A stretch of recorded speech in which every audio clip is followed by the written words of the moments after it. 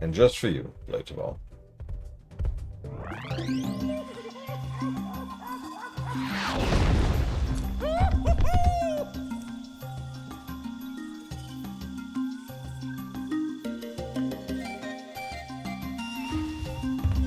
Is this a better song? Better, late of all.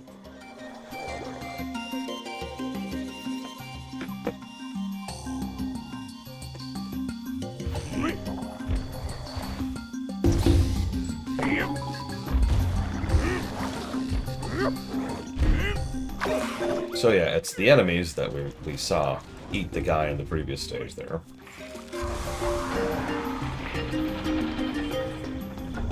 Here's the factory proper. Nice brick and mortar place. This is where they process the watermelons. Look at these beauties. Look at these beauties. Oh shoot.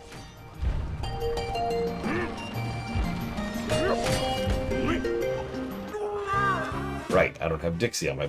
I should pay attention to that. Might help a little.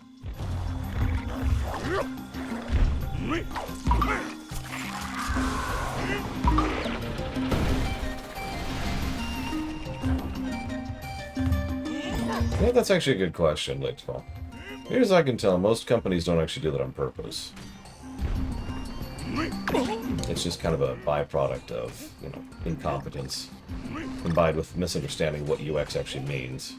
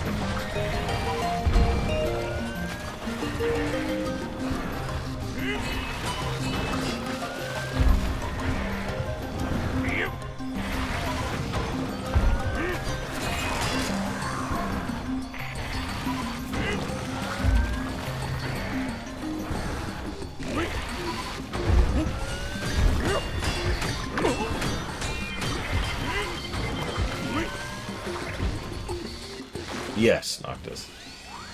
Or rather, not at all. So I love this particular thing.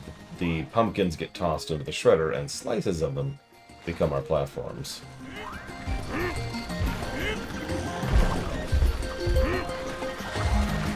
This is where they process all the fruit. Okay, I was expecting a platform. Jesus.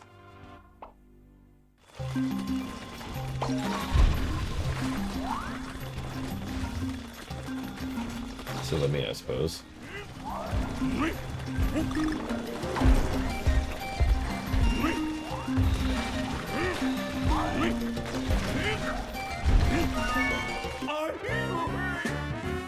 I accept that. Silvari, chill pangolin. With a Y. Like Sylvan.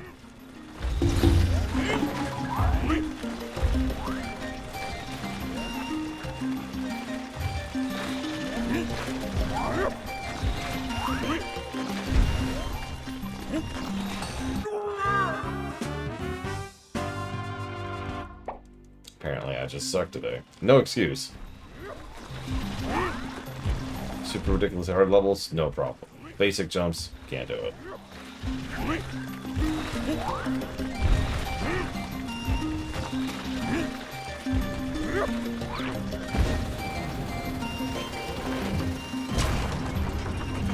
I don't like the looks of that.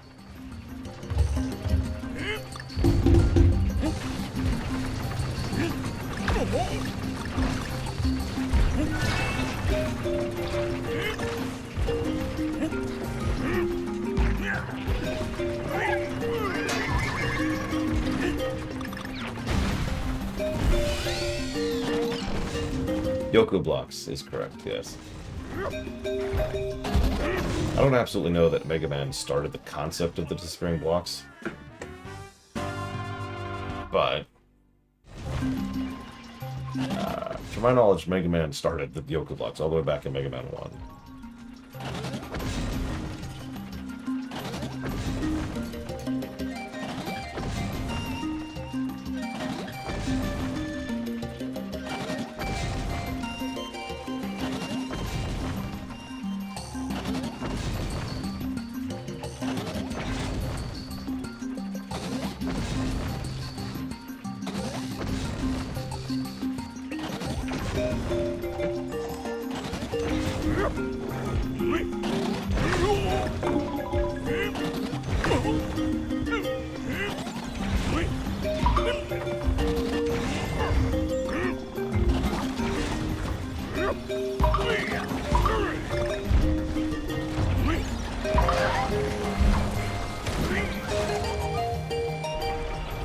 So why is this the song they picked for the Fruit Factory? Like, it's a great song, but, like, this doesn't scream factory to me, you know?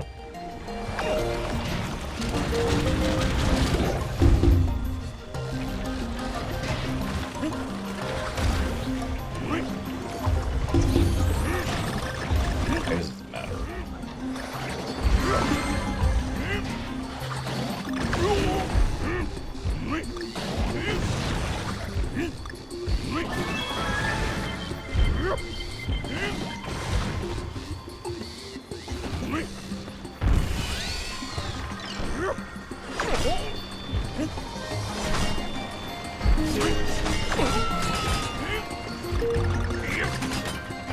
I'm still curious if this is going to be longer than Returns. Because we died a lot in Returns.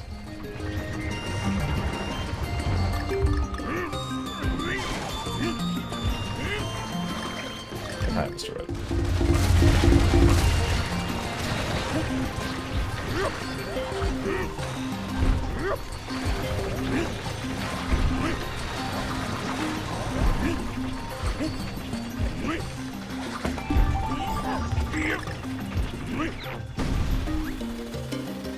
Of course.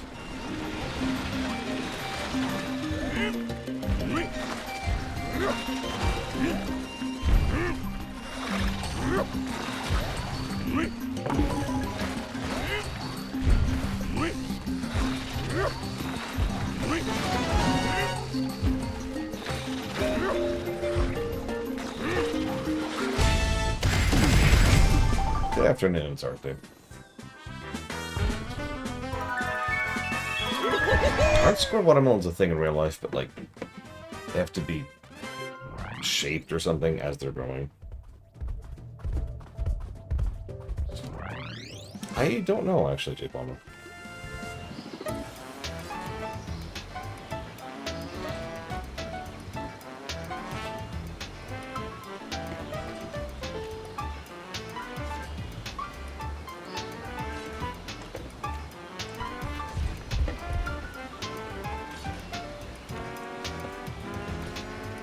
Listen, Dark Day, you need to be doing something fun, interesting, entertaining, and most importantly of all, amazing on your birthday. So please do anything other than watch me.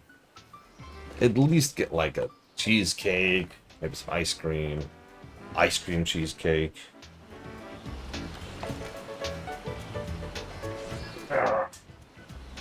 Sorry, Bledgewell, you have to put up with this for just another moment. Let's see something really quick. Also, happy birthday, Dark Day.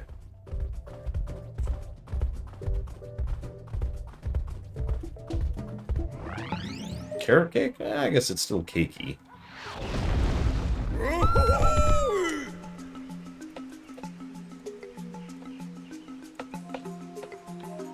Perfect, J. Palmer. Thank you. I look forward to seeing how many votes that doesn't get. You can nominate whatever you want. It's actually fairly common that each year we'll get a game nominated for best and worst of a particular category. Because that's how that works, right?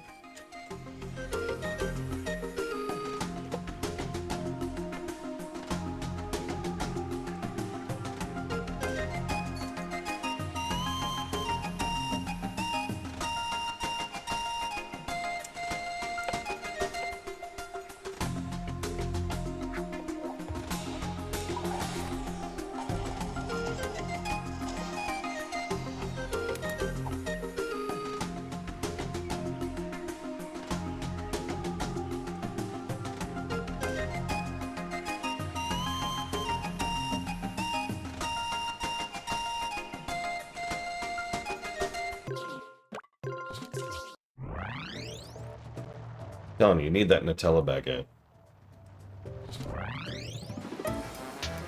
I mean, I don't like jazz music, but you're not gonna hear me call Whatcha Fig's level music jazz. Is there a second exit? There's a second exit.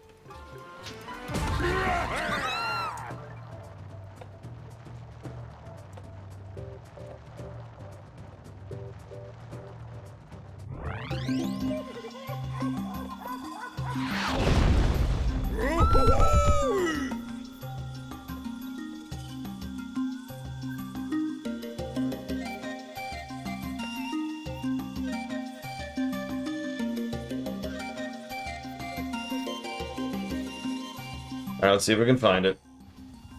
We've had to look up one of these so far. Well, that's not true. We've had to look up one thing total.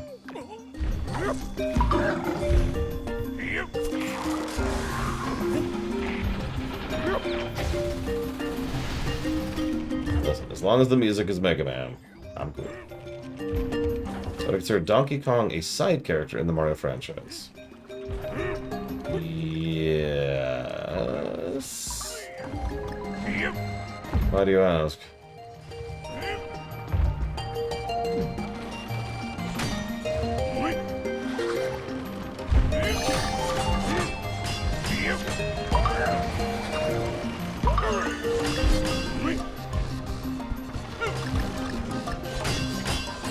Yeah, he actually predates Bowser as the enemy.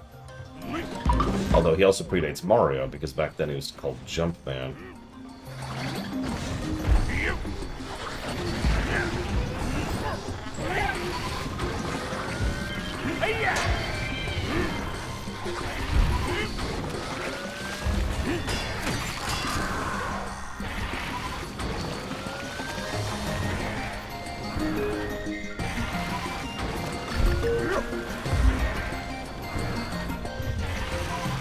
Nothing up there. Well, wait, hang on. Yes.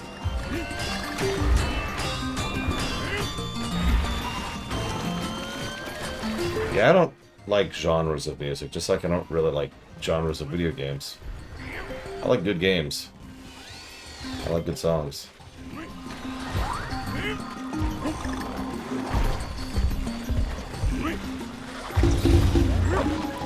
So if anybody sees the secret exit, please feel free to say something.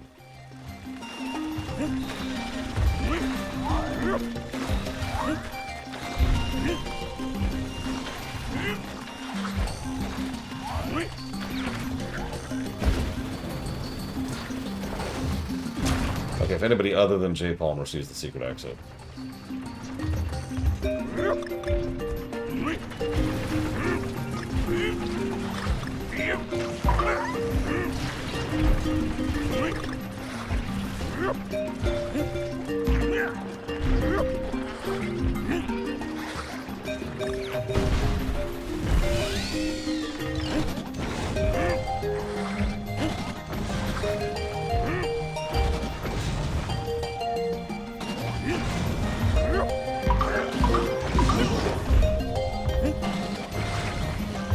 There it is.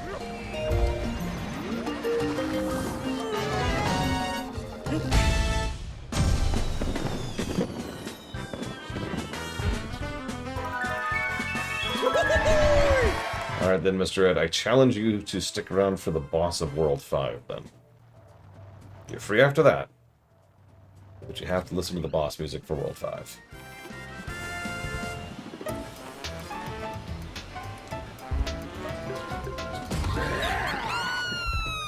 Pretty much, J. Palmer. They unlock a different route. This is pretty much straight out of Mario World.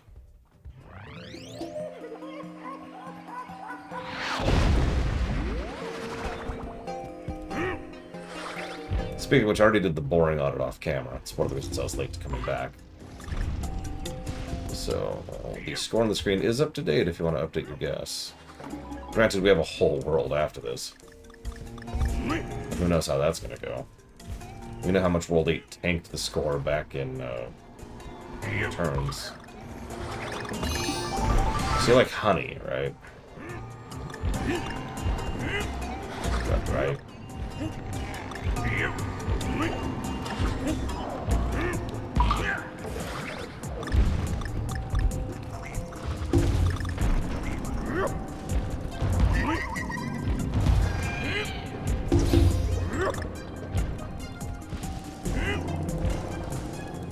What's with the goats?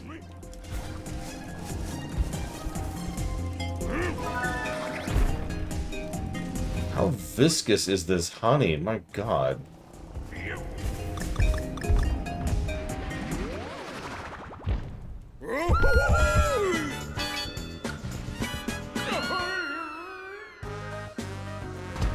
Favorite budget episode of Star Trek? I mean, Duet is an immediate thing that just jumps out to my mind.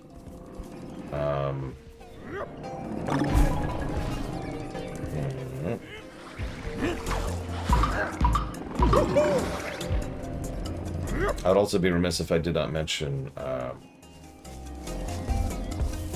Drumhead and Measure of a Man. Sorry, that took me a second for some reason. And The Most Toys. Yeah, let me think of a Voyager episode that's a budget episode. Oh yeah, Shuttlepod 1 over an episode. So that's an Enterprise episode, Shuttlepod 1, a DS9 episode that's Duet, and 2 TNG episodes, The Drumhead and The Most Toys. I need to think of a Voyager budget episode that's really good.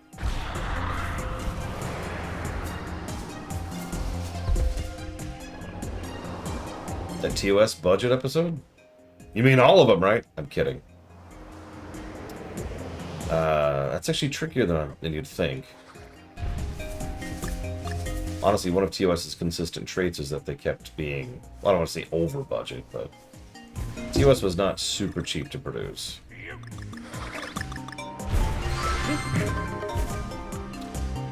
I think I'll go with Balance of Terror, though, for a budget episode of TOS.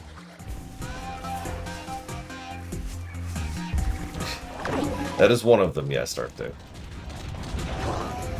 There's actually several, including Drumhead, another one I just mentioned. Measure of a Man is specifically the one that addresses, or attempts to address... Wow, okay.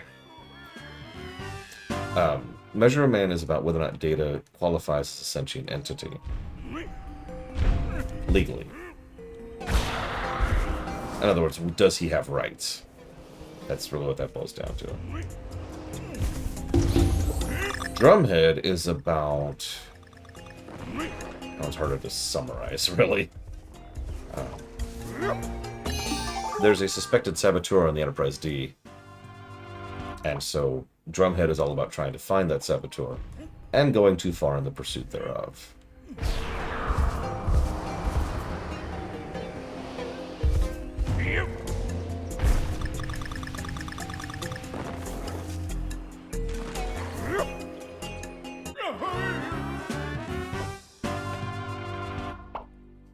Having trouble with a Voyager budget episode.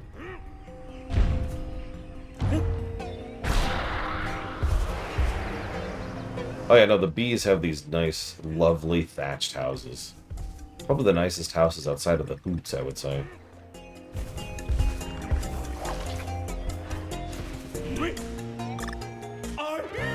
I apparently cannot make basic ass jumps today. It's always the really, really, really basic jumps that I'm failing at, too.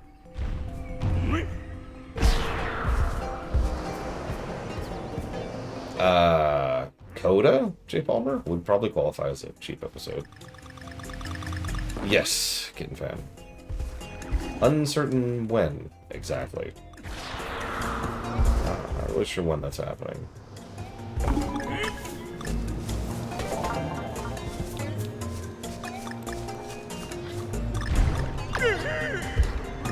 Give me that.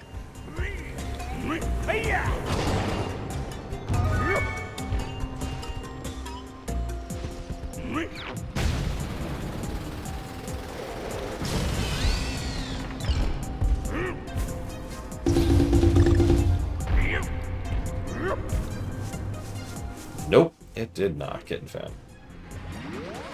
Which is sort of the problem.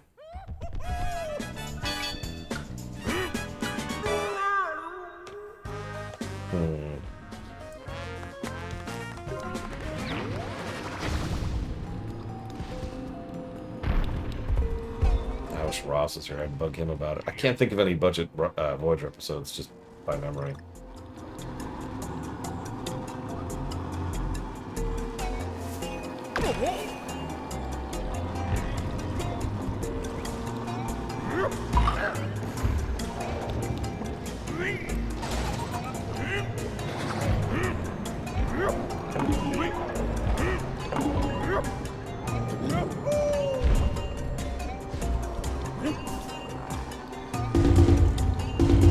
Here, let me help raise you, because that's how, you know, physics works. I'll just punch you and you'll go up into the air, right?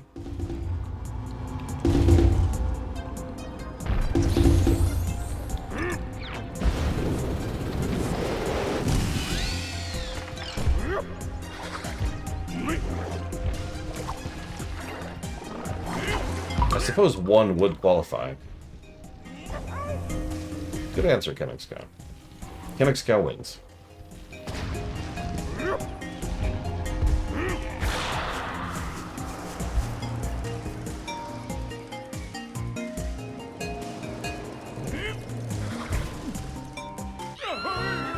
I'm not sure what happened there.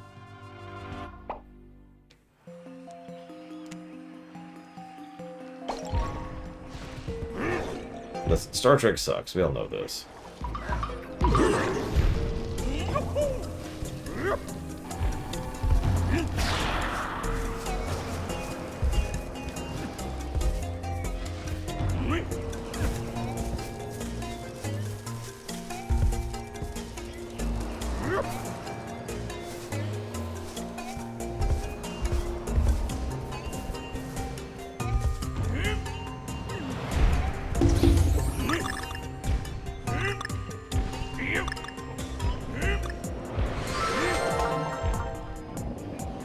Naked Time and Doomsday Day Machine are bottle shows?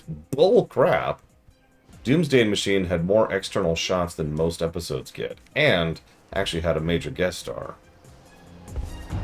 That's the exact antithesis of what a bottle show is.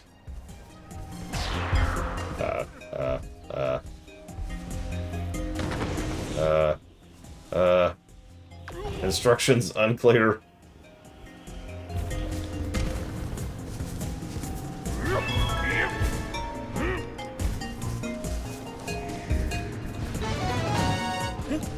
I'll give you the Naked Time, though.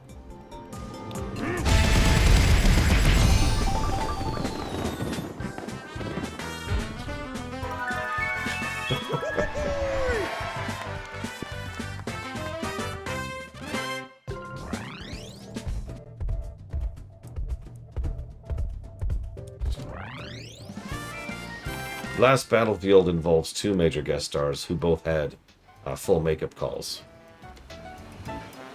Yes, Jay Palmer, because you're clearly a child and need to be protected from such horrible, horrible things as an episode entirely about racism. No, I'm kidding, I'm kidding. I was getting my episodes mixed up. Last Battlefield's the one about racism. You ruined the joke, Jay Palmer! How could you? It's definitely not my fault. I take no ownership of this. I suck. I'm sorry. Using saddles. Yeah, the joke's... It's gone. It's gone. The joke's gone. Right. Wait till hates this music.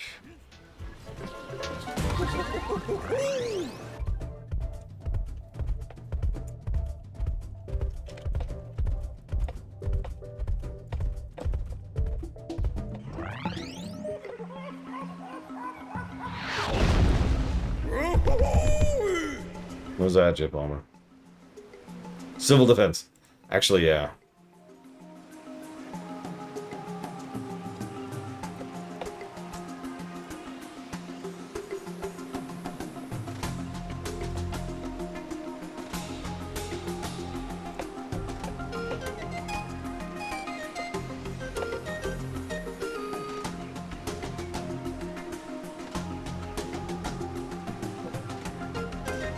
There's those poison rivers again.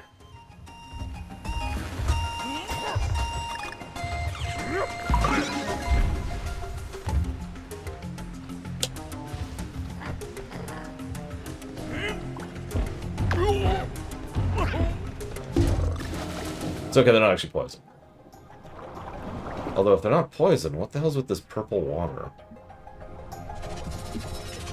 Or Chill Pangolin could give it away in chat. Immediately, I was trying to build up to it. Jesus, Chill Pangolin.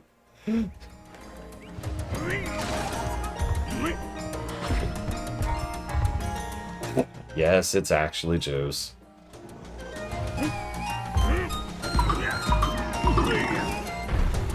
It's actually a slurry of all of the fruit they've been processing further up in the factory.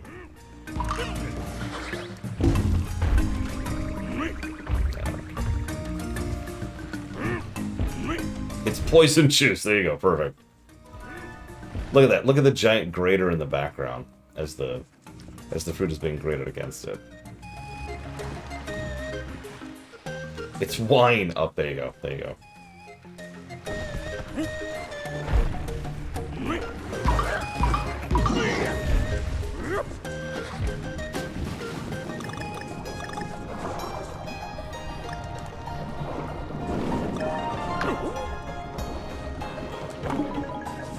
Actually, yeah, Chill Pangolin. The Sonic parallels continue. I'll be honest. Of all the things I expected from this block, constantly comparing Donkey Kong Country under Retro to Sonic games was not something I expected. So here we are.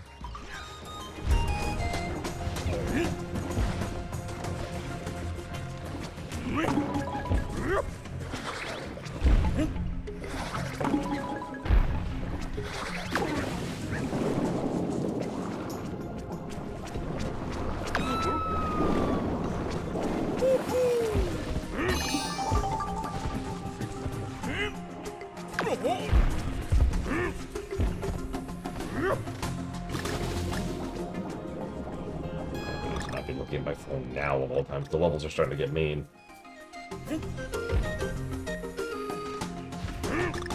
I mean, one of Robotnik's stated goals is to make a giant theme park when he's being slightly less evil than usual.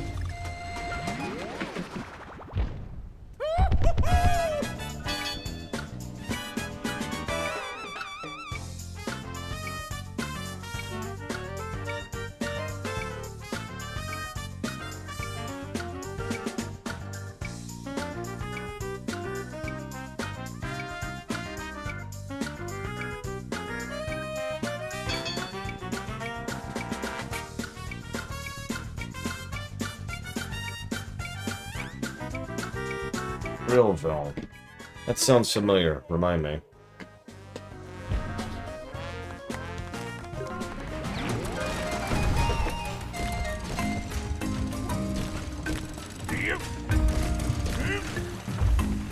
Ah, then no. I actually am aware of that, but I never played it.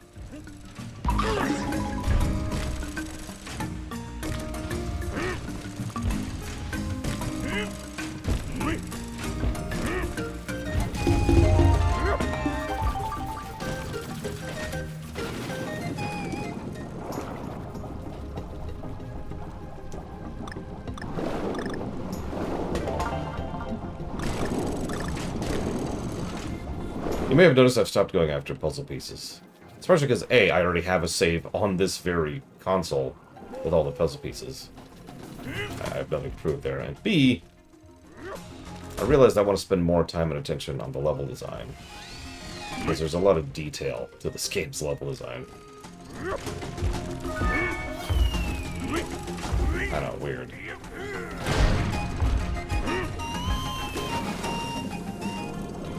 Little things like, hey, there's a safe area to prevent you from dying instantly if you fail this jump. But also this safe area has a secret in it.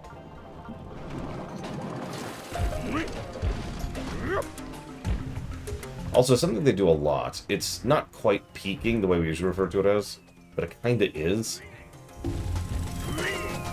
They do a lot of peeking where you get a hint of what platform's about to happen, or when the platform's about to spin, or when, you know, something's about to be on fire, or what. There's a lot of indicators coming, right? So, you know, the opposite of a gotcha, put simply. Worth it.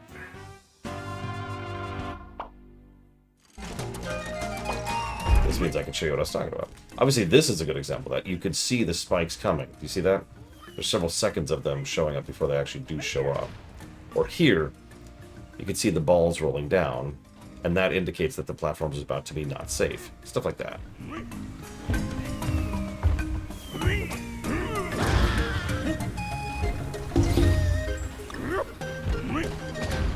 This goes back to something that me and Rax were talking about earlier. This game is pretty mean. But I don't think it's very commonly unfair in its meanness. Normally I'd say it's never unfair, but I'm not going to be exaggerative.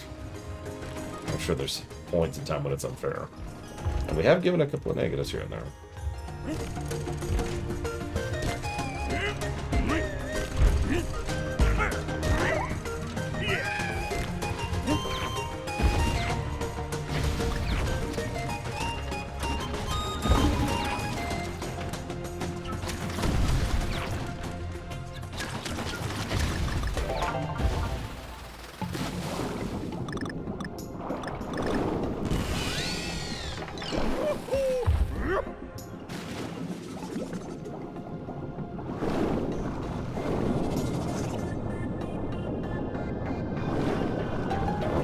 How stained do you think is our fur at this point?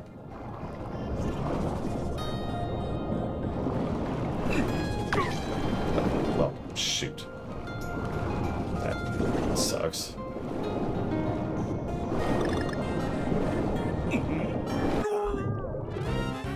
Yeah, Donkey's just red. Just straight up red. It's sticky.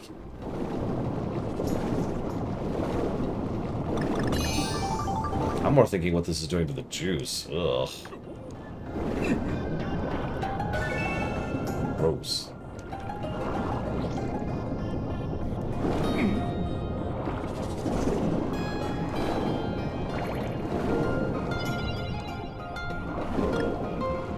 I like how I've said I'm not getting puzzle pieces, and since I've said that, I've gotten 2. Well, this is their central fruit processing facility. I should hope it's not falling apart facts, yeah? Who would want a falling apart factory? Other than, like, Doom. Quake. Jay Palmer, I'm sorry.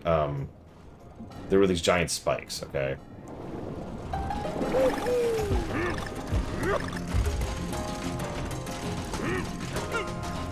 Damn it, Karul.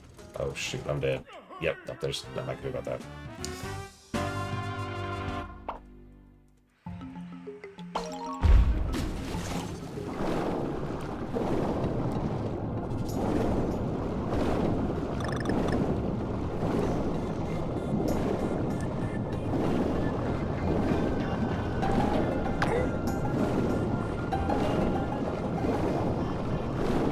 Yeah, we're not hurting for lives. Sure.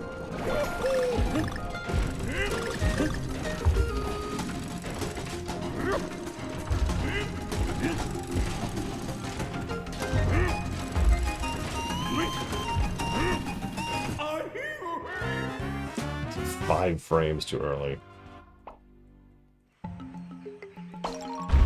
In the interest of speeding this up.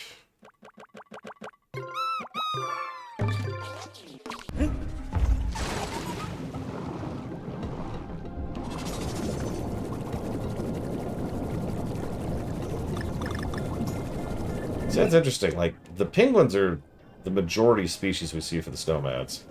But I've always got the feeling they're more like the Goombas. You know what I mean? Not actually in charge, more like the working class.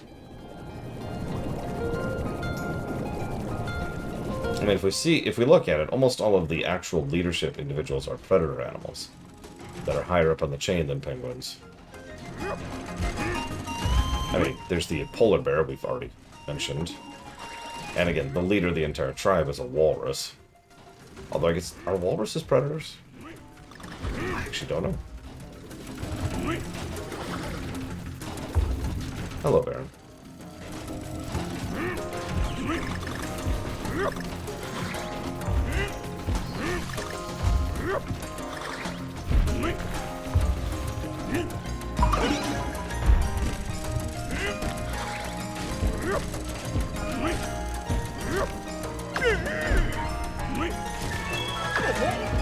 Worth it.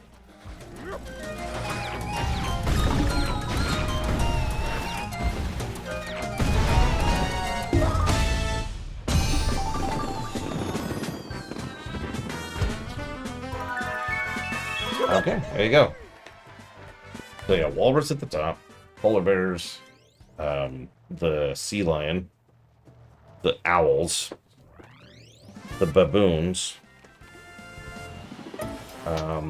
The only one that doesn't really fit, per se, is the fugu fish. Are fugu fish, like, higher tier on the food chain than I think they are? Is Crazy North still playing Persona 5 Royal?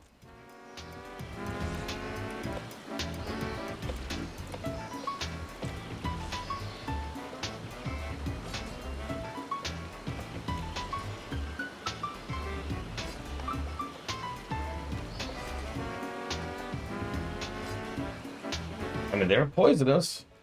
Oh god, there's an extra exit. There's a secret exit. Alright, let's see if we can find the secret exit.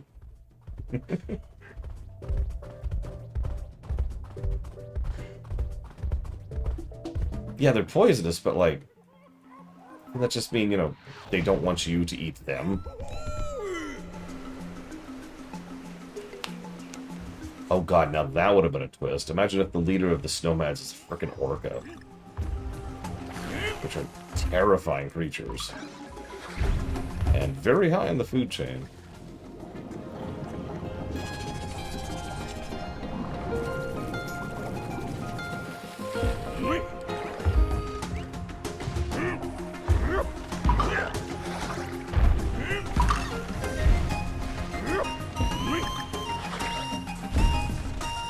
So, as usual, if you see the secret exit, please feel free to say something.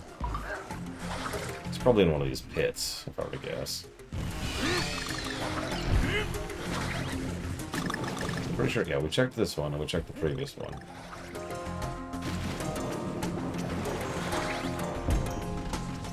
Hey, PB Good Fate. Hey, Seth the Roadwalker. Welcome to a very good game. Will this break the top 25?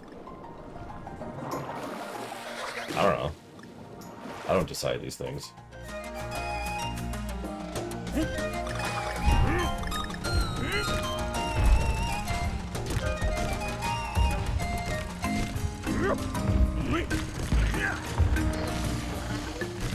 Agreed, Chill Pangolin. I mentioned this earlier, I think the final boss is one of the weakest bosses in this game. And considering it's a final boss, that means I'm going to score it harshly.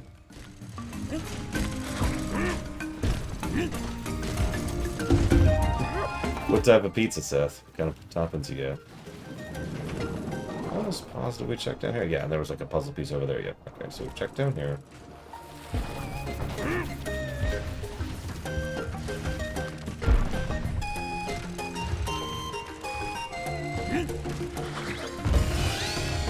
Yeah, this is, in a truly excellent game, the final boss of this game is kind of weirdly weak.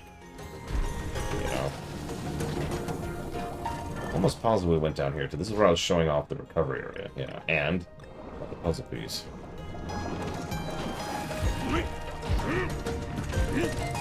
Hey, could you give me a bomb, please? Thank you. Question. Why is your bomb a fruit?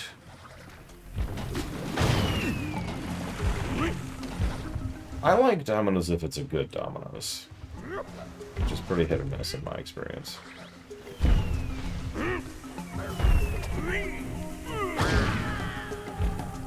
Okay, we went down there. That was an optional area. So...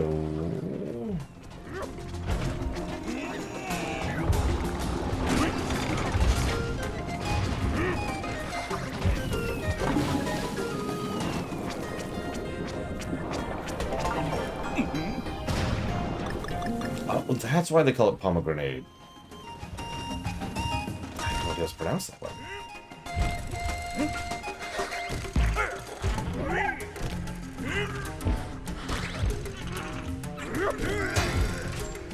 Oh, that's nothing.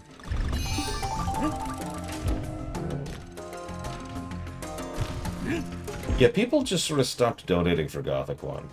Not a complaint, but I noticed that its rate of incoming donations just sort of stopped.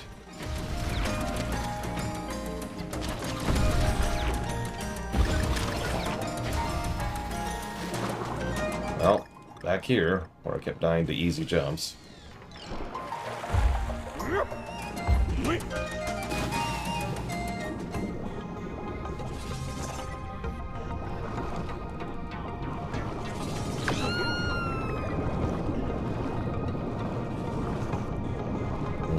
I swear we went down here last time.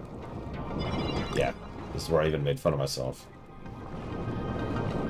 I mean, King K. Rool was in Smash, and the only reason I know that is because he was my main for a while. Pretty much the whole time I played Smash Ultimate.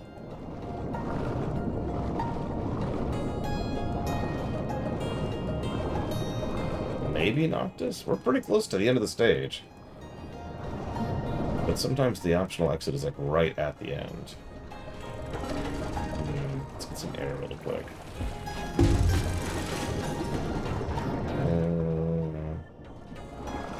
I think it wants me to go here, but we'll try. Nope, won't even let me.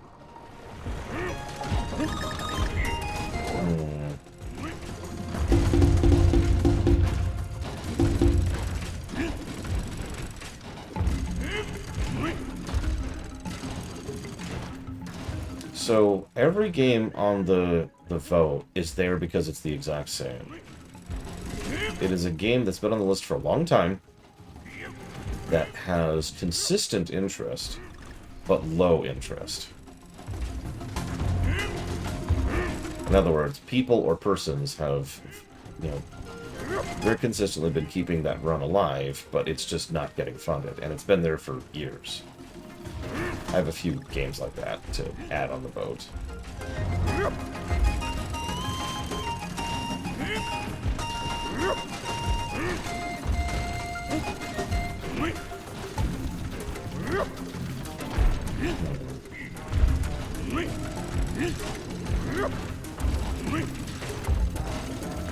Yeah, speaking of which, make sure to vote if you haven't.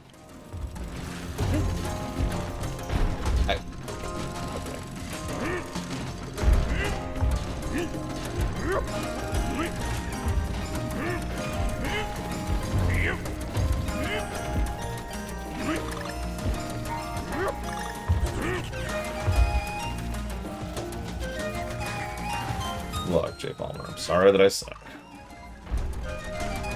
So what's down? Death. Okay, down is death. I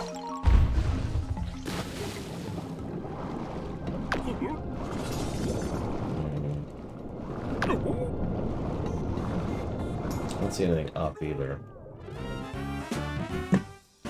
Alright, let's look it up. So we didn't find it, and I don't want to repeat myself here again. What was this? 5-4.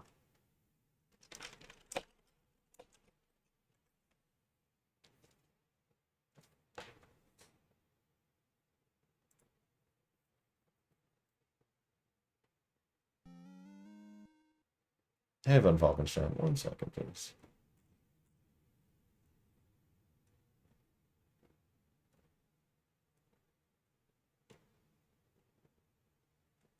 There it is.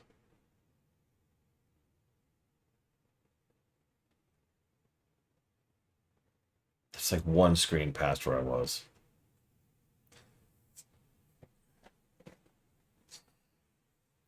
Thank you for the sub, Van Falkenstein, as always. I'll put it towards Venters. I'm kidding. Sorry, Venters. No free lunches. Except for this one. Have a free lunch. So,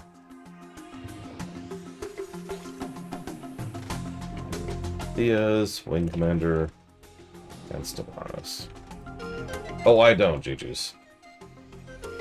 I do not enjoy juvenile humor. Never have. Even when I was a juvenile. I was the boring kid.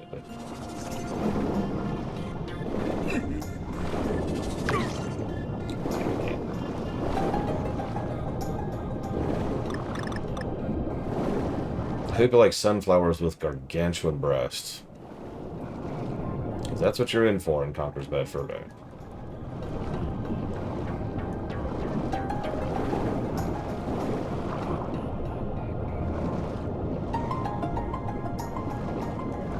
Oh yeah, then there's the Great and Mighty Pool.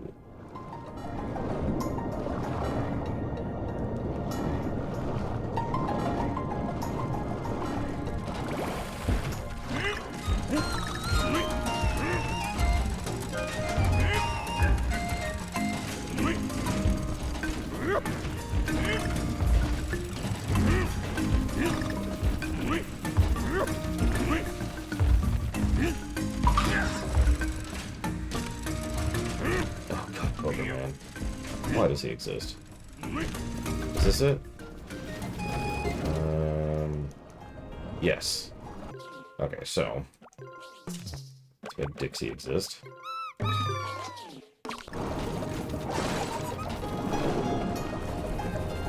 And secret exit.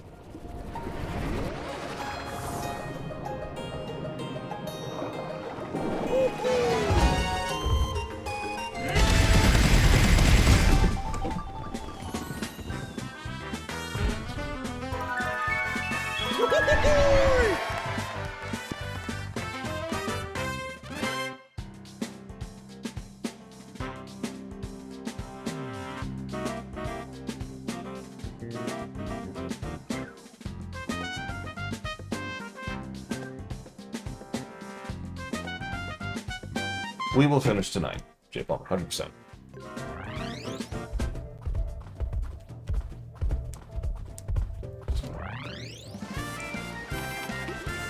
Yeah, exactly, Chill Penguin. No, the sunflower in Conquer's Bad Fur Day is... Alright, we'll get there.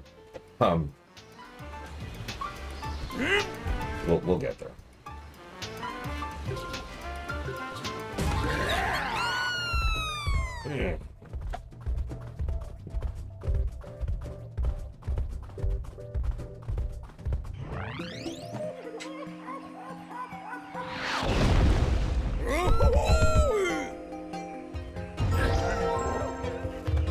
So, you've probably been wondering why they've been collecting all that fruit juice.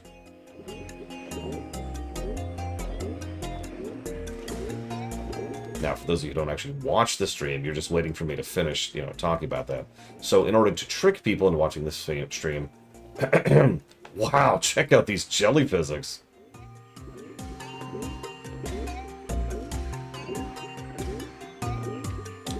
Anyways. Jokes aside, this actually completely tracks with how the Snowmads operate. They're far more about sustainable resources than most other things. And preserves are called that for a reason.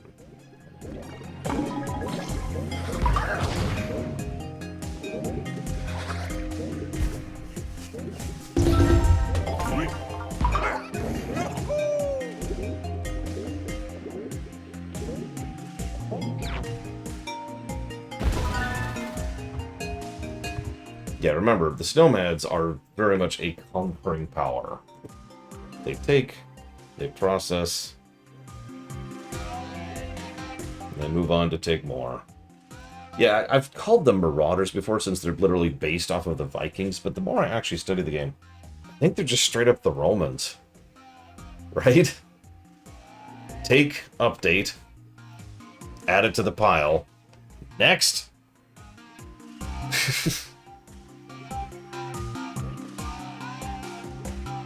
They certainly seem to be taking better care of their territories than we do. Oh, that's a good point, Mook. What would be a good analogy, then? I suppose there is none, because real-life empires are all awful.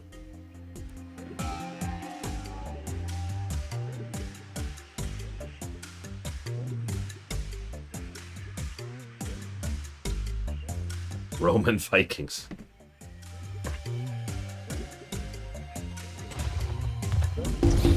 I mean, Romans had a whole concept of being legally Roman, which meant you had more rights than other people. So this is a great bit of tutorialization. Check this out. So we've seen multiple colors of these things, but it's been just cosmetic up until this point. So we see 3 purples, and then right there is a blue. And it's very hard to make that jump without hitting the blue. So we hit the blue, and it's a switch. So now we know that there's switches in the jelly. And now we also know to be careful about stuff like that.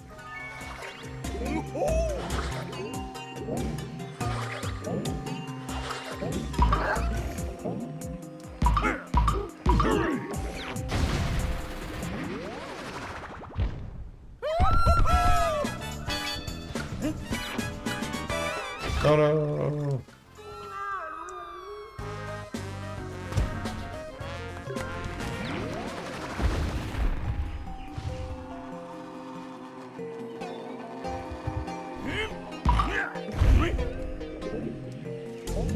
Yeah, that it doesn't. The Roman analogy doesn't quite work. I admit it, Rick. You are correct. Unfortunately, I don't think any real-life empire qualifies.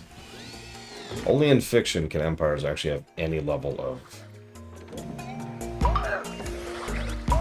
decency. I'm not sure what word to use here.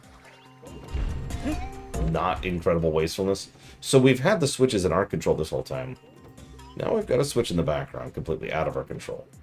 The Atlanteans. Go away. Go back to making delicious honey. Delicious and weirdly nutritious.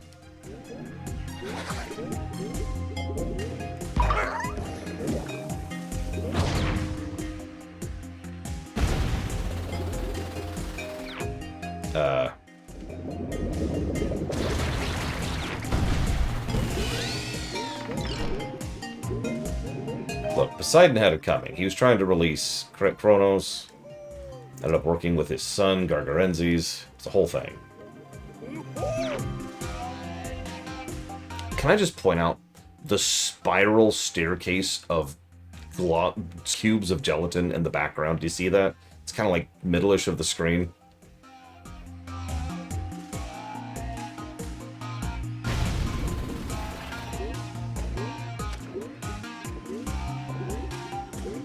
There's another one closer, right there. Whoa, whoa, no, no.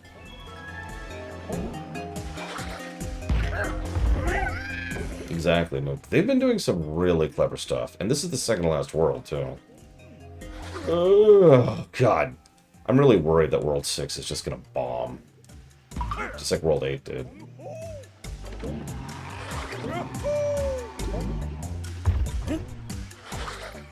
I don't remember it being bad, but my memory's terrible, as we all know.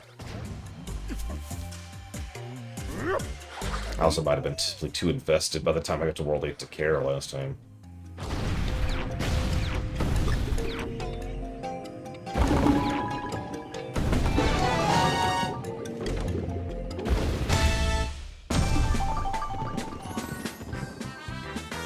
I sure hope so, von Falkenstein.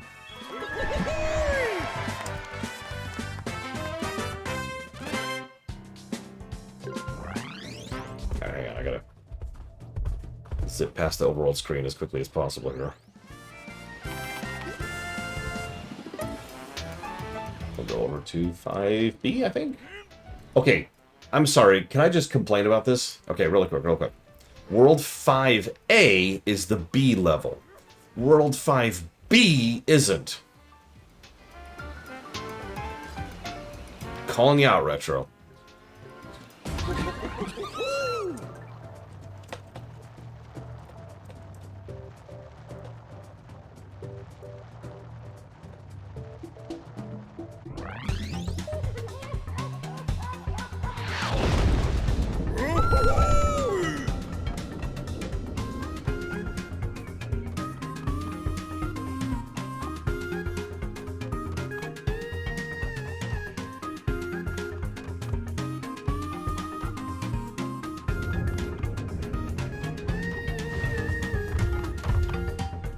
Level this is. So, I do love... I'm sorry, I know I talk constantly about escalation, but escalation is the bread and butter of platformers. So the first thing we have is these little timed platforms. And... safe area, right? If you fall down, no biggie. Immediately after that, if you fall down, spikes.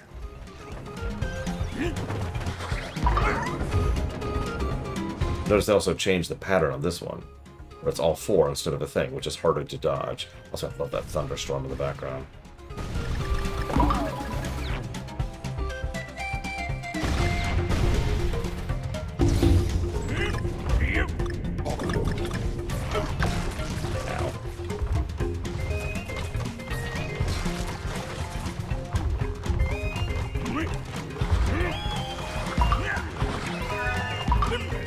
Yoshi jumps here, don't mind me. Although I guess that's not actually a Yoshi jump. Much as I would like to say otherwise, a Yoshi jump is when you sacrifice someone in order to make a jump. Sorry, Bregman. Fling!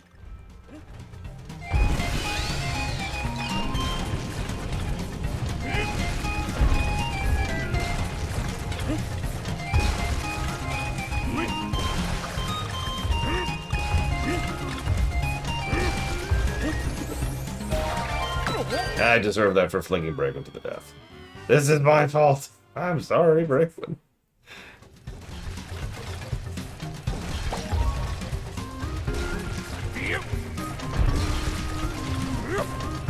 One of the weird things about King K. Rool is the games never made it really clear that it was always King K. Rool. It was always the same person in each Donkey Kong Country game. He put on a different outfit and called himself something else and pretended he was one of his relatives, but it was always him. And the weird thing is, why? Like, as a writer, why do that? Just make it the Rool family. Or just make it clearly and obviously him each time.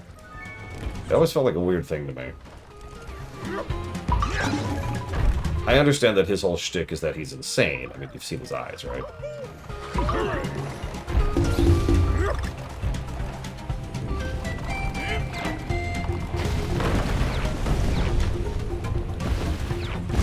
So now we're breaking the factory apart. Finally. God. I wanted to break this factory since I first saw it. That's a lie. Oh, no!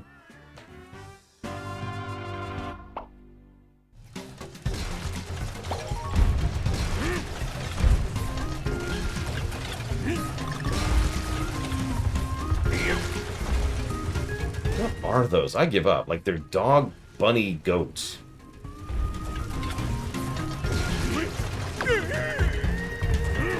They have mustaches, whatever they are.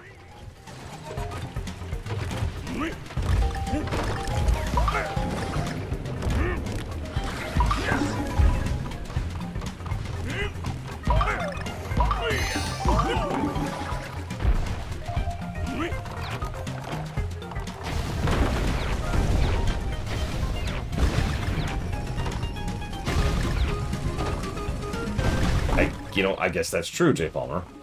Interestingly enough, most of the snowmads have a mustache.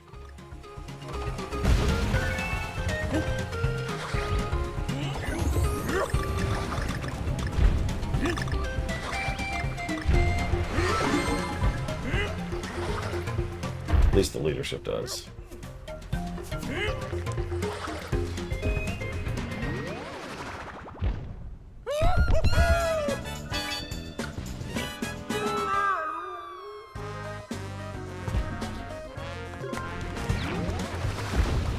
I don't know, maybe that was the point. It was just like, he was insane and had multiple personalities or whatever, and that's it. That's your lot.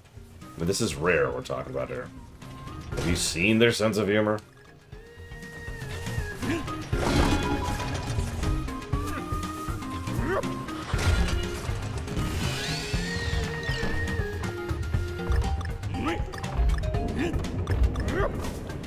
I've seen the bad ending for Banjo-Kazooie.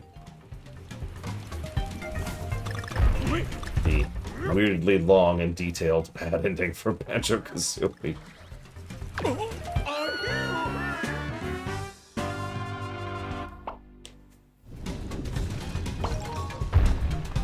Lemmings with mustaches. I'm with it. I'm with it.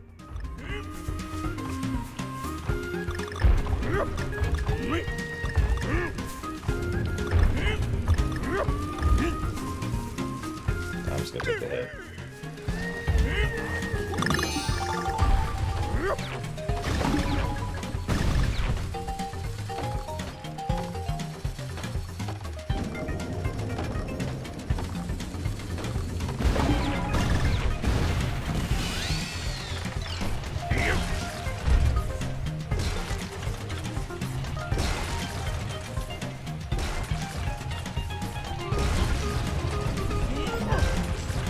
Stamper's not working, just as a heads up.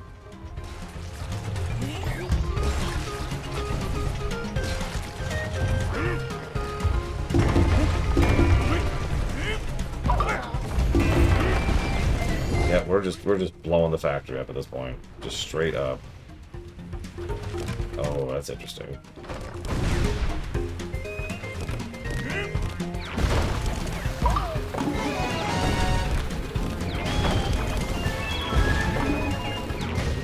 Eh. 13 one-ups. Let me add that to my pile of 99.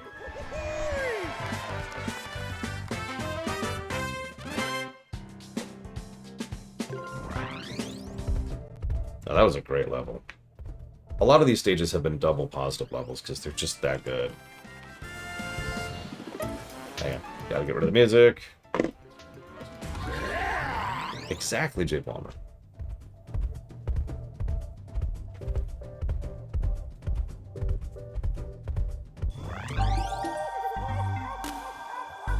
Congrats, Spartan. It unlocks images and music tracks, yeah.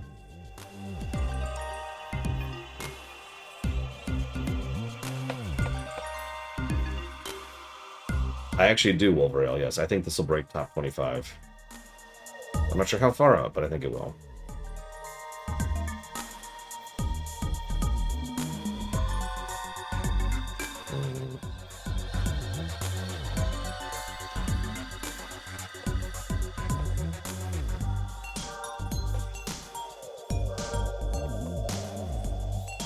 This will not come close to StarCraft 2.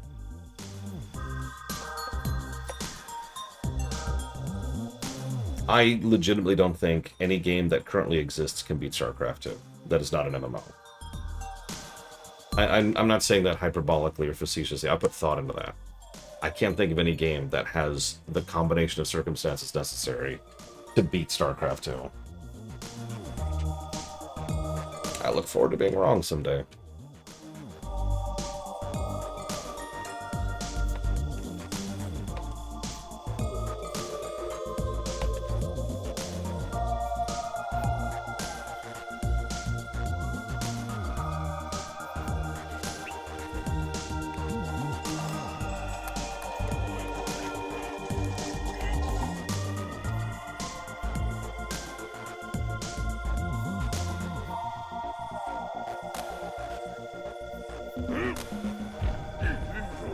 So, we've gotten more towards the southern end of the factory now.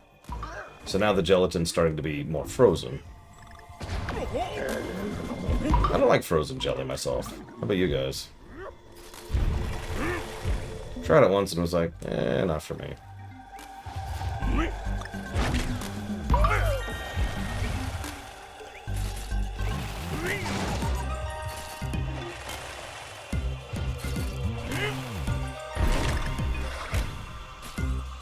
Yeah, it sort of defeats the point of making jelly, but here we are.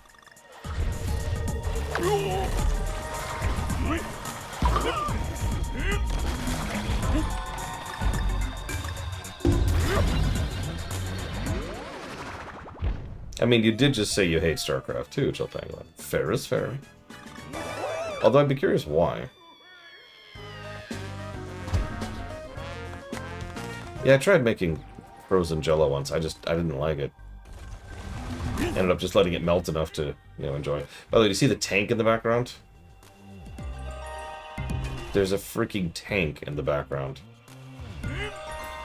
What is this, lumberpunk?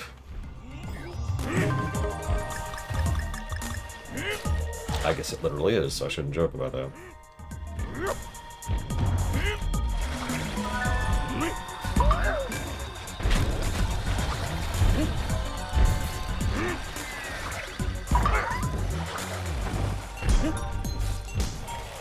Oh man, that would have been awesome, J. Palmer.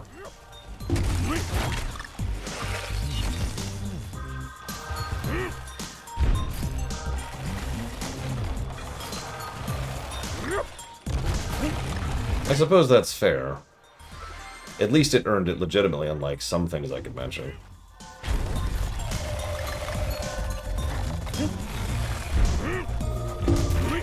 Favorite flavor ice cream? White birthday cake with white chocolate chips. That's been a staple of mine for years at this point.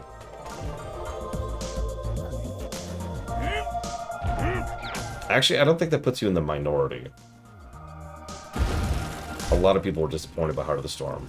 Or Heart of the Swarm. Worth it. It's kind of more salty than sweet, Mr. Red. I don't have a better way to describe it than that. If you tried it, you'd see exactly what I mean. I discovered something a few years ago. I was actually just talking to Pax about this literally last night. So once upon a time, at 2 houses ago now. Yeah, me too, Baron. I was like, you know what? I'm going to get a different thing of ice cream every week and try all the flavors and see which ones I actually like. Because I like variety. I like trying new things.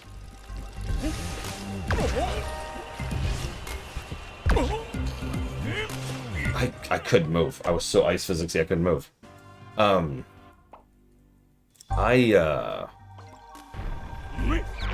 made it about 3 or so weeks before I completely gave up. Because, and I'm just going to say this, grocery store ice cream sucks.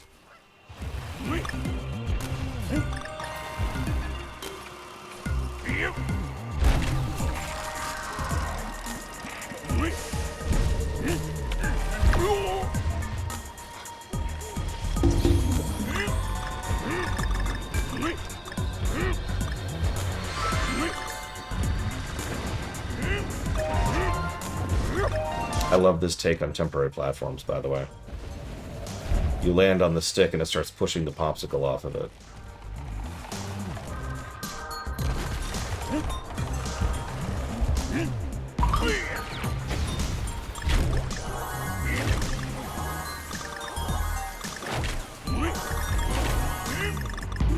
I love that sequence right there. Don't like that one.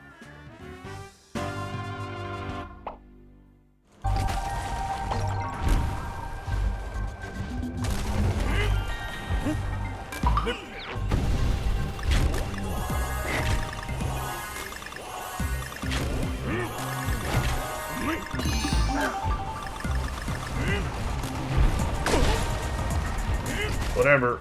It's a win. I'm telling you, this is a Sonic game.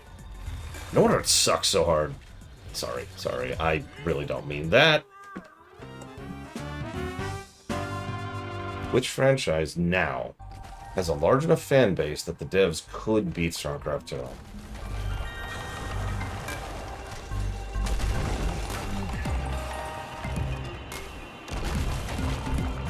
No, it's the name of the flavor, Mr. Red. It's called birthday cake flavored ice cream.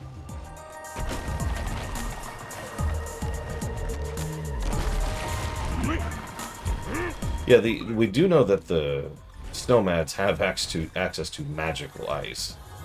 If the dragon wasn't enough of an indicator of that.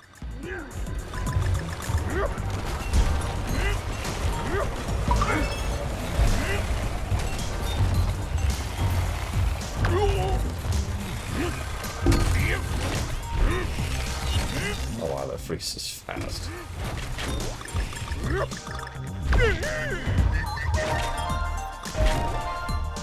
Yeah, like, in terms of sheer player base, I can think of several games that have a very, very, very large player base, but, like, as far as actually being able to crack the top... I literally just answered this one, Falkenstein, but it's kind of saltier than typical ice cream. Salty's the wrong word, but I don't really have a better word to describe it. It's very unique.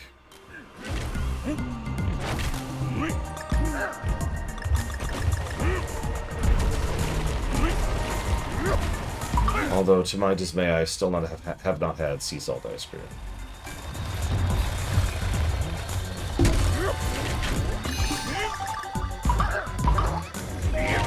What does it taste like? I hate you. That's what it tastes like. Ross, Voyager bottle show. Like a really good Voyager bottle show. I couldn't come up with one earlier. Because most of my favorite Voyager episodes are the rather expensive ones.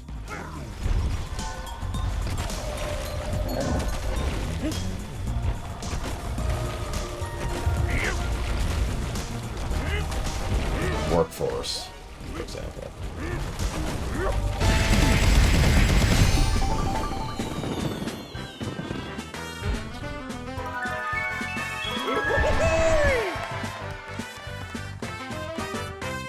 Like I was thinking about Void, but Void is a kind of an expensive episode too. Killing Game is extremely expensive. New sets, completely new wardrobe for pretty much the entire cast. The Hirogen masks, which are expensive, and several guest stars. Yeah, that's a money shot episode. Right. Sorry. Wait, what was the name of the episode? What was the name of the thing? Frosty Fruits. Frosty Fruit.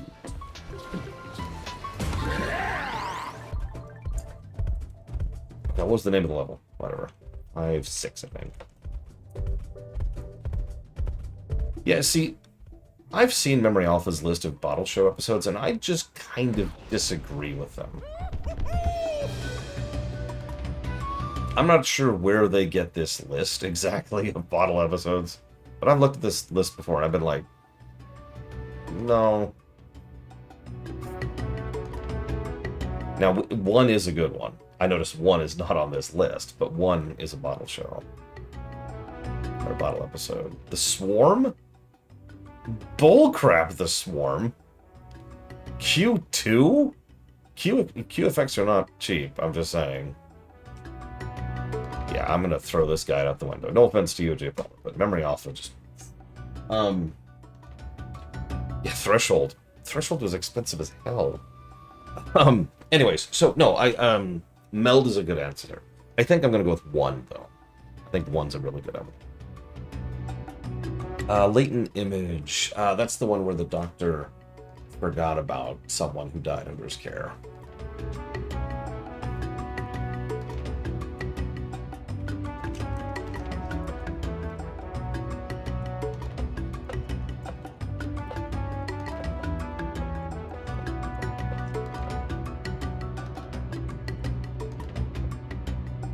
Okay. Yeah, her self-respect. I might be mistaking it. I'm thinking of the episode specifically where Seven is alone. That's the one I'm thinking of. Oh, I love that tutorialization. Did you see that? Did you see that? Oh, God, this stage is so good. I mean, see, I had to say that because now I've cursed myself because now I'm gonna die. Oh, my God.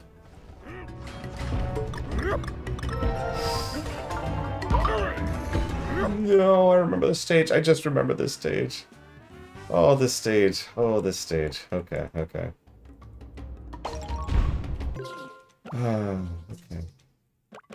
We're just gonna do this now. Just gonna give ourselves Dixie. And we're gonna give ourselves a green. And we're just gonna do this. Yes, hello. So, do you see this tutorialization? Once again, the excellent usage of lighting. Dark, light. Platform is only active in a light zone. Boom. Immediate and instantaneous tutorialization. In case you missed it, here's a quick quiz to make sure you know how it works. There's your gimmick. And then we got this thing, nice long one. And then a really short one, and then a really short one. And then we start having actual jumps.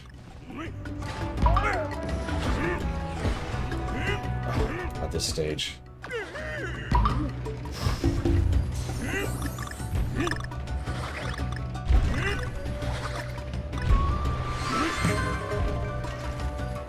A clip show is functionally a bottle episode, yeah. It's just the worst possible type of one.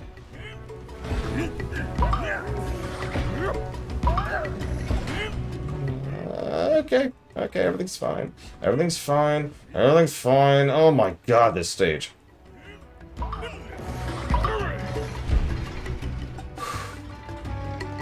Breather section. Thaw would definitely not count. Thaw was an expensive episode. Multiple of guest actors, all of whom had to be performers, too. What's-his-face himself, the guy who played Fear.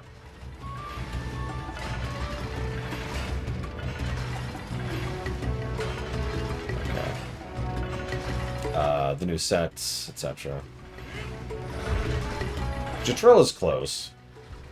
But it still has... You have to remember, every time you see any kind of substantial special effect, it's more expensive than it looks.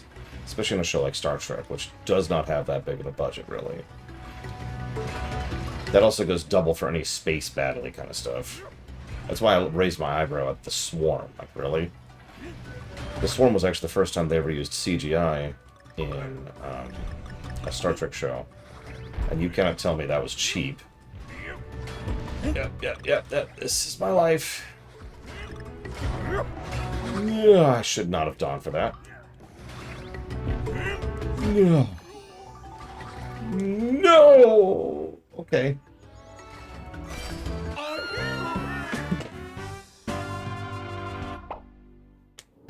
Yeah, that's why I looked at, when they were listing Doomsday Machine as a bottle episode, I'm like, bull crap.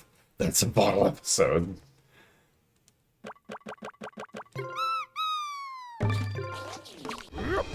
Special effects shot can be reused, so check this out. In TOS, for the episode, I forget what it's called, it's the first shuttle episode. In the first shuttle episode in TOS, they recorded a bunch of shuttle shots, and for the entire rest of the show's existence, they never recorded any shuttle shots ever again.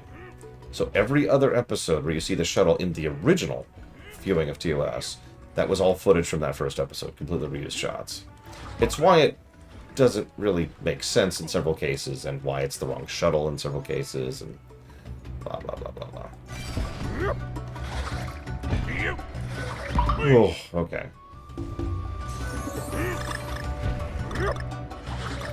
And yeah, Species 8472, simply by existing, was an expensive species to showcase. But some species are pretty cheap to do. Some species are just, you know, a nose prosthetic or whatever. Or ears. No! Yeah, you get off tempo and that might as well just be death. You know what? Hang on.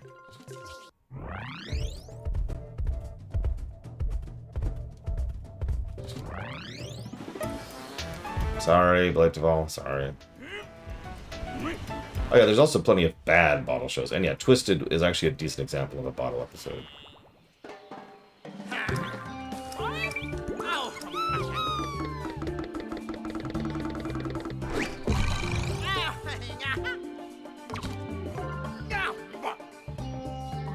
Where are all the giant bananas? Next game. Next game.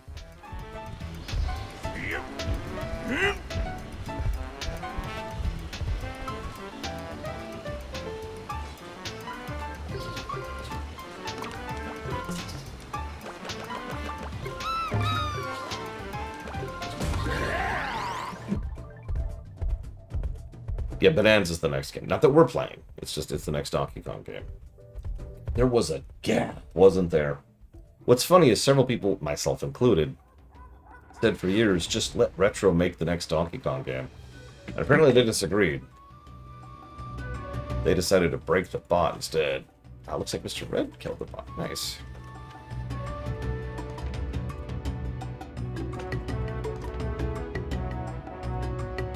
There you go.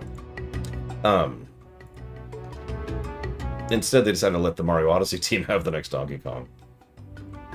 Hopefully that was worth it. Come on, Prime 4. Okay. Yeah, I look forward to someday finding out a lot more details about exactly what the hell was going on with Prime 4. Because here's the thing. What was Retro working on before they were pulled on to Prime 4? Like, there's several years there where Retro is ostensibly working on nothing.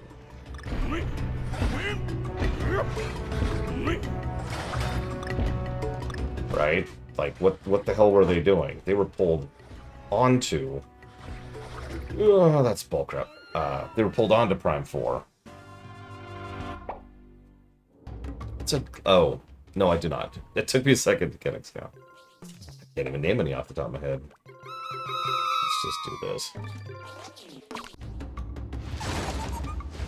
I mean, people are allowed to have their own opinions on whatever. So that's life, and that's how things work. I have not reviewed Donkey Kong Mario Kart World. I have not reviewed Mario Kart World, so I can't speak to it with any level of significance.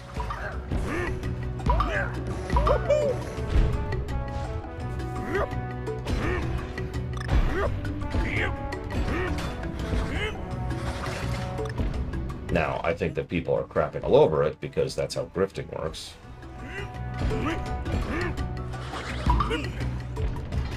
Remember, grifting doesn't work if you're being positive about something. You have to find something to bash. Doesn't matter why, doesn't matter how. Bash it. For example, now I'm going to tell you why Xenogears totally super sucks.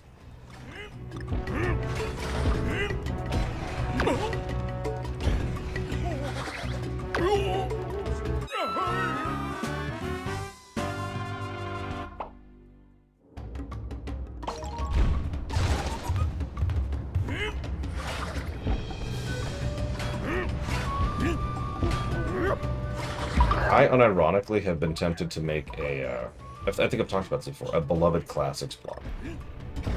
Games I do not anticipate will review well, but I don't really know. I can't know. Not until we're there. I mean, I never even beat Xenogears. And it took me literal years to finally go back and actually finish off Chrono Cross.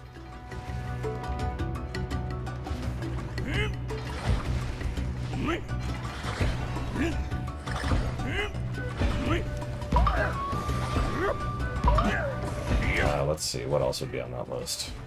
It's all the games I'm dreading. Oh yeah, Planescape Torment. That would be another good one. Games I am dreading playing someday. But at the same time, in like a masochistic way, I'm kind of curious how they actually are. Well, we've already covered Parasite Eve.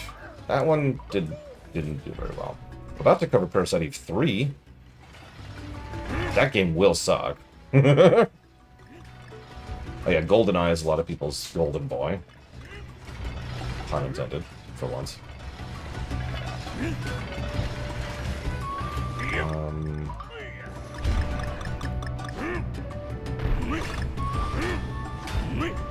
Okay, no screwing around this time.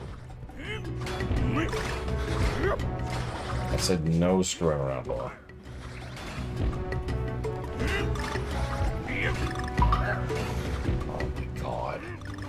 Oh my god.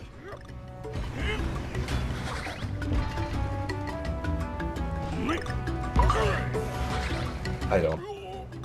Oh, I thought there was a platform! I thought it was a spiked platform. I even aimed for it. It's literally the next boss. If I could beat this level, I'd be there, Mr. Red.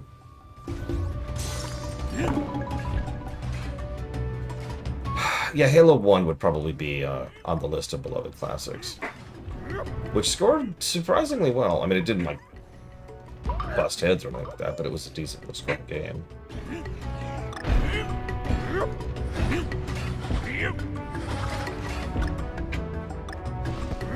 A game everyone thinks sucks that I really like. I suppose Outer Worlds would qualify.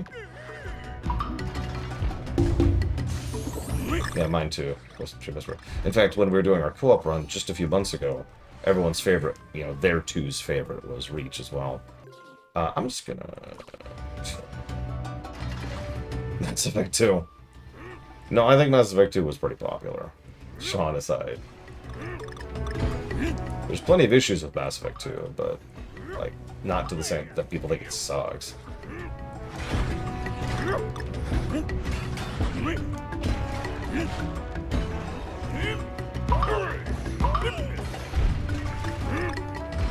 God, beloved classic. Pokemon Red. No, I think most people know...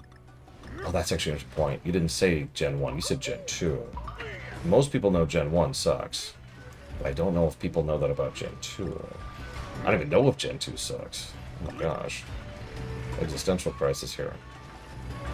You know what? Diablo 3 and StarCraft 2 both probably qualify. I mean, Loner earlier mentioned refusing to play Legacy of the Void because of Heart of the Swarm.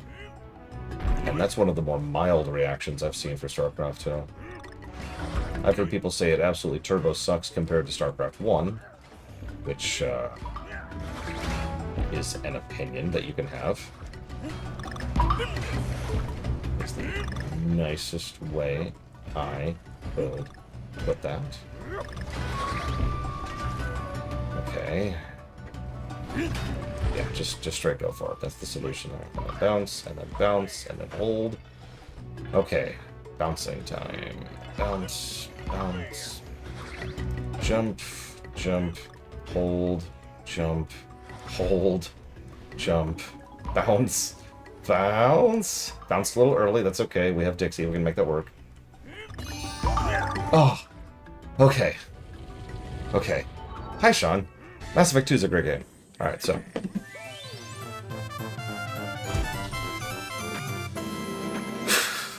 Holy crap. Oh.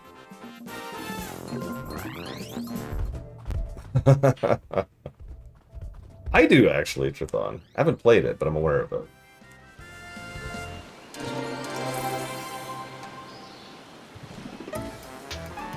Probably, Lake Jabal. Okay, hang on. Here, just for you, Blade Jabal. I'll hit that button. Oh, shoot, what's the name of the platform problems?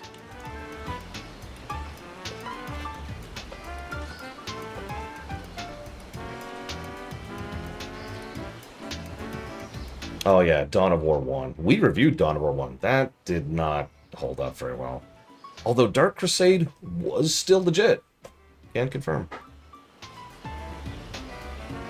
Yeah, Mr. Ed, you there? We're going to torture Blade Javal until Mr. Ed's there.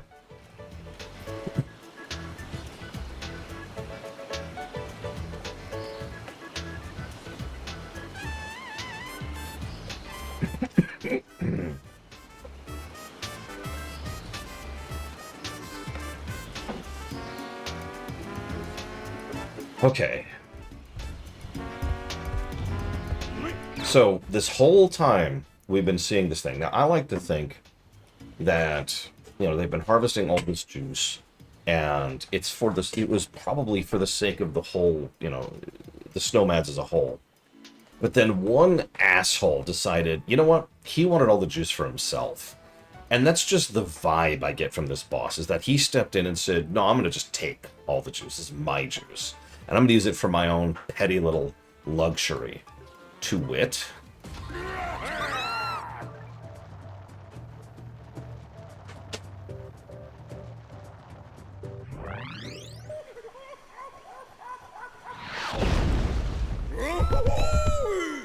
Yeah, exactly. This is the jackass commander, right?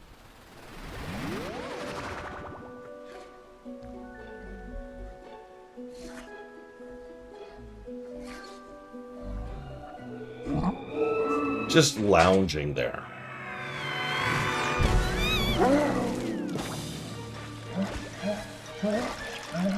Nice neutralization of don't fall into the water. This is probably the best boss of the game, by the way.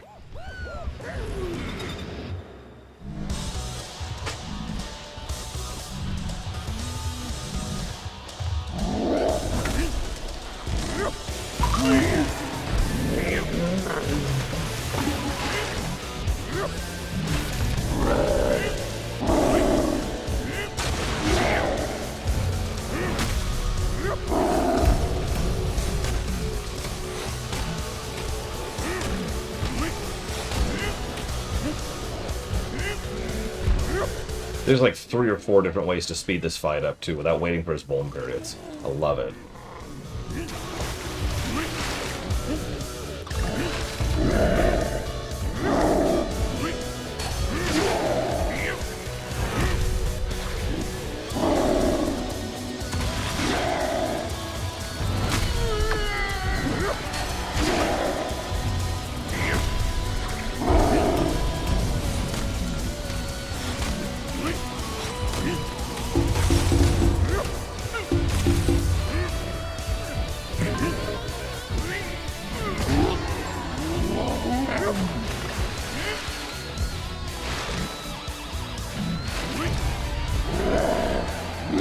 Notice his fur color, by the way.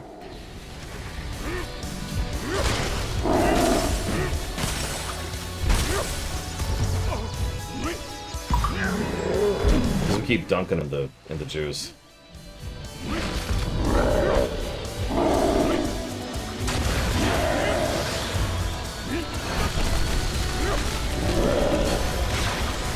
I love the escalation of his attacks, too.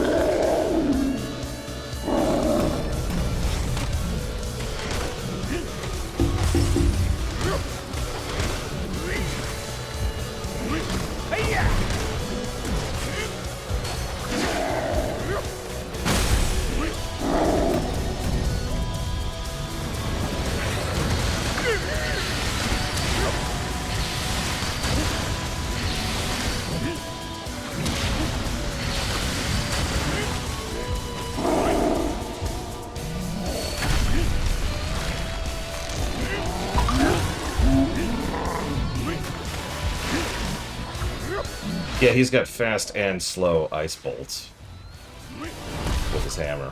And he can delay, whatever they call that in Dark Souls, where they just sit on it for a second.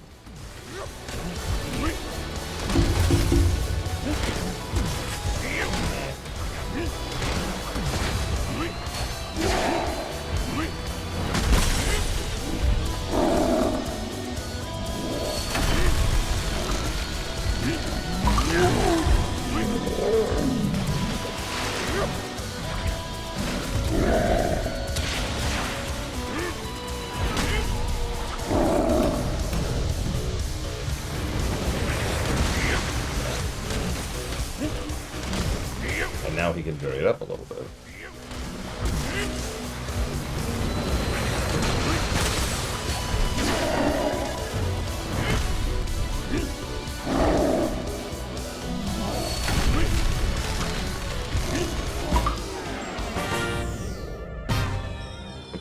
Whoops. That's my fault.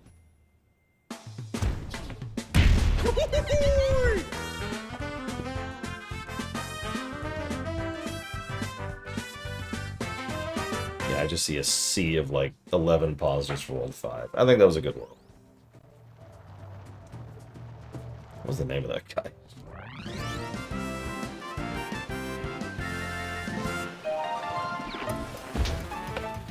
So, final world, Donkey Kong Island.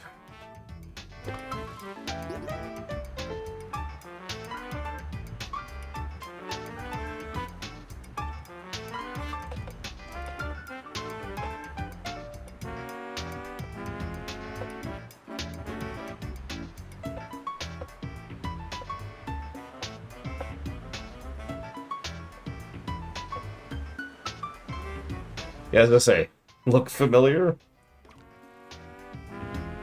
So, each stage in World 6 is based on one of the worlds from Donkey Kong Country Returns.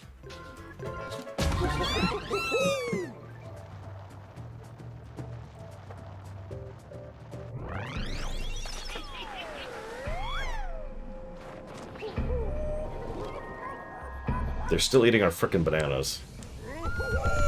Also, by the way, not to oust myself any, I love grass starters in almost every Pokemon game. They're some of my favorites.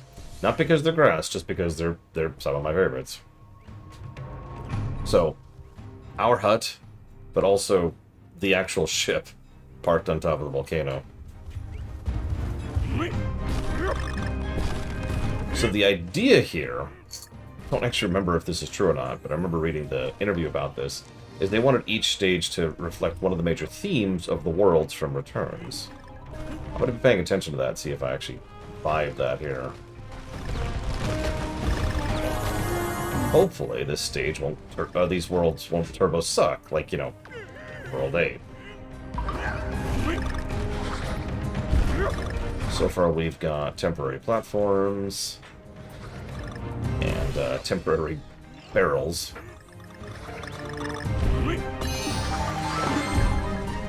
And some great music. That's definitely on theme, at least. Bulbasaur? I was gonna let you guys decide what we pick for red, actually.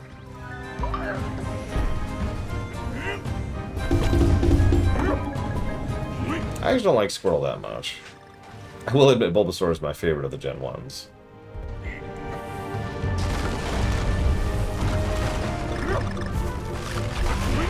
In fact, actually, let's see. So Gen 1, it's Bulbasaur. Gen 2, it's Chikorita. Gen 3, I don't remember. Gen 4 is the Chimp, which is the Fire type. Gen 5, I believe, my preference there is Grass again, whatever it is. Superior, I want to say. And then Gen 6. God, what Gen 6's starters?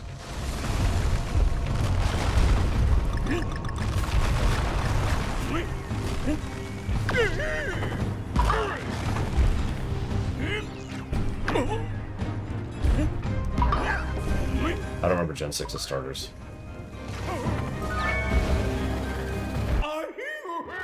But then we had the Owl, Decidueye, which is just absolutely amazing. Probably one of my favorite starters, period.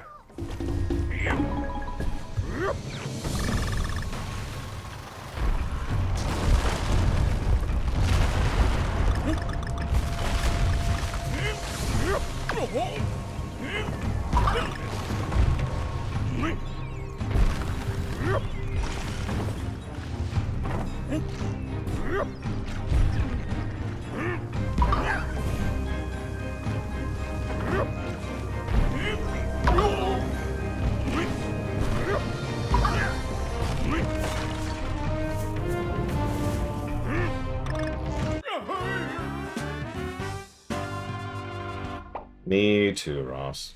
I get that tradition is a thing. Don't disagree with that concept. But I kind of wish they would let us do just anything else, really.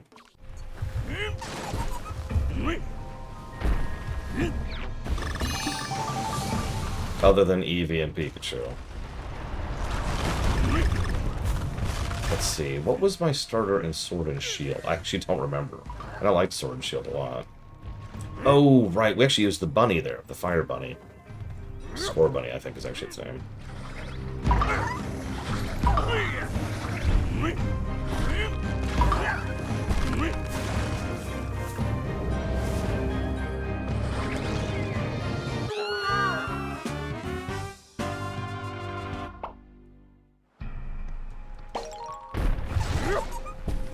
And of course I haven't played Violet.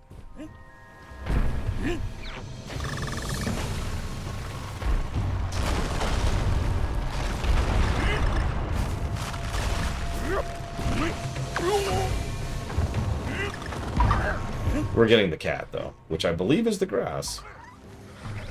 Like, I'm sorry, that's not a decision. We're getting the cat.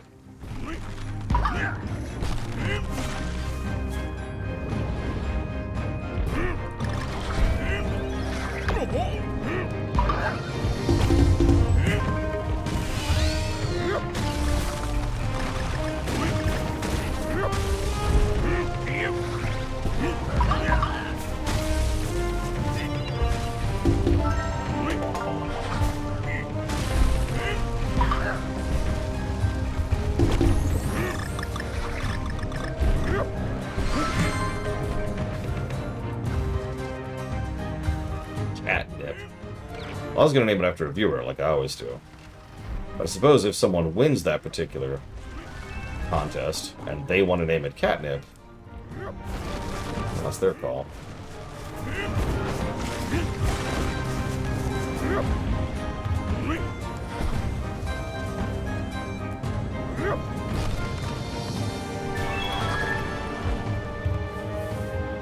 Pocket.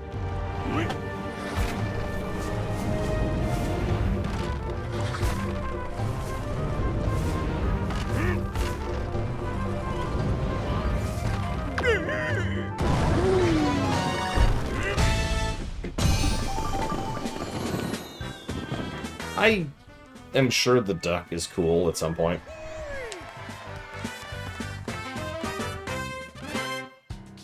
But it's got toothpaste on it.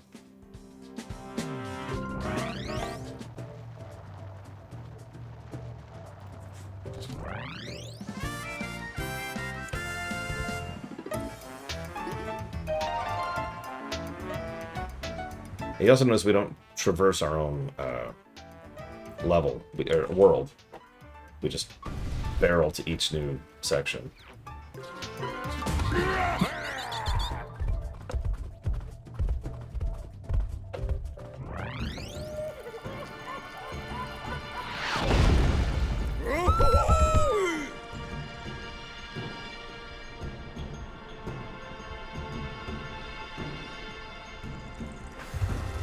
I don't remember the fire starter for Violet. Do not go in the water. You got it. Listen, the duck is the best. But I kind of want the cat, because that's probably going to be like my main playthrough for Violet. And so I'm going to pick the one I actually want. Sorry. A lot of the older games, I'm cool with letting you guys pick. But for Violet, I've already decided I want the cat. I decided that before Violet came out. I will admit I do have a predilection for grass types. I don't really have a good reason why. I guess it's just how it is, right? Certain types just, we gravitate towards them, right? We all do that. Why do you like electric? I don't know. Why do you like ghost? I don't know. You know my favorite types. Ghost, steel, and ice.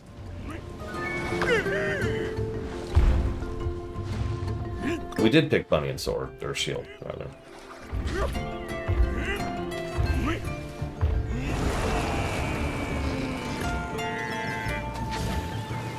Yeah, ice is a type that I usually take because I like it, not because it's competitive.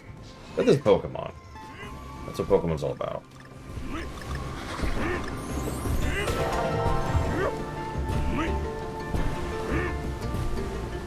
That's true, Rhea. Grass types tend to be chill. I never thought about that way.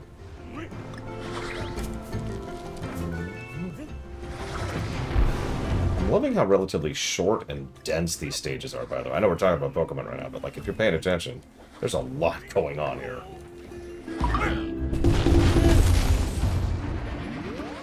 Like, this is one of those multiple theme encounters per screen type of stages.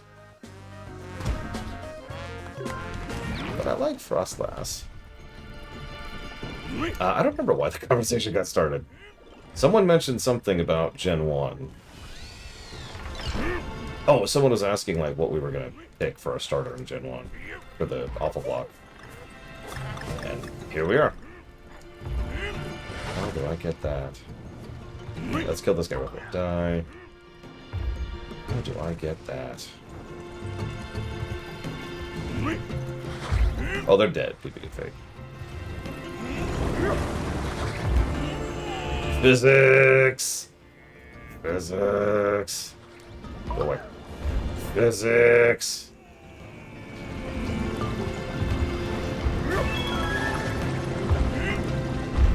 Physics! It's okay, grass is only weak to flying, one of the most common types in the entire franchise.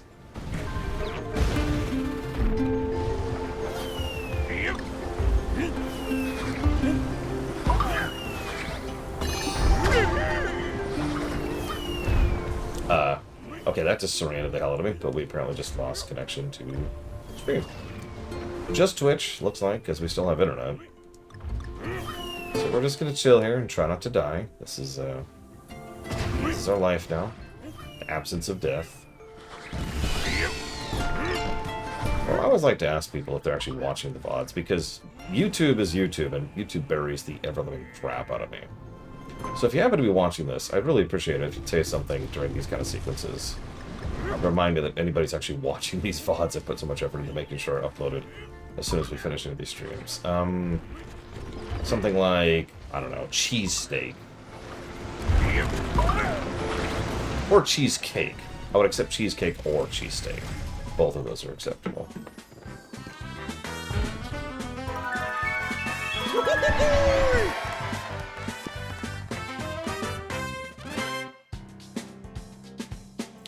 Here's the question. Did I just lose internet? Because if I did, it's going to get interesting. Now, it looks like I did. So we actually have lost internet, so I actually can't jot down my notes. That's funny. Okay, so we currently have no internet. That's cool. We can make do. Let's go ahead and jot down the name of the episode, the level we just did. Seashore War.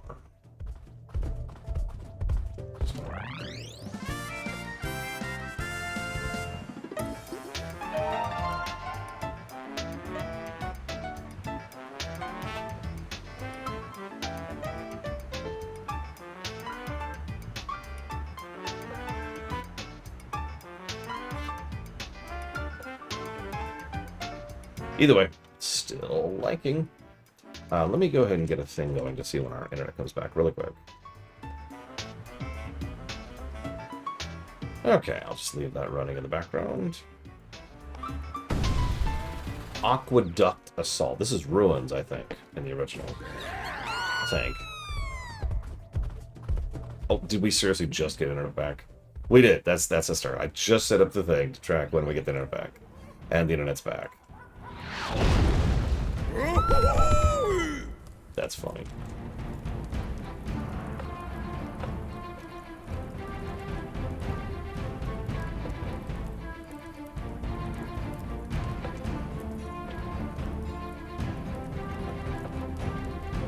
Okay, so now I can actually update the document.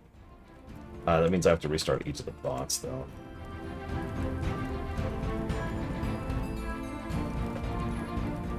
We're also going to jump off the guessing game relatively soon. Not super soon, but like, be thinking about your score. This is still up to date.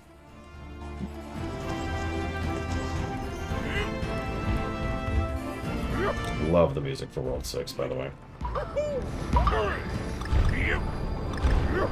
They really like this motif in World 6, I've noticed, of temporary platforms.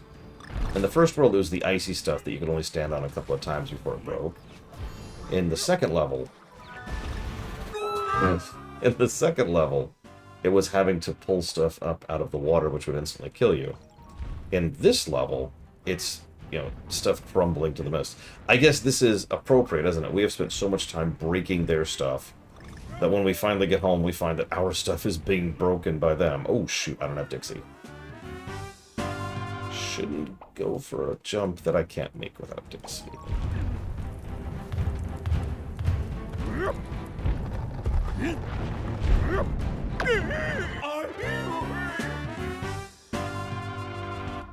Yeah, that's just their bread and butter for World 6. There is technically a World 7, but it's 3 stages. I don't even remember what they are. They are different campaigns, J. Palmer, and we will be playing both for the review. With cheats, of course.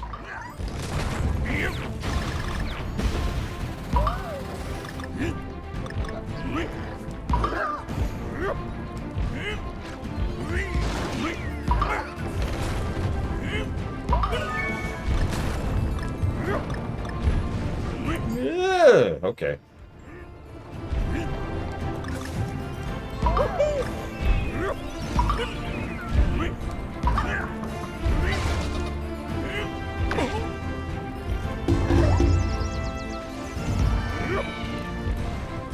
Yeah, they're different missions, J. Palmer. They're different campaigns. I don't understand your question.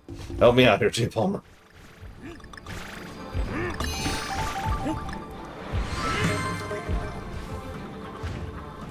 Like, it's not as varied as StarCraft, but back in the day, two campaigns that were completely different and indeed mutually exclusive was pretty much the norm. Command & Conquer 1, Warcraft 1, Warcraft 2, other RTSs that existed back in the day that I could surely name right off the top of my head. It's right there. That's how good my brain is. I can name all of those RTSs.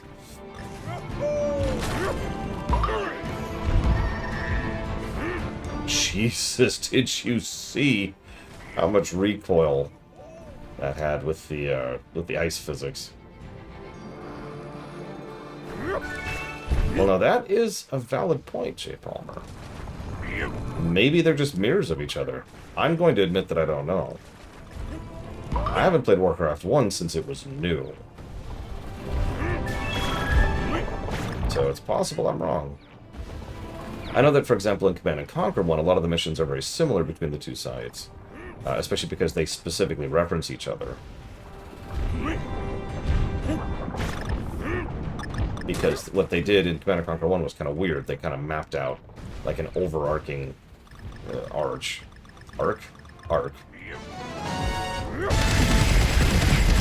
And then said, yeah, that's...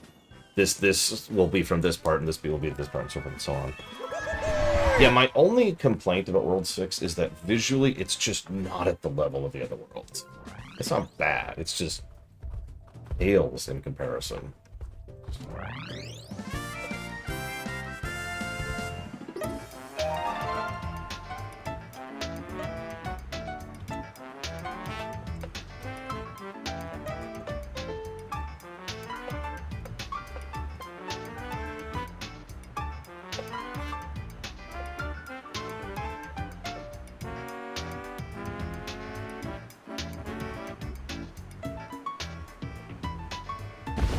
And yeah, when I first played this game, I figured all the worlds would be snowy like this, because it's called Tropical Freeze, right? But... So I believe this is caves now?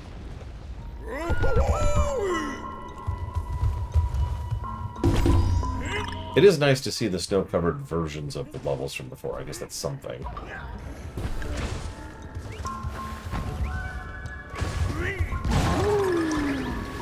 So you like these, right? Because I think this is our last rocket level of the game. And our last chance to get a rocket level negative. Let's do this.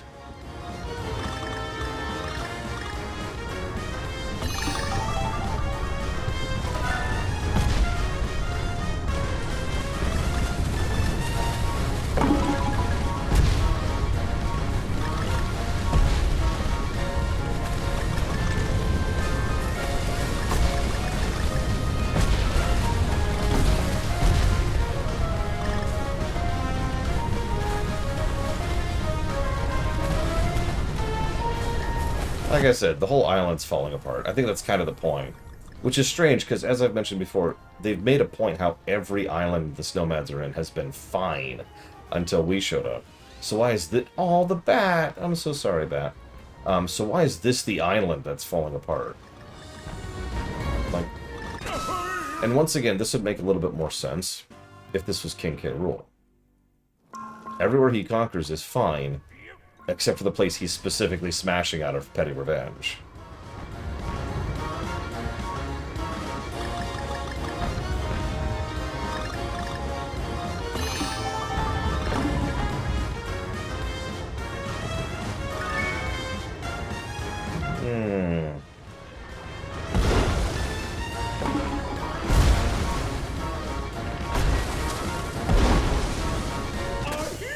Shouldn't have gone for it.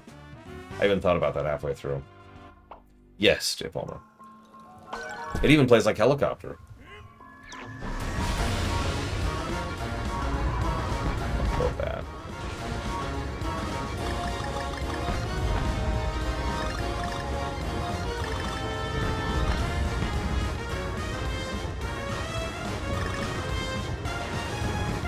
Oh, shoot. I didn't need that health anyways. Can I get some health, please? Please. Please. No? Okay. No, I forgot an N. So let's see if I can find a health really quick here. Or anything. Okay. We're getting close to a save point. I can feel it, so I'm just gonna die.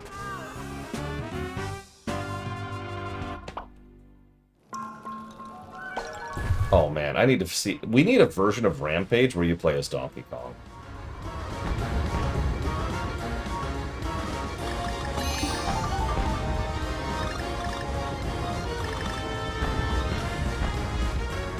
See, Chill Pangolin just said something that's probably cool and interesting. I look at it right now. So since I die again, I'll see it.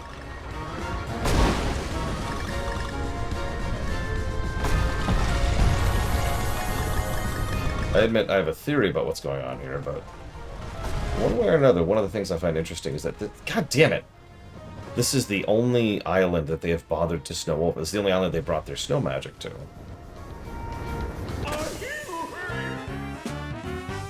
Which apparently is what Chilpung was talking about. Because, hey, that makes sense, right? Like, they show up, they're like, okay, we're going to go ahead and terraform this place into being our new headquarters, our new home. It is a giant island, after all. Way bigger than the other ones they've taken. And this will be their new headquarters.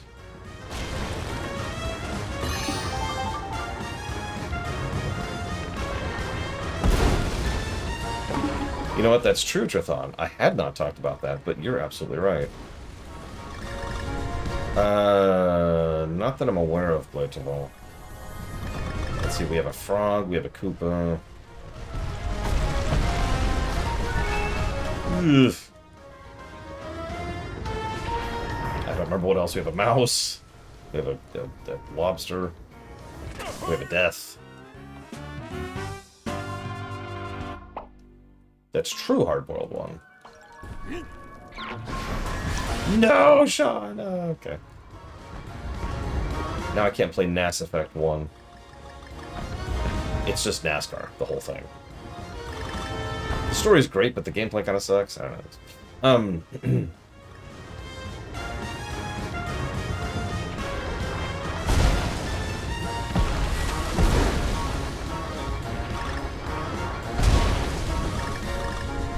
That life is such a trap.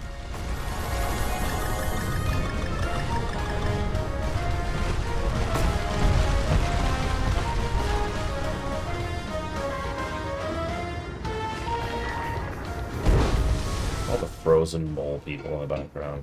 Those poor guys. I should probably watch the screen and not the visuals.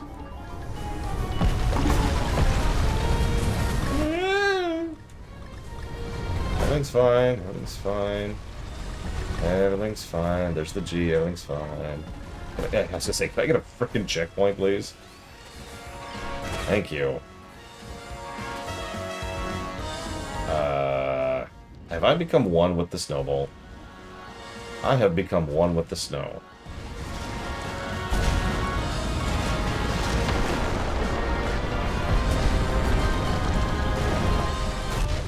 Interesting.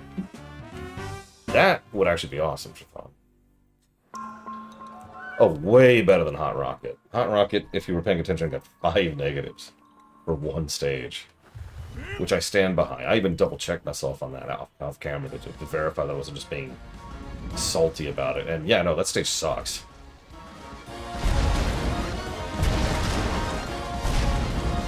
Yeah, remember, this is our island that we're absolutely devastating here.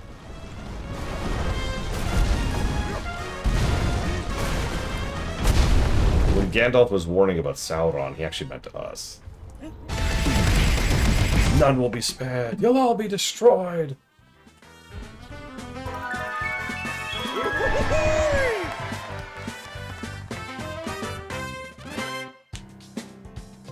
Wasn't bad, actually.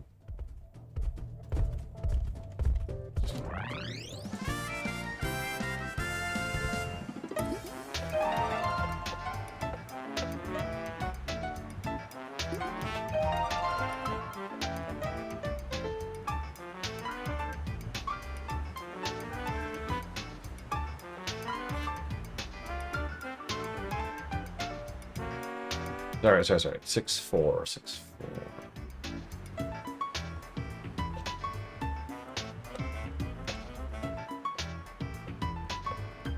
Honestly, if you're asking non-jokingly, I would say Donkey Kong is true neutral. He doesn't care at all.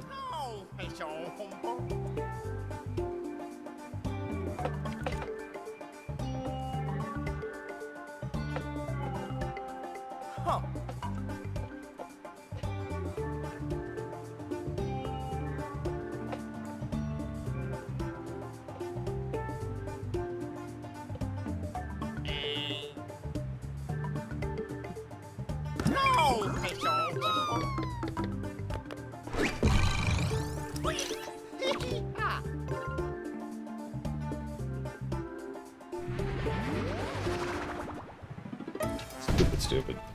Okay, 6-5.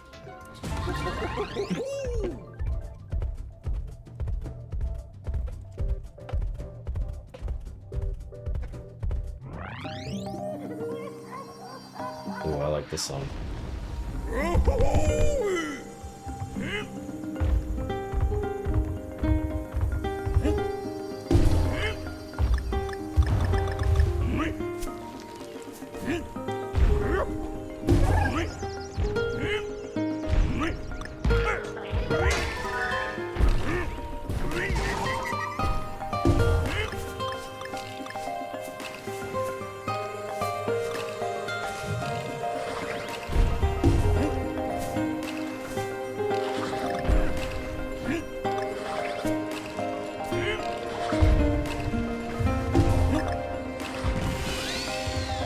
Yeah, it's great, isn't it, Mr. Red?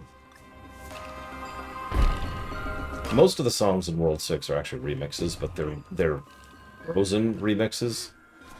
Different tempo, different usages of instruments, and completely different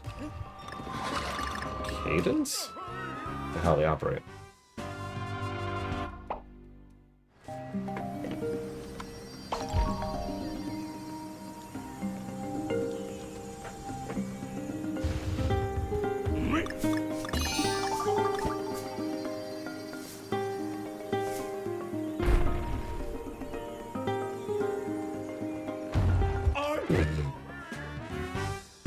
Oh yeah, no, this game's going to score quite well. We said it before, this is going to be a top 25 game. Question, really, is how high? I don't think it's going to break top 5. The top 5 are very locked in at this point. So different ways to do HP systems. Yeah, the snowflakes are damage.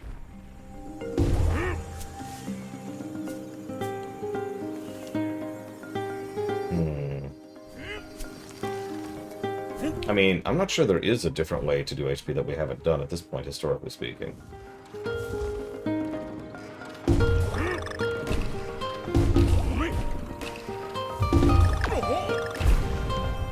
We've had HP, you know, which is just HP. We've had...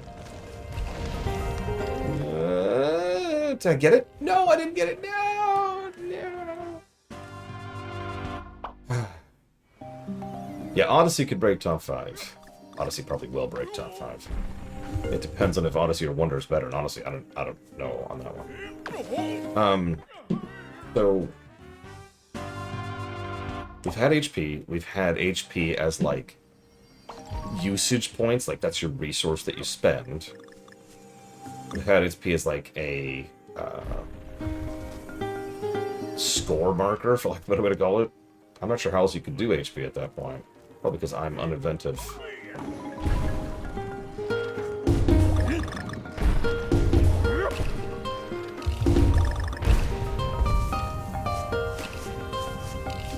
Give me that.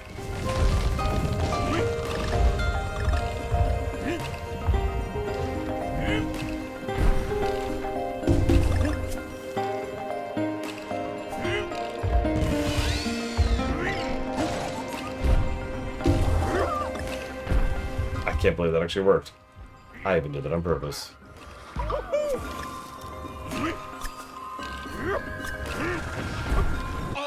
That I didn't do on purpose. A Zelda platformer sold. Sorry, what? I couldn't hear you over me, just suddenly being drowned in my own saliva.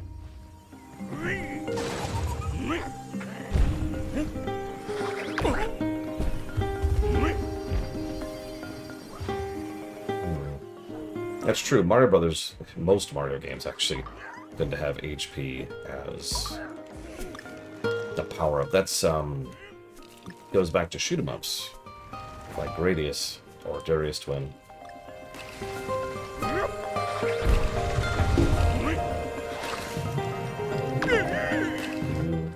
Yes. Where, you know, you do really well and you're super strong until you get hit and then you lose your power-ups. I mean, I think Mario can work well in several strategy elements. We know Mario works well in a turn-based, tactical, grid-based thing. Mario XCOM, in other words. Because of things. What?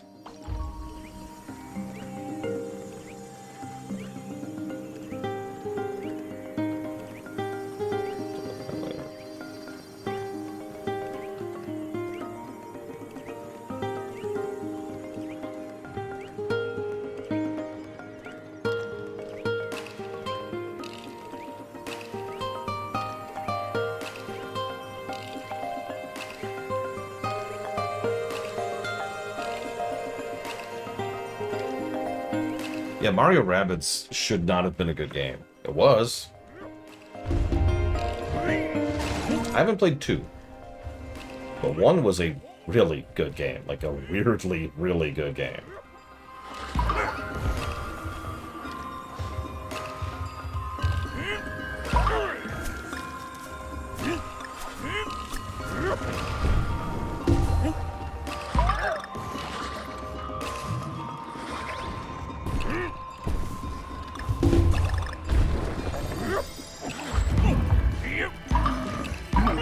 Throwing fish at me, dude.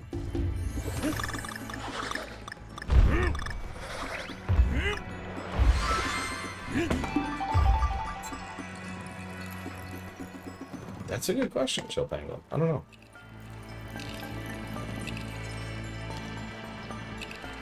I mean, yeah, I'm good. Of course they do.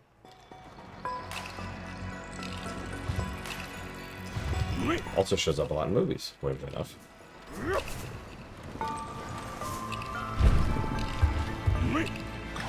Worth it.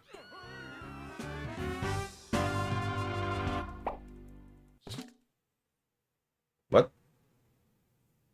Good effort, hang in there. When you want to move on, the next level is unlocked. Okay, no, I'm good. Thanks, game.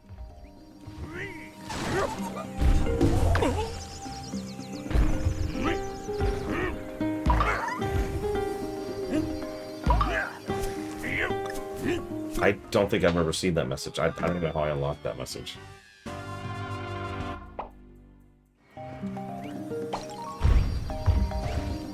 I'm legitimately not sure what to make of that. That is not positive worthy, no. No positives. Especially since I don't know what it is exactly or how it unlocked.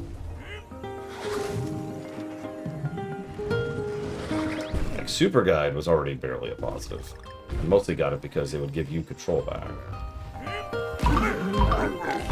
Dying a lot? We've died a lot more than in these stages.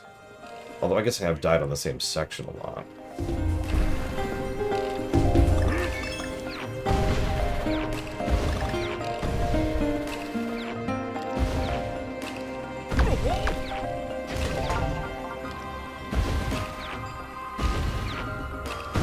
I like how the tikis are still there.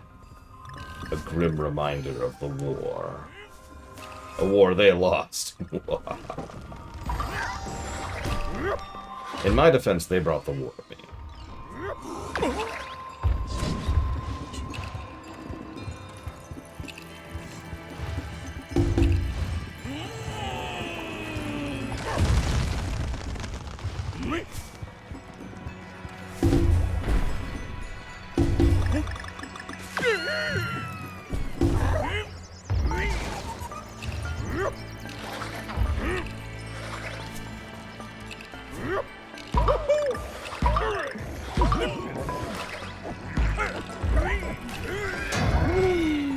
that's a big icicle. Holy crap.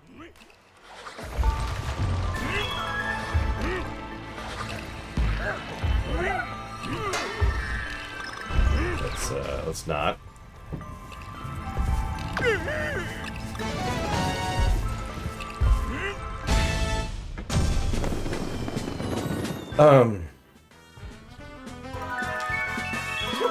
Give Donkey Kong a believable heroic motivation that doesn't involve bananas.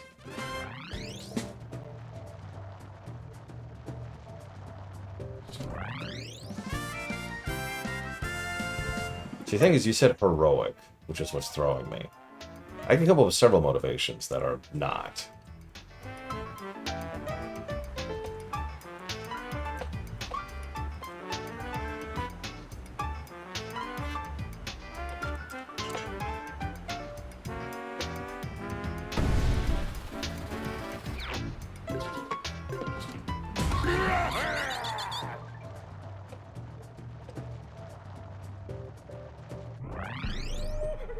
Oh hey, I think this is our last silhouette level. Wesker. Wesker is literally superhuman. Liquid is an idiot. Whose only supernatural power is not dying.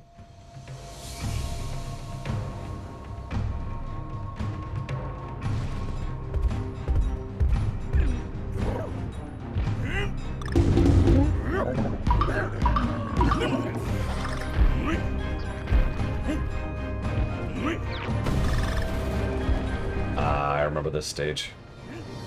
You can actually skip a bunch in this stage, if you know what you're doing.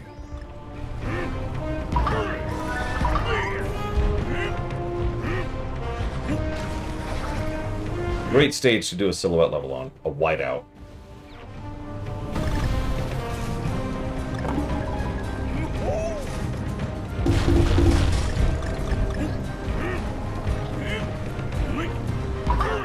And yeah, this is our Ruins equivalent. There is, but it's not a whole world, J-Pop.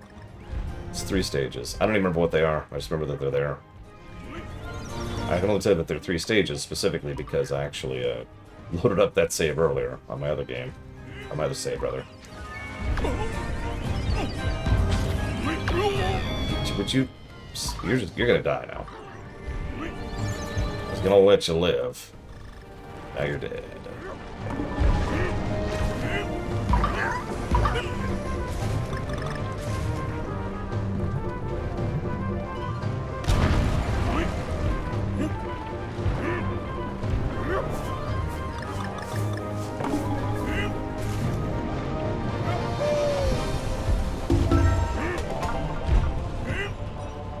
By the way, you probably haven't even noticed that avalanche is slowly encroaching, so there is a soft enrage timer on everything.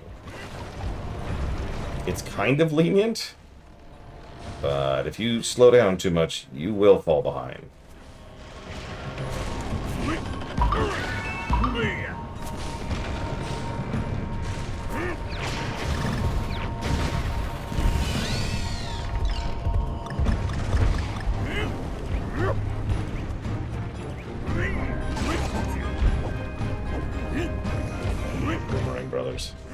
Wait, those aren't Boomerang Brothers. Those aren't Boomerang Brothers at all. Those are Hammer Brothers. A little more obvious here.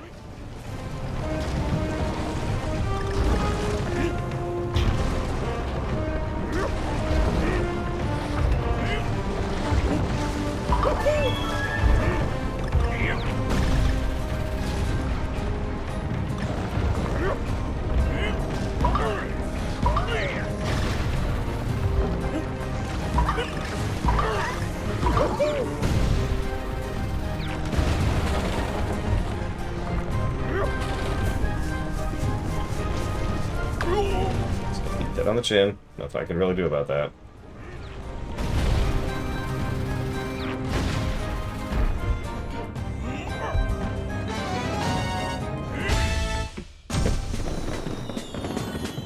I'm not sure, Chithon. Oof.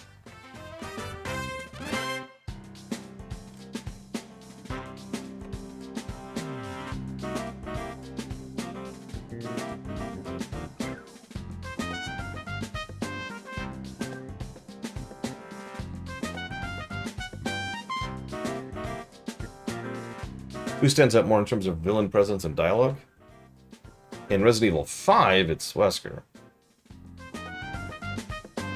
But I'd still give it to Wesker over Liquid. Even if we just look at 5.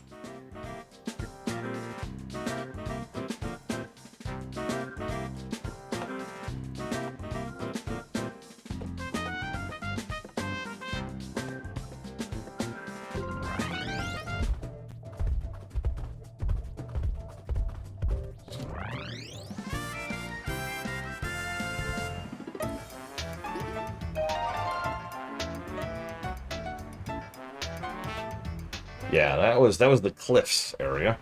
So now let's head to the Frozen Factory.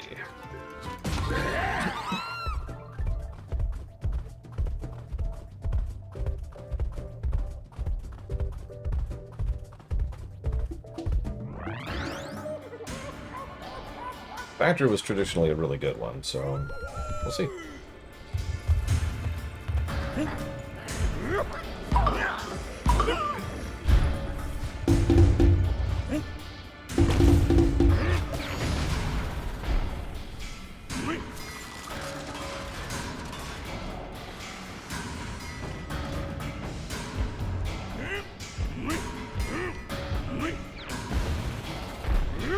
Okay. Okay, fine. Just this once. Just this once.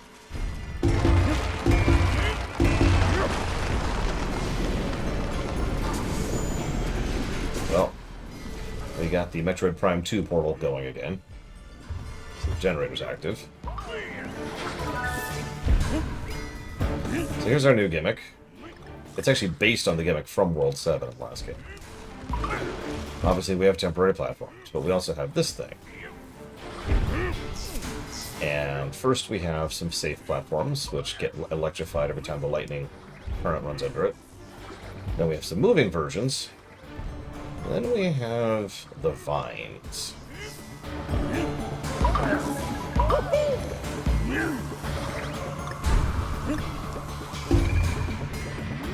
Carry on, J. Palmer. Get some good sleeps.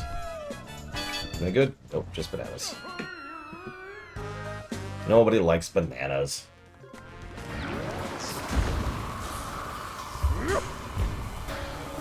Anyways, I give up, Mr. Red, if I didn't tell you that. I don't think it even should be done. Donkey Kong's motive is bananas.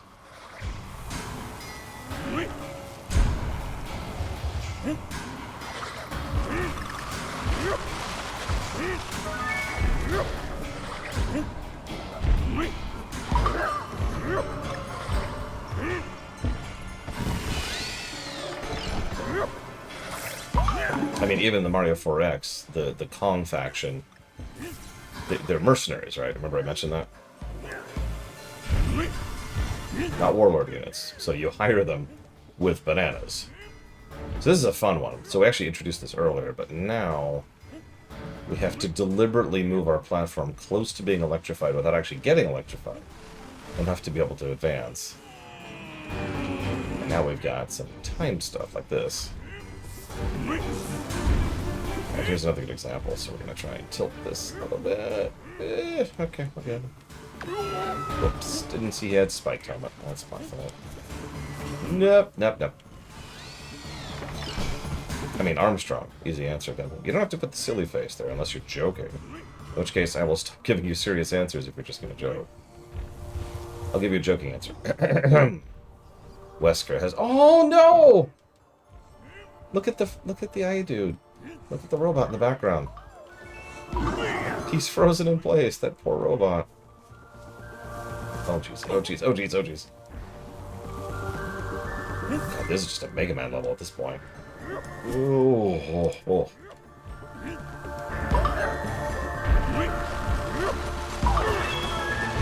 I love how the platforms crumble in like a line, so you have a chance to see it coming and kind of keep ahead of it, instead of it just being an instant failure.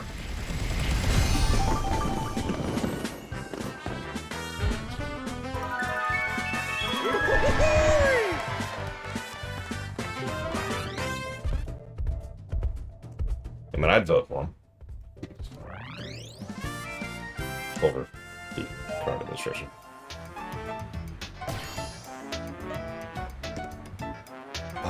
Yeah, I know, there's a secret exit. Hang on.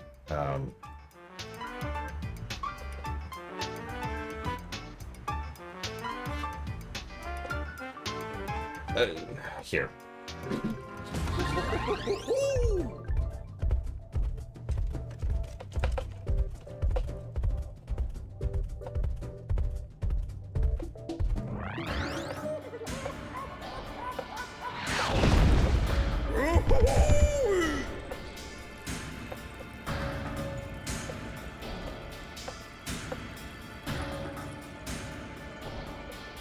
No kidding, Genex. At least they would work on improving things rather than actively destroying them.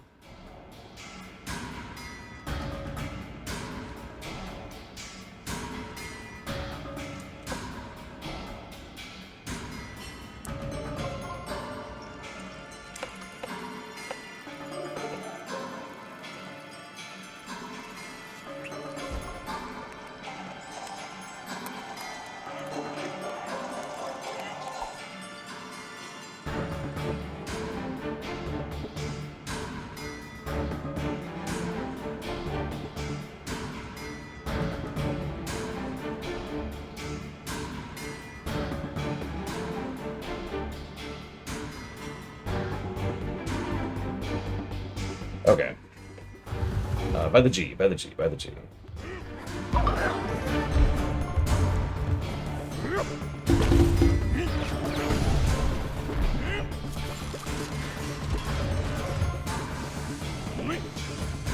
Dude, Chris is so hot, you have no idea. You would ever think Chris was hot? That would be nice, Strathon. Take a good look.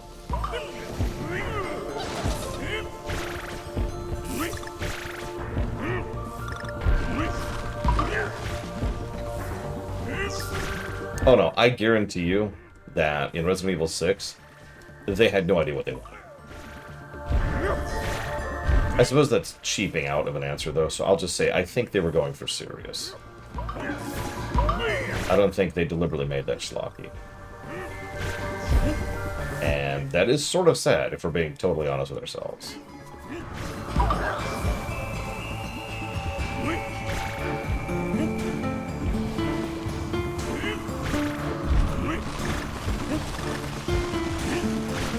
I mean, what's funny is, as we were talking about the 80s action flicks, as we were going through Resident Evil 6, one of the most common things that kept coming up was, 80s action flicks, and actually naming and listing several.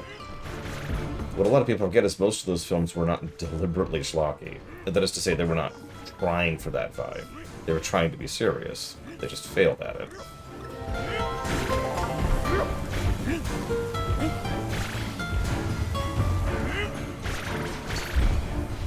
Now, a few were deliberately schlocky. Demolition Man, Last Action Hero, True Lies. But quite a few of those were actually going for serious drama.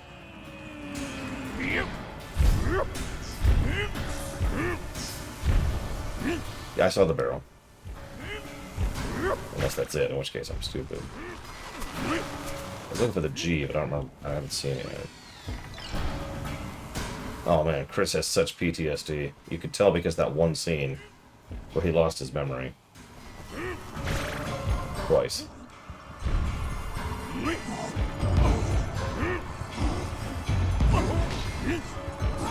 Okay, there's the N, so we're not there yet. Really, Strathon? That's right. Assassination Order on Strathon is a go. I repeat, Assassination on Strathon is a go. They dare to disagree with the common parlance. That's completely unacceptable under the current regime. I'm sure now you give me a heart. But here's the G. There's our secret exit.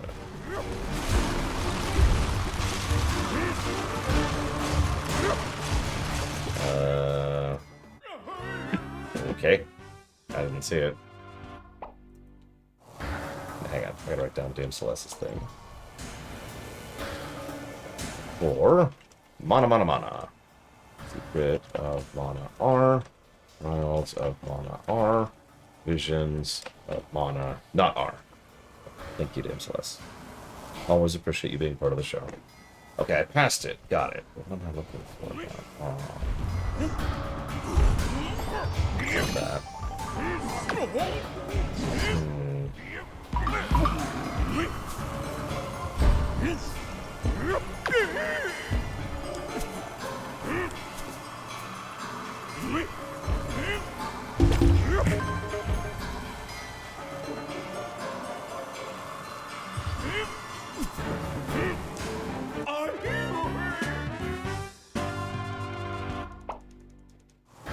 Chris has PTSD. Not from Raccoon City, but for some completely unrelated event that you don't care about. Play through Chris's PTSD live now in Resident Evil 6.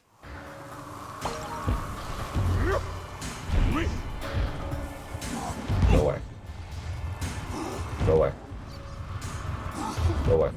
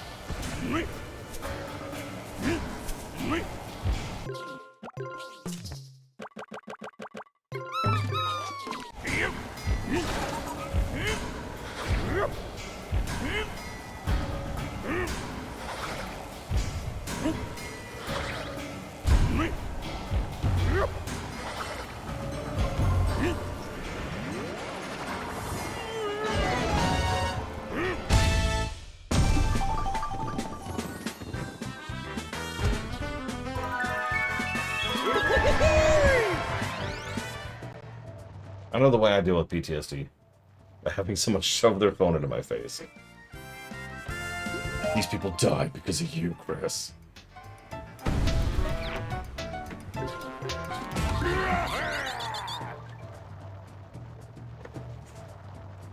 Because that's my name now, apparently.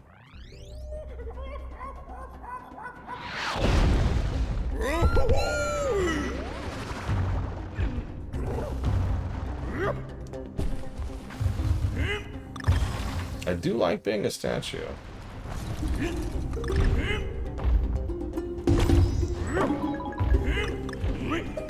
So I guess this is our explosives level for the day. Also, God, the temporary platforms. They really do like the temporary platforms, don't they? Like, I was kind of joking. And here we are. There are different types of temporary platforms. That's something. These go back to Mario World.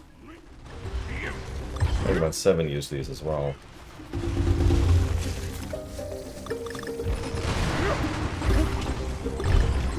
Yeah, okay.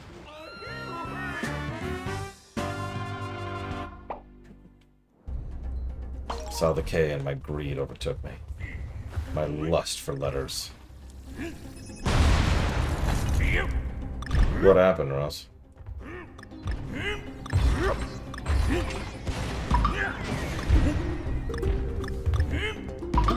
It's okay. Chris said he was sorry, so they made up immediately, Gecko.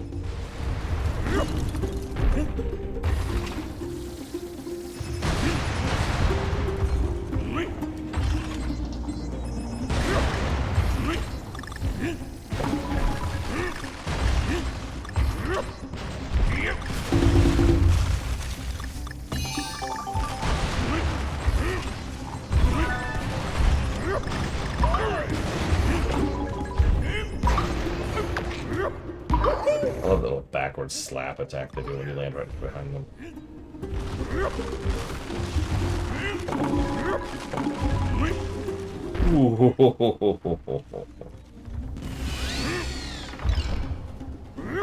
Didn't think I could make that jump.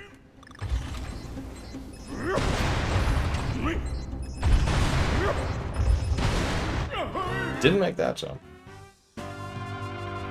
You've got to be kidding, Ross. Wow.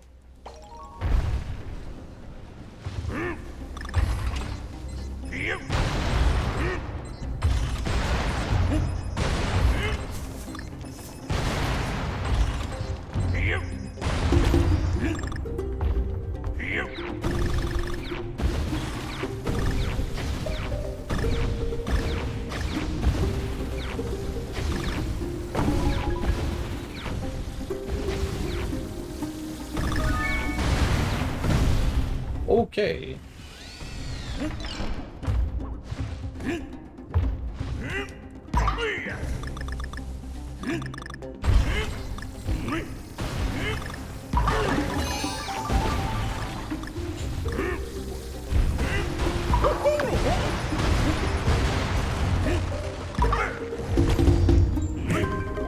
Let's chill here for a second.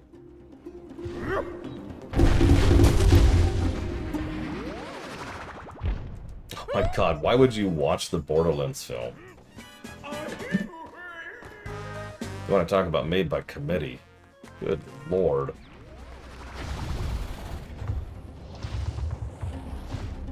Why would you do that to yourself?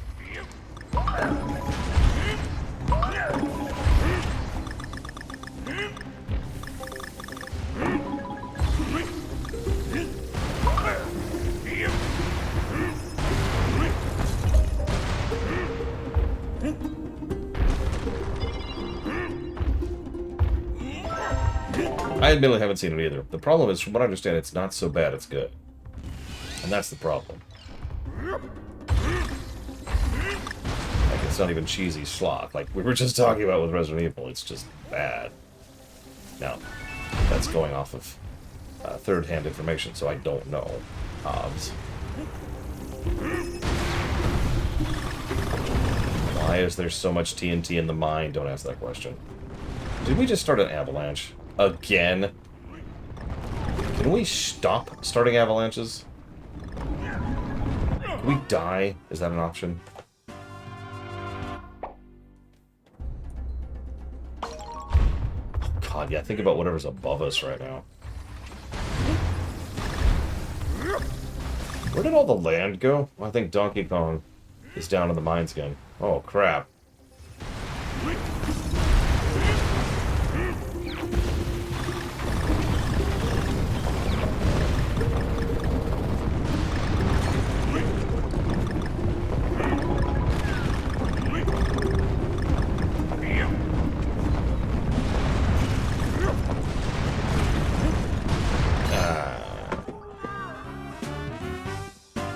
I mean, we're literally destroying our own island.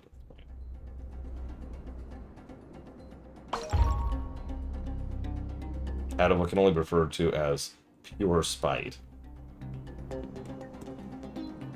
We are quite literally scorched earthing our home to stop an oncoming invader. I don't know what else to say to that.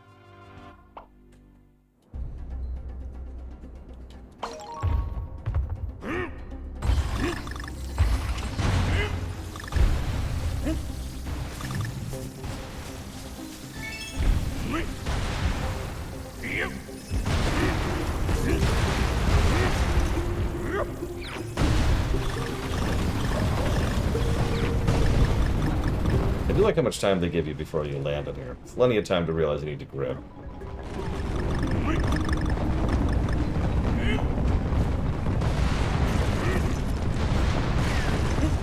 Oh, way too late. I guess that's true. We're trying to dump all the snow into the ocean. I'm sure that won't have any ramifications. I wonder how much we... Oh, I'm sorry, Cat. You okay? I wonder how much we destroy in Donkey Kong Bonanza. Because I know terrain destruction is literally a feature of that game. So, you know. Yes, that's my hand, Cat.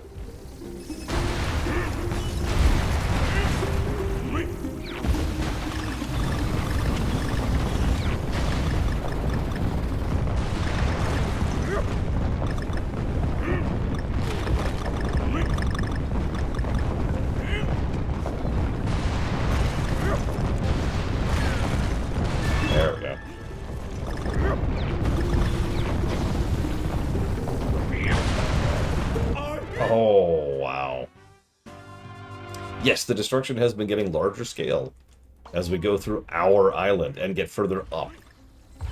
Which, if you think about it, makes it even worse. Oh, but look at that slide. I had to stop the slide because I was going to go off the edge.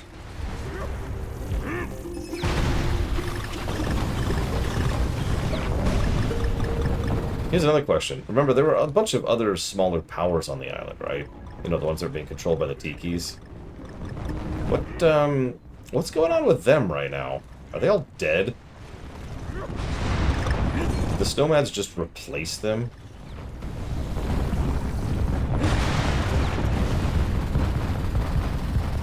Like, we're destroying the home of the miners right now. The moles. I'm just up, and there's the sun. There's that brilliant sun. We've entered Halo mode. Oh my goodness.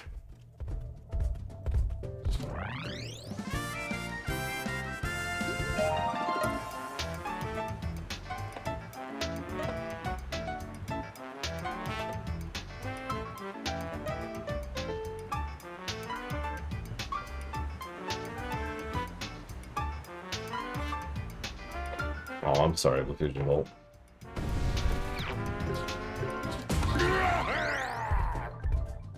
Death Star contractors. They knew what they were getting in for. You're working on an entity called the Death Star for an organization called the Galactic Empire.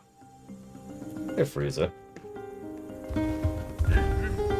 You stick around for the finale? Because we're pretty close to the end. Speaking of which, make sure you get your guesses in. I'm not going to cut it off immediately, but probably in, say, 3-ish levels. Give or take.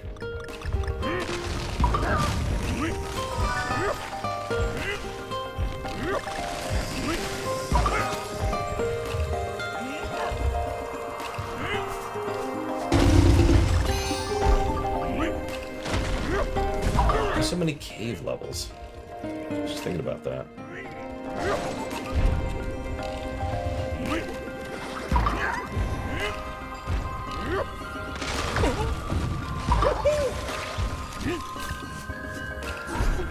Oh, there's our fortress. Gotta have the fortress. Oh, you son of a...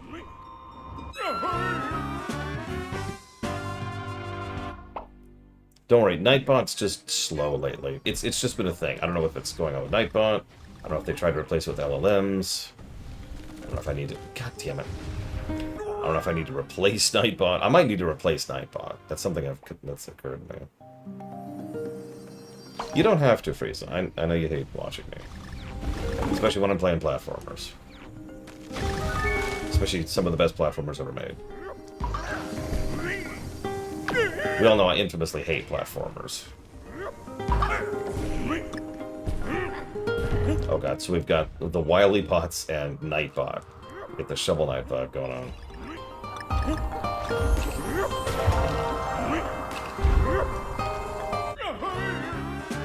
Yeah, I use Wily Bots and Nightbot. I use Nightbot because it's extremely easy to just set up a text string. So, like, if I wanted to link a link in chat, I can just say, hey, respond to this command with this link, and it takes 10 seconds to set up. I don't actually know how to do that with the Wily Bots. I'm sure I could ask Salope to add such a functionality, or just tell me how to do it. But I don't know how to right now.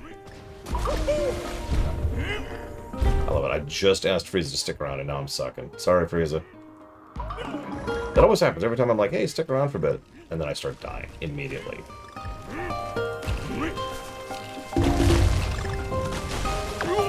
Dick.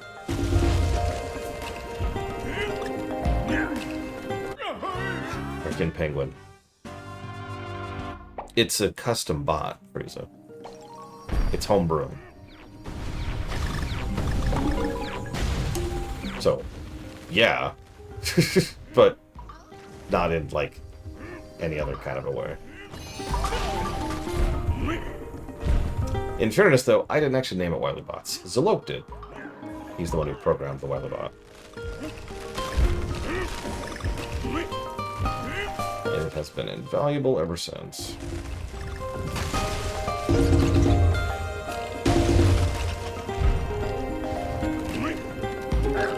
Could you stop doing that, please, you stupid penguin? Thank you.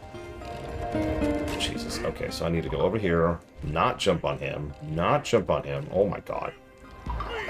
Okay. Hang on. I think I can still make this happen. Nope. Death.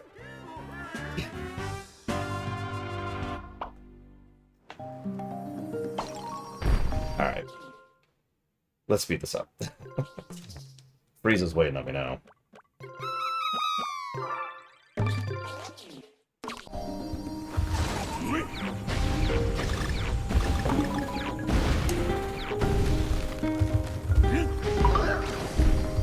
Stupid things anyways.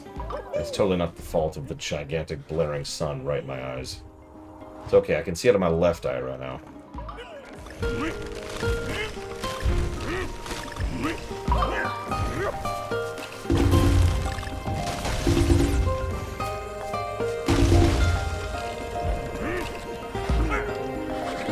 Go away. Stupid penguins. You are making this island worse, and speaking as a premier island worsener, that is saying something. Like you are actually outpacing me for island destruction. Nah, I guess that's debatable.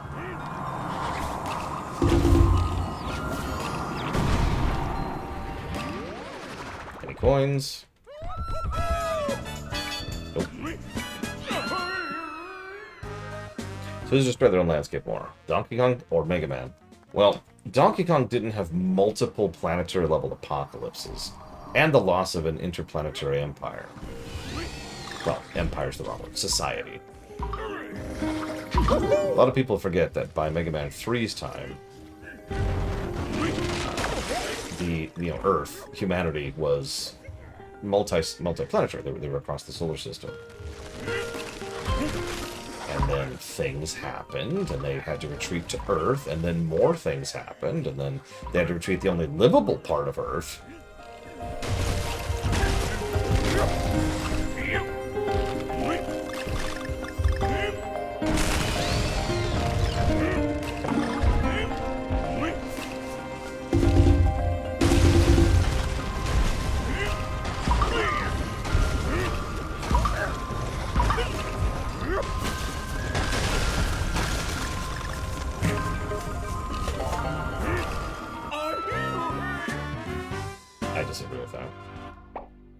Exactly. See, Frieza gets it. Frieza knows where I'm going with this. Planetary destruction for fun and profit.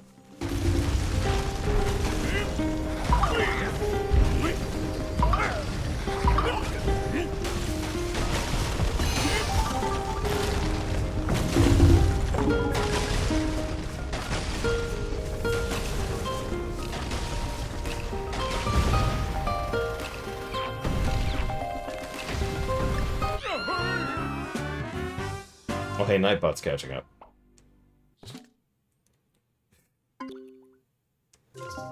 Thanks, game. I guess you just have to die a lot on one stage to activate that.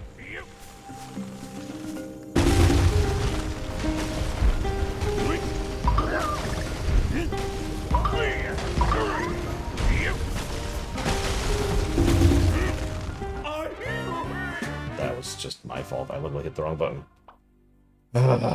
Okay. Oof. This is gonna have to do. Nope, I still can't. Or this works. Hello, cat. I'll feed you in a minute. Oh, that's all you care about. Your motive is nothing but bananas. I understand.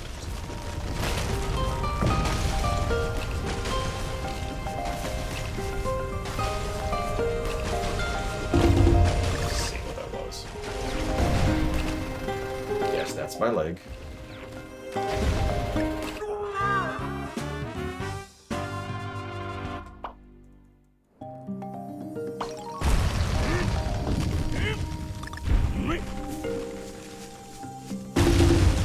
You know, I was actually thinking about it. The green balloons are kind of worthless, aren't they? Like, in most of the levels where they'd be useful, the platforms go away after you step on them. So at that point, being able to pull back up, you know, float back up, doesn't work because there's nothing to float back up to.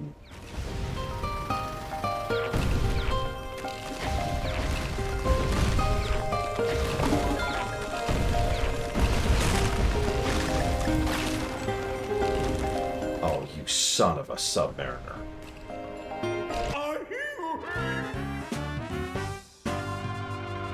We'll feed you, cat. Chill.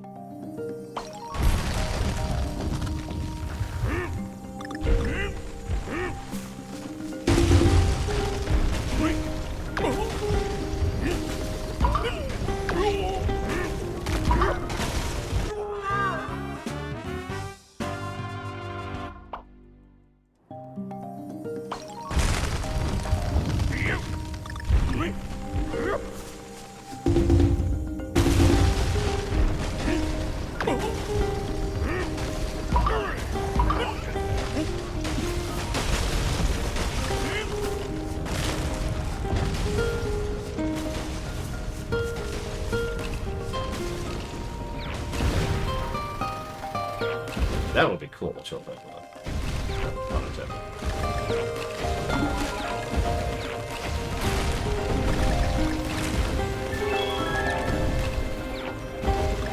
Screw you, game.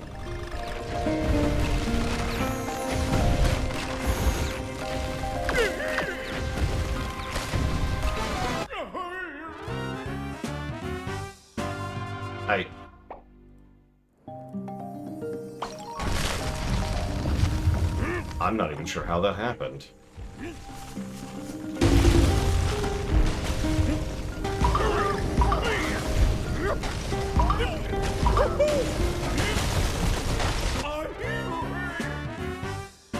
I don't actually remember. What did the Wii U tablet show? The original version of this game. I almost never looked down at it, so I almost never did that. Like, I know in Wind Waker, it was the inventory. You manage your inventory from it. But I don't remember elsewise.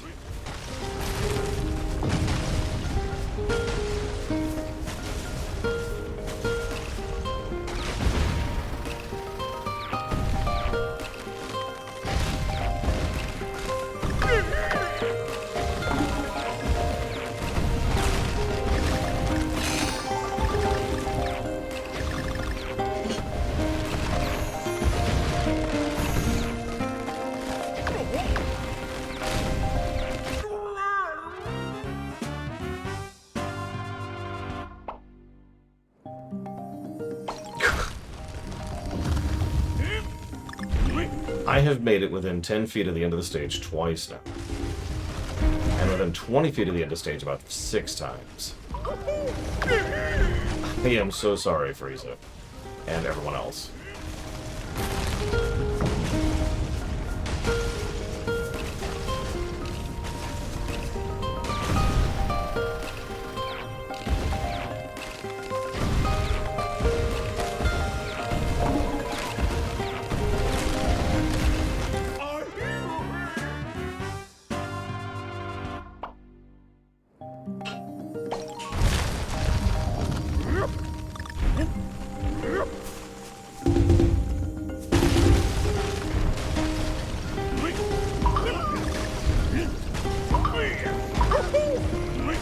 Now imagine this stage with no checkpoints.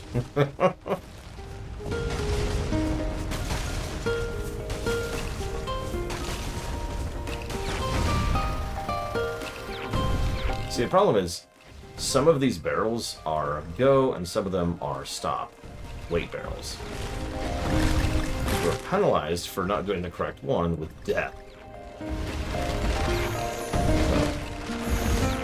I do hate platformers, that's true.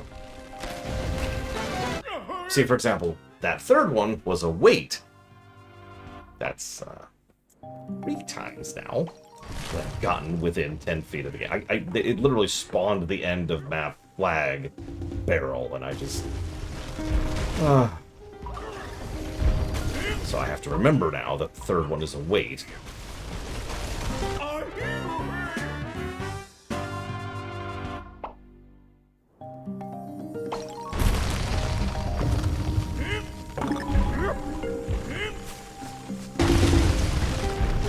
Also, that's an interesting quote coming from Take-Two, also known as the closest thing to the Mafia we have in video gaming. Jackasses. Hey, Blizzard Snow. All jokes aside, I do think this level does deserve a negative. I've been thinking about it. Because obviously I'm dying a bunch, but... it is a little bit too punishing for a little bit too long for doing the wrong thing. And the wrong thing is the exact opposite of the right thing in multiple cases. See what I mean? Yeah, memorization and gotchas in this section of this stage. This is legitimately frustrating. I'm still not 100% sure how it wants me to do that final section, because I haven't really gotten a lot of chances to practice it. Because I can't even reach the damn thing.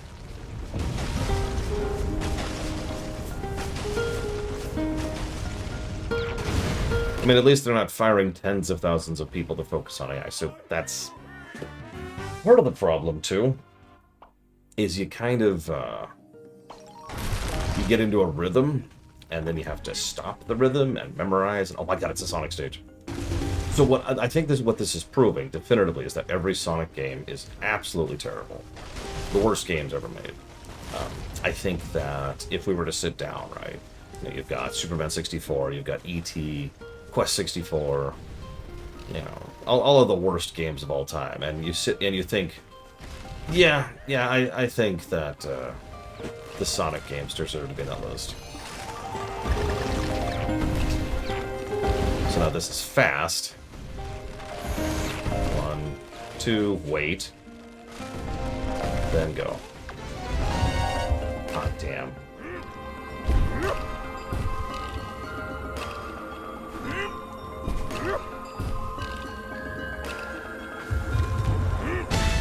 I was about to say, you fall on me.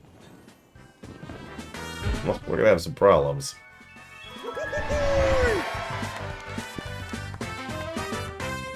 God, what's 6K gonna be like?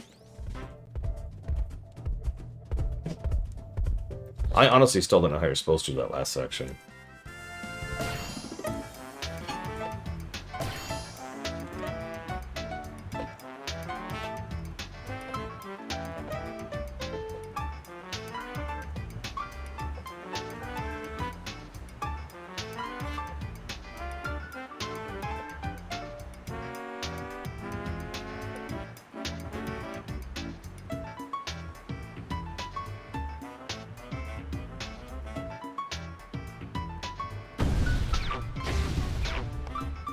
Okay. I'm just gonna... that's fine.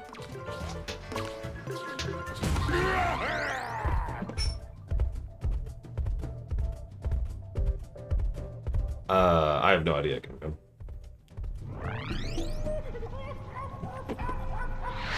I was talking last night about that, but because, you know, the Sega thing came up yesterday.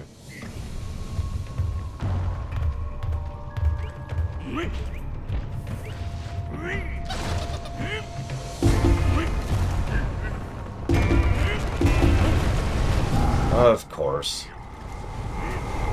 So who's ready for World 8, World 6?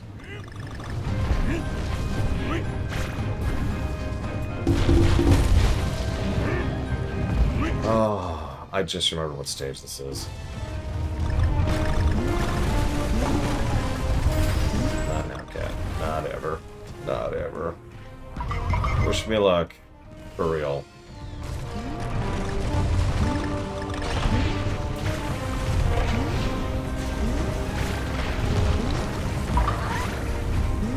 Got it.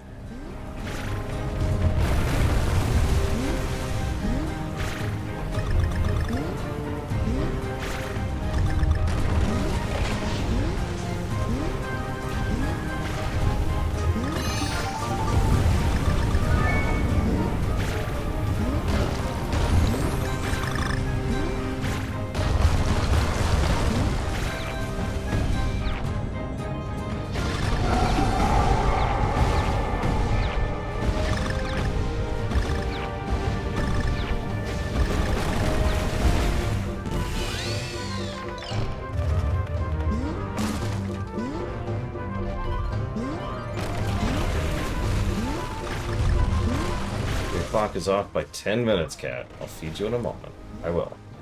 I know you don't believe me. You're pawing at my arm as I speak. I will feed you. I have never not fed you. I have fed you when your own owner hasn't fed you, so I don't want to hear it.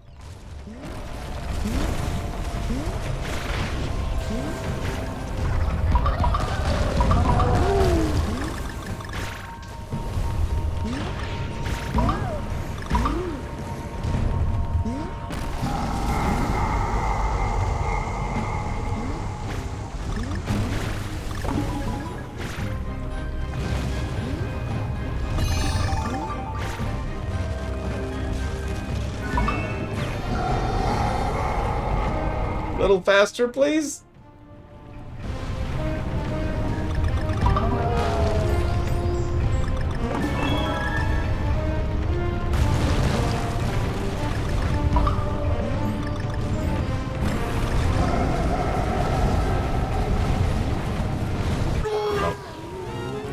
Oh.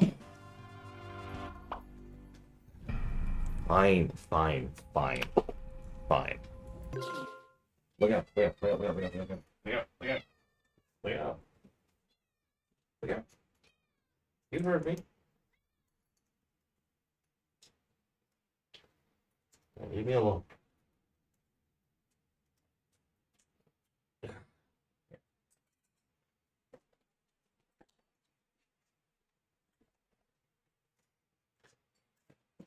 Yeah, now it's going to take me like 18 more tries to get through it.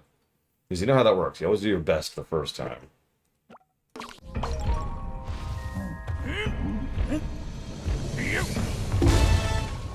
Okay, I need a barrel for this. So let's just do that.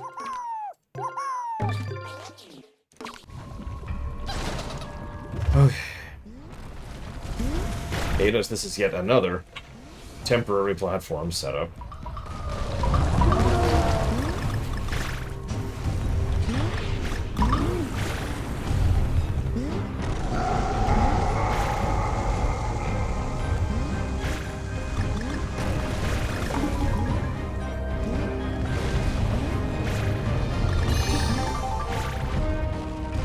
At least I've got the letters now.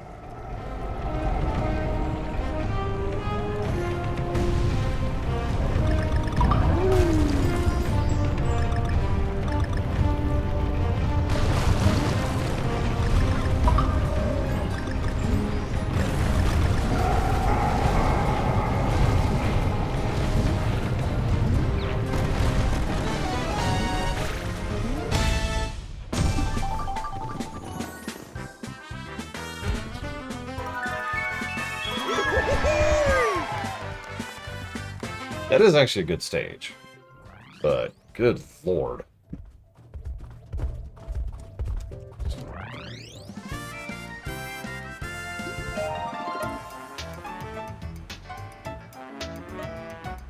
Now this one I'm scared of.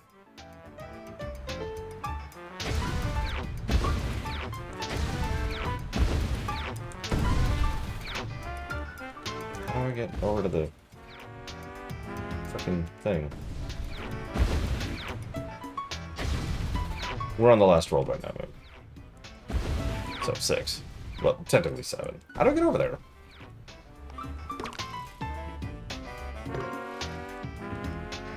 How do I get over there?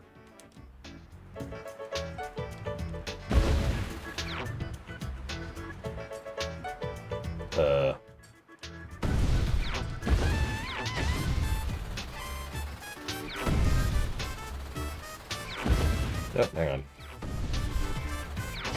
There it is. 6K.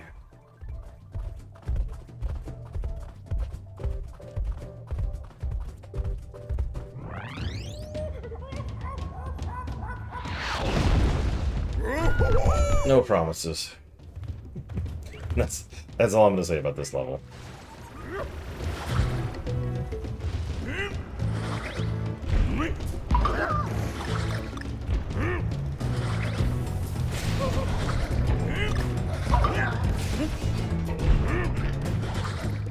I guess that's true with any Kong level. No way.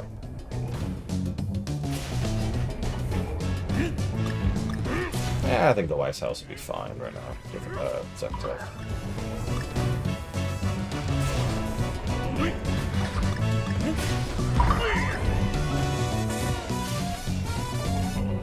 I mean, it's shorter than Returns was, which might be where that's coming from.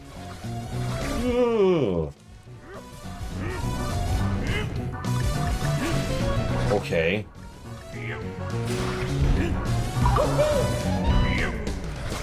It is one of the more common legitimate complaints I hear about this game is that it's too short.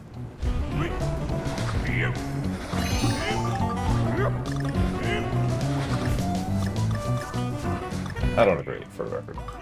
And not just because of my usual predilections. I think it's a good length. I think the extra time they spent on polishing and detailing the levels was well spent.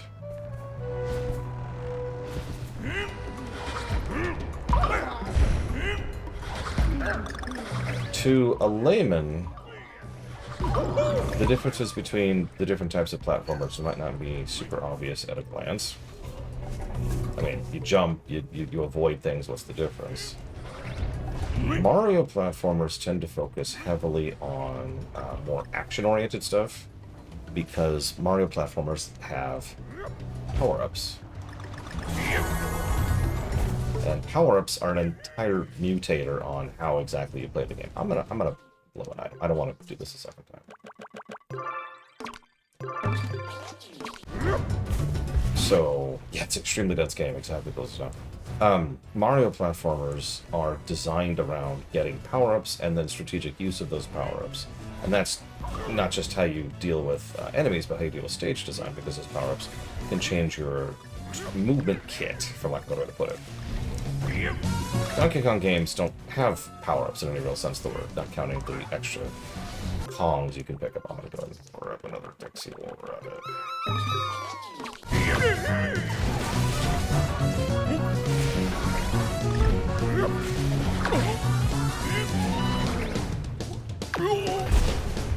Oh, this is interesting.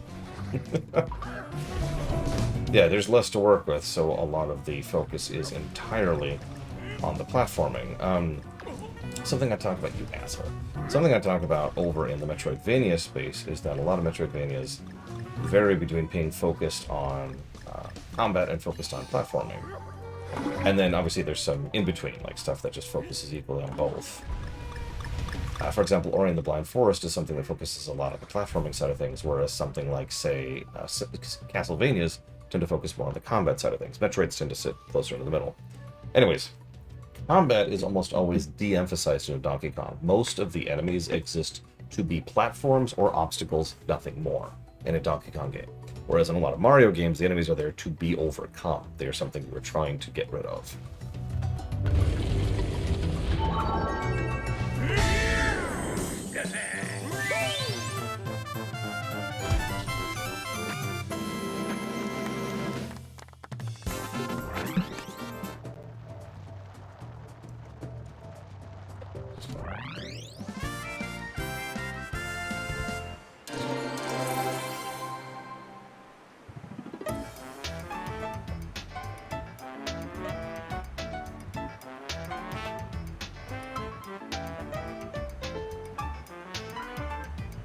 Yes, Pokemon Snap is very combat focused.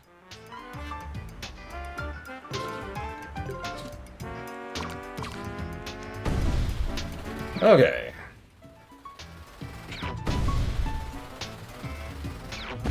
Now, I don't remember liking the final boss at all.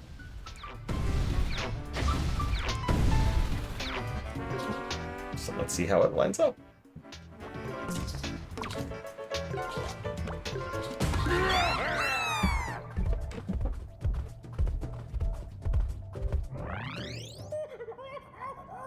We're also closing down the guessing game very soon. So if you haven't got your guesses in, this is a good time for it.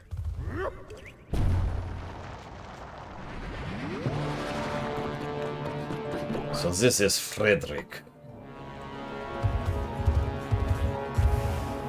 The guy who's, like, has no characterization at all. Unlike basically every other boss in this game. He's just there.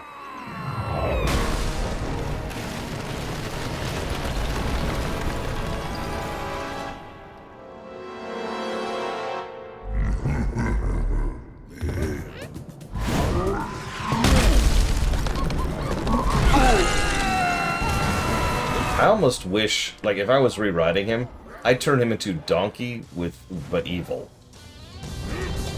If that makes any sense. Also, his attacks are kind of bullcrap.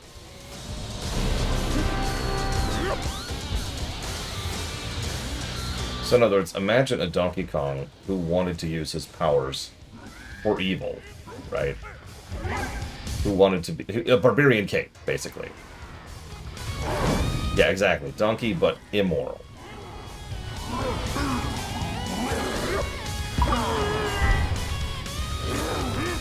The window on hitting him when he's charging, by the way, is actually really small, as you can see.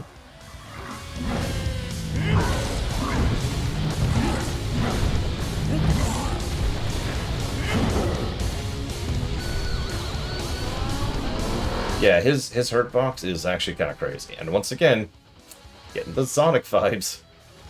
I know, I'm speaking almost entirely because of the Death Egg robot, but still, that's how it feels.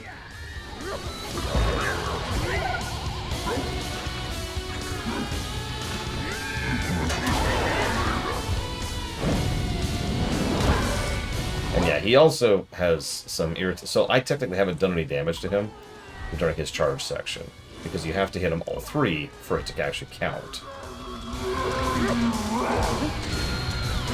Now, I think he does have like a basic health bar underneath all that, but still, it's irritating. I don't want to oversell it. He's not the worst boss in the world, but like, for a game that's had some pretty legit bosses, he's just disappointing. Like, he summons the Ice Dragon, which is cool, right? But, there you go, there's the Ice Dragon attack. Hope you like that. You like ice physics, right?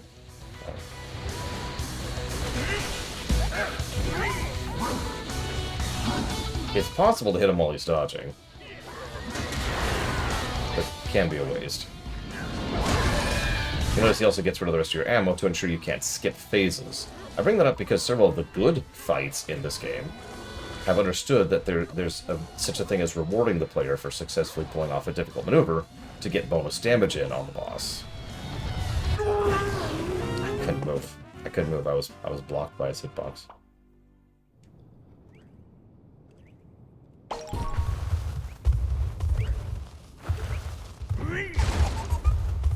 I mean, I like my idea of, I'll try it next time, Frieza. I like my idea of him being a barbarian king, but fighting the Ice Dragon would be a little bit more appropriate.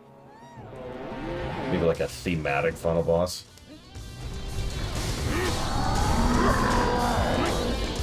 Although I don't know what its connection to the Snowmans would be. I'm sure I can come up with something.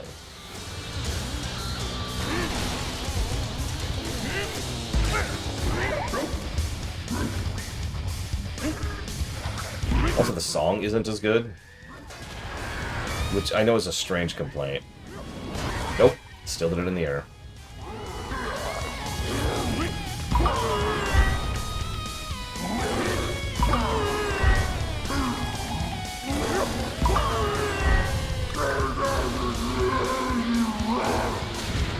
Yeah, honestly, I think this might be a negative just because it's the last boss. One negative, but still. No, it does not, Jathan. Because this feels like a neutral boss to me. And you know what that means. Everything is adjusted one step down for outros.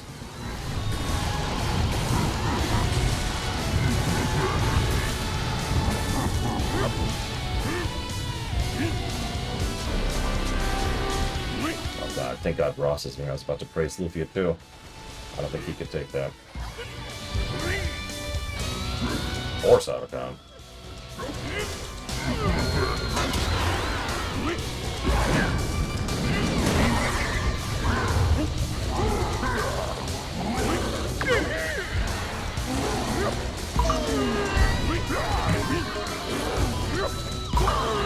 Yeah, it's not obvious. You basically have to land on his butt. His shoulders and his head have collision. Luffy 2 sucks. What I was trying to say was that, considering how much harsher I am about outros, you really gotta work at it to be a multiple positive outro. And I was going to use Lufia 2 as an example of just kind of crushing that.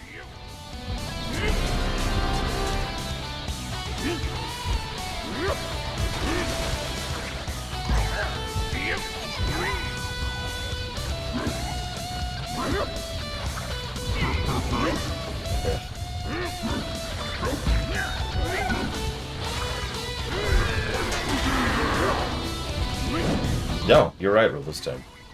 Speaking as someone who's been reviewing video games for over a decade now, most games have bad outros. Most. By a huge amount. I'd say like 90% of games have bad outros. Possibly a higher percent than that.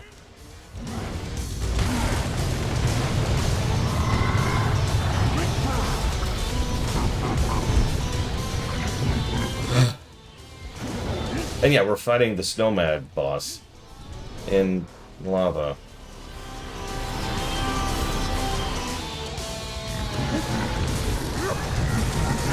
Oh, I still haven't played Fable 2, so I still can't speak to that one. Someday, when it comes out on PC. Intros, there tends to be more good intros, but it's still pretty rare. Let me put it to you this way. If we just look at good games, even good games tend to have bad outros. But most good games have good intros.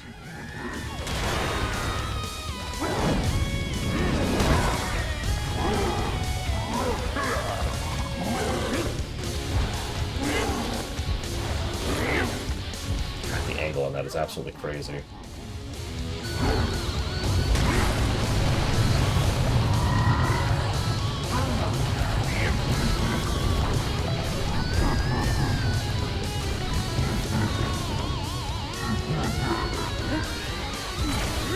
So, anyways,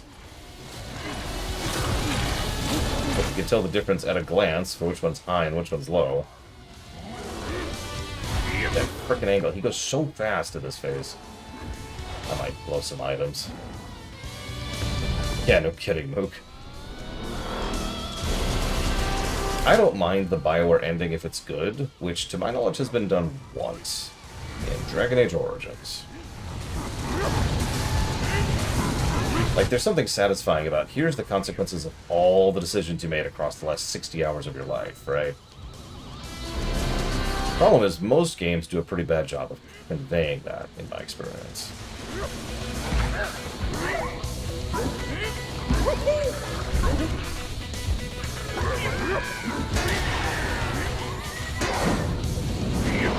Outro positives. Outro got Earthbound positives, yes, Ross. Okay, hang on. I am not messing around with this. We're just going to go about this, and actually, while we're here, this. That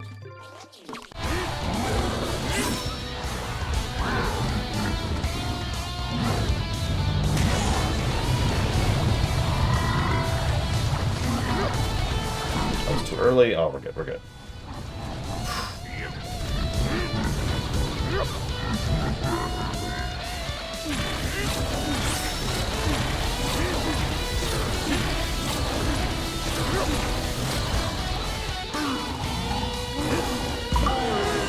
If it's not obvious, the game really wants me to be jumping on him during these phases, and the fact that I'm failing is why this fight is taking so long. You can still do damage to him during this phase, but it really wants you to hit him during the charge phases.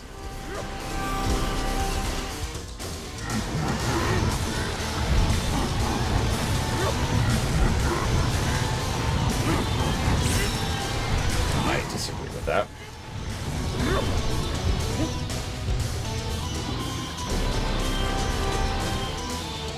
You know, you pretty much have to know where he's going to be before he gets there, and just aim around that. Like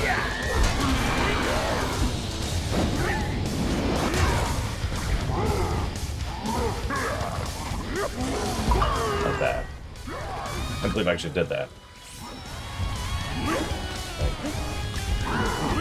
He only does a couple of charges, 3 in fact, before he switches his attack pattern. Ugh.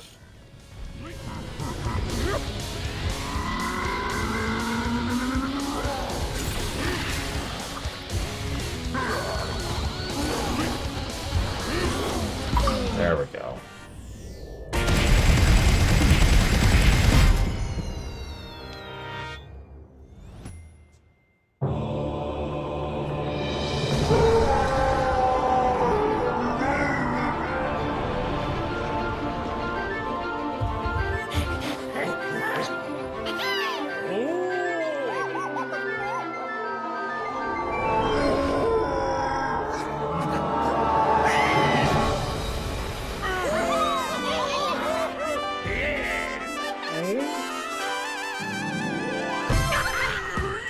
A little bit left.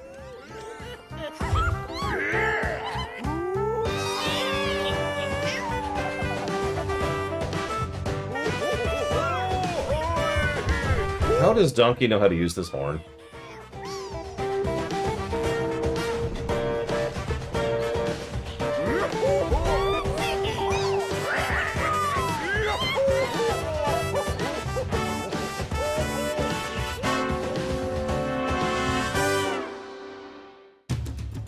Yeah, you put this on the list, Mr. Ed.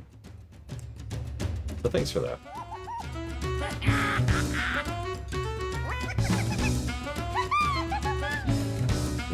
I'd say to be continued in Donkey Kong Bonanza.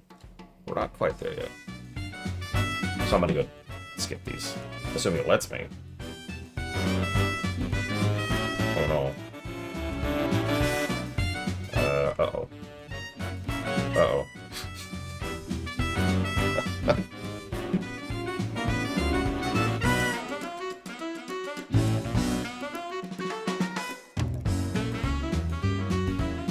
It is entirely possible. We were talking, because most of the platformers were in their own block, right? Mario block, Mega Man block, Spyro block. Yes, I'll go ahead and start filling out the audit sheet while I wait for this, because we've got the bonus world to go through. Don't worry, it's only 3 levels. It won't take too long.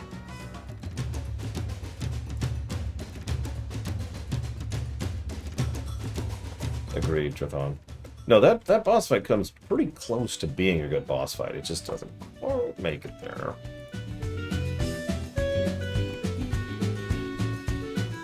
So I can't see the screen right now. Someone do me a favor and tell me when it's over, or if I have to hit a button, please.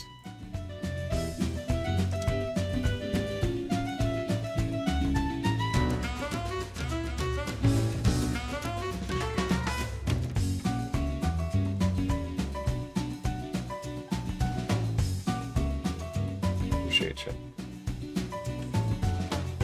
Here's the real question. Obviously, this is going to score quite well. Do we think it's going to break New Super Mario Bros. U? Because that is a very high-scoring game. And it's one of the highest 2D platformers we've covered.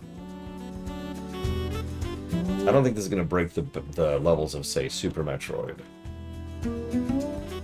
But it might manage...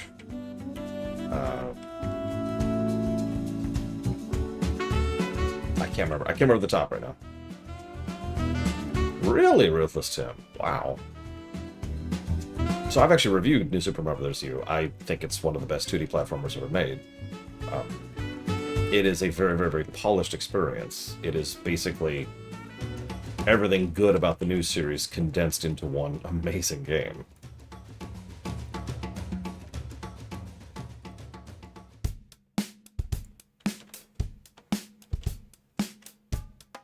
Nightbot has been weird for days now.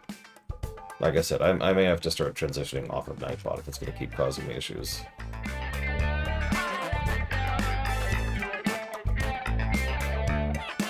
Yes, Ratchet & Clank 2 will be next. We're technically supposed to play the PS3 version, but after the issues we had with that last time, I'm just going to go ahead and play the PS2 version instead. Well, no, So I've heard the exact same stuff as you with this, Tim, and I can even tell you exactly why. I talked about it during the review of it. It's because there was new Super Mario Bros., which everyone praises. It's the worst one of the series. And then there's new Wii, which was a little bit better. And then there's new 2, which was a little bit better. And then there's new U, which is a little bit better. And if there's one thing I've noticed about the internet, it's that they don't like iterative design. This is something you could see in all kinds of fiction. Where it's like, hey, here's the previous thing, but slightly better. And they're like, ugh, it's the same old crap again. God. Again, I actually talked about that literally earlier today. Mega Man 4 effect is what I call that. Because I saw that back in the day. Oh, hello. That sounds like something new's happening. Ooh, banana present.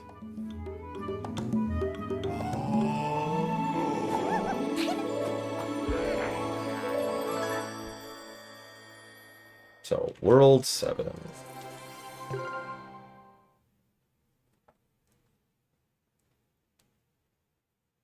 I mean, I've heard the same thing about Pokemon. Every Pokemon game's the exact same. Uh-huh.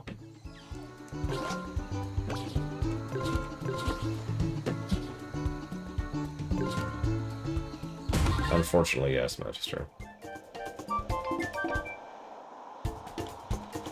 Alright, give me 1 second. Oh, wait, no, I don't want to kill Blake Javal's ears. Exactly, Mook. So here is World 7. I highly recommend the Switch version if you have easy access to it, Luthus, and you have a Switch to play it on. So, 7-1. I'm just going to hit start to change the music. And then I'm going to finish punching in this stuff because I want to do that.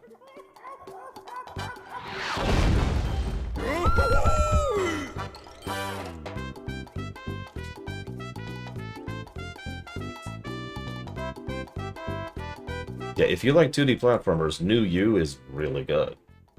I don't want to overestimate because, like, I always feel scared to be like, oh man, this game is so good, and then you're like, I don't like it. But rather than say it good or it bad, tell you what, I'll just pull up its golden number. 265.46. I'll let that sit for itself.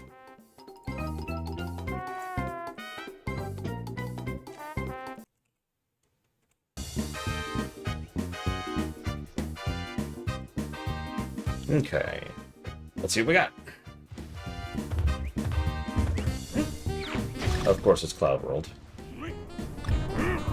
Fun fact, this actually came out just a year after the 3DS version of Returns.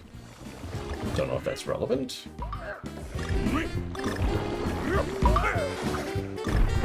Uh-oh. Uh-oh. And I'm dead. That's true, Blade of All. And that's why they can suck a lemon. Sweet, sweet lemons. So, you like temporary platforms, right? I barely remember these stages. I think I've only done them twice, so this will be my 3rd time doing them.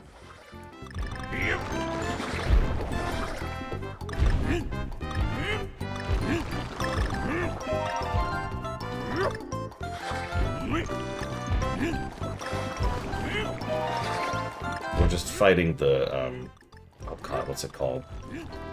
Polyphemus. I can't remember what the actual game term for him is. In the Mega Man series. What is flinging this stuff up here?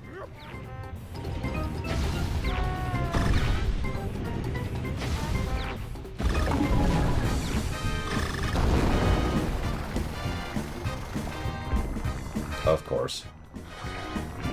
And death, even though that's where we're going.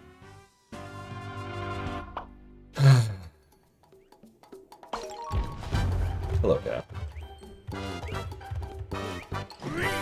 Out of curiosity, Hardball 1, which would you list as higher?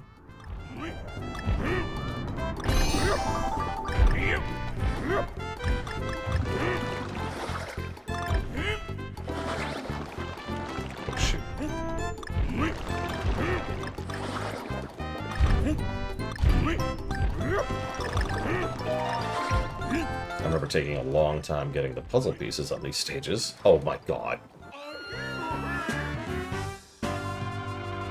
Well, Mario Wonder is ridiculously good. I'm just going to tell you, New You is not at the level of Mario Wonder. Mario Wonder honestly ruins people for 2D platformers. I'm just going to say that.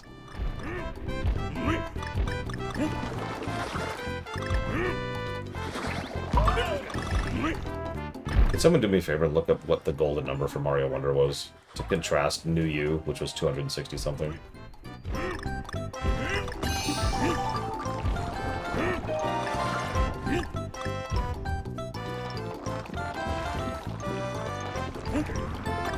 $904.83. Yeah, I think that speaks for itself.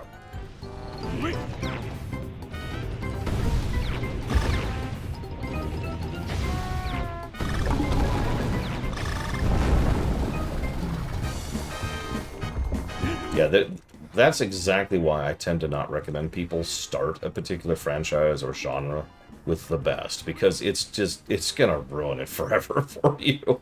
Like, imagine your first 2D platformer is Mario freaking Wonder. Could you imagine?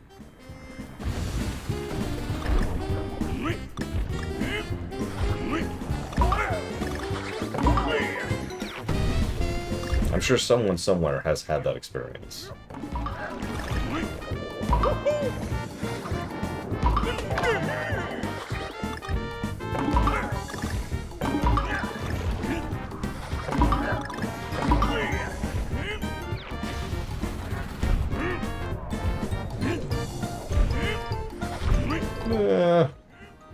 I'm dead. I fell too far behind. That was the end right there. That was the end of the stage. Ah.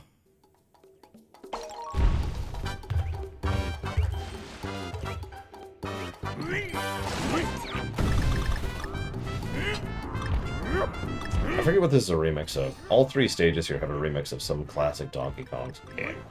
But I'm not good at detecting that for whatever reason. So don't ask me which.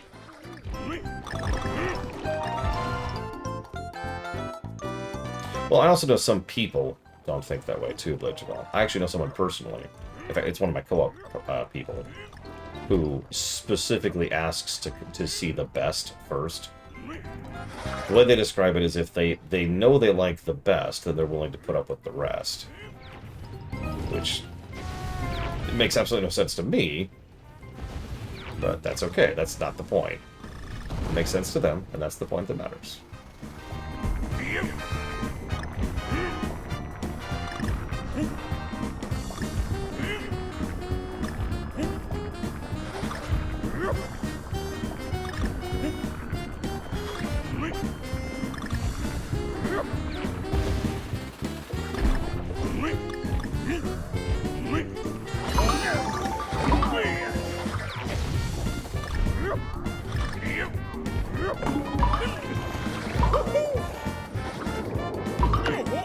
No! Let's see if we can make this work. We probably can't. This is probably a waste, but I'm going to go and do it. Quickly, quickly, quickly, quickly, please. Ugh. Oh my god.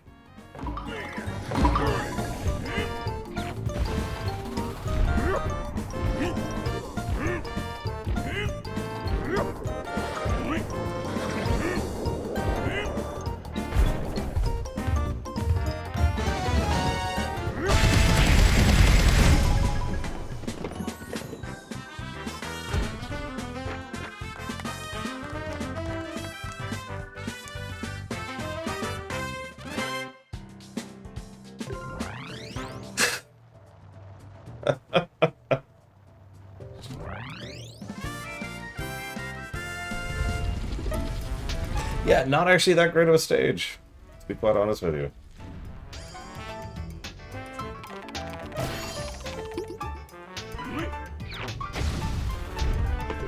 Oh yeah, I'm cutting off the guessing game, right?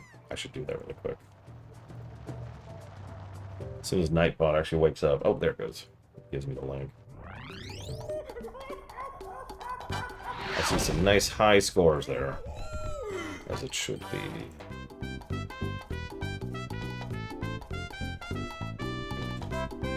I like to think it's one long serpent.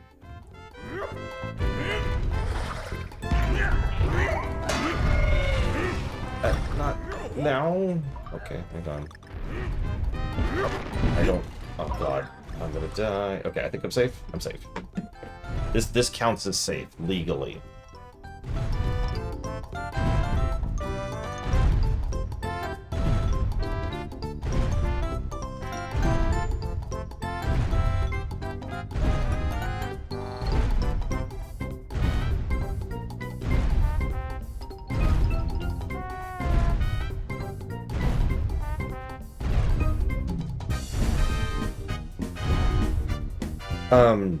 Actually, no, Sub-Zero, they do not. That's a good point. Like, Civ 5 has 2 expansions, and you want those expansions. They fundamentally changed the gameplay.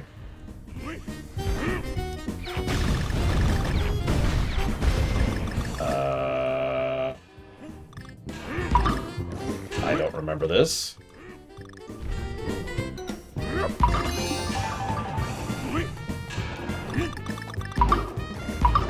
Remind me, each of those jumps is an input. It's not free.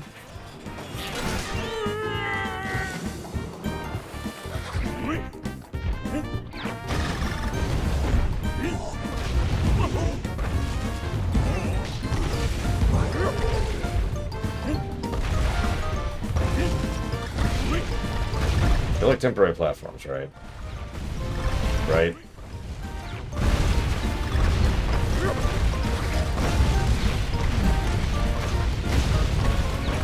Well, do you like rockets? You like rockets. You like rockets. This is, I'm telling you, this is what you like now.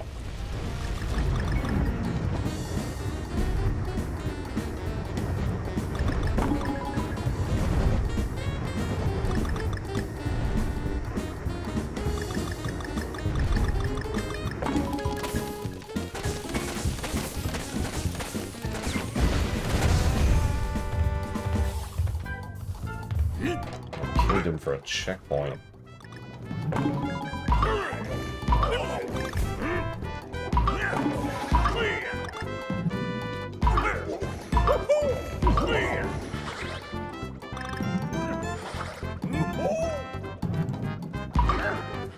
Reset there for a second.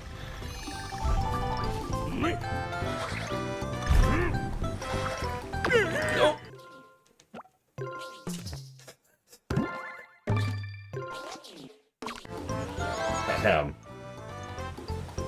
I'm not doing these again. I'm sorry. I understand that was my mistake. I don't care. I'm not doing these stages again. Let's go.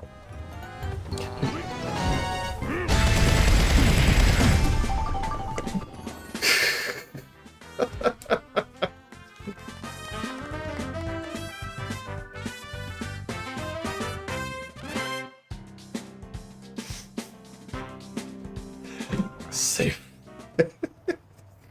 Oh, base. Alright, what? What did my phone do in the middle of that? I don't care. I don't care.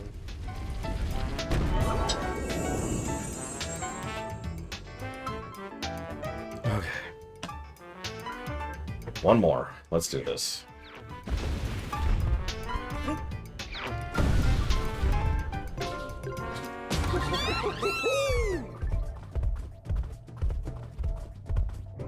Let's blow this thing and go home.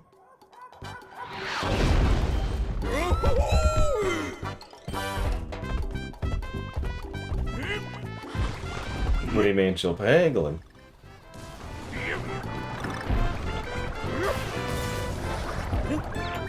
Once again with the temporary platforms. The law don't make... No, I make mistakes all the time. Kidding me? Don't call me worthless lore for nothing.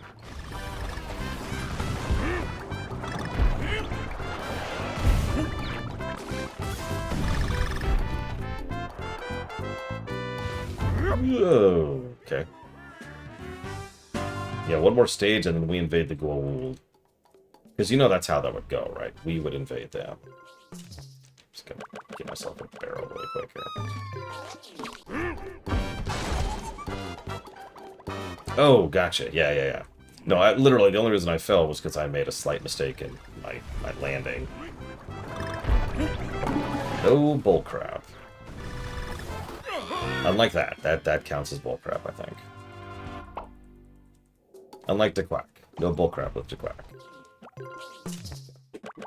Please.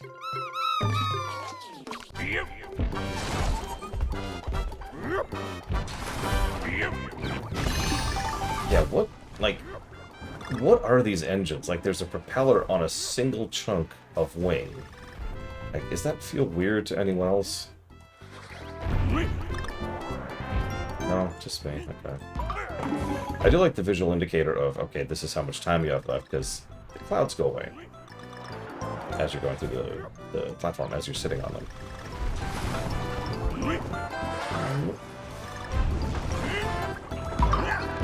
Also, really funny, weird thing. This is true in the whole game, but it's more relevant here.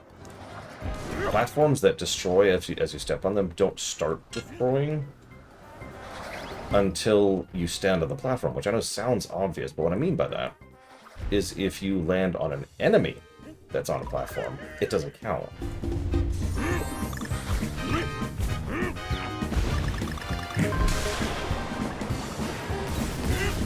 So for example, that doesn't start breaking the platform there. You can plan around that.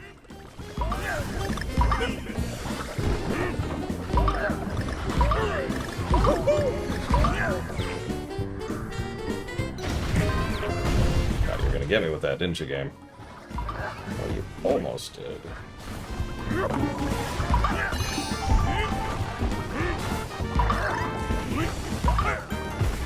What's with the weird rooms on the islands, and why is there, like, cannons in the background? What is this place? Oh.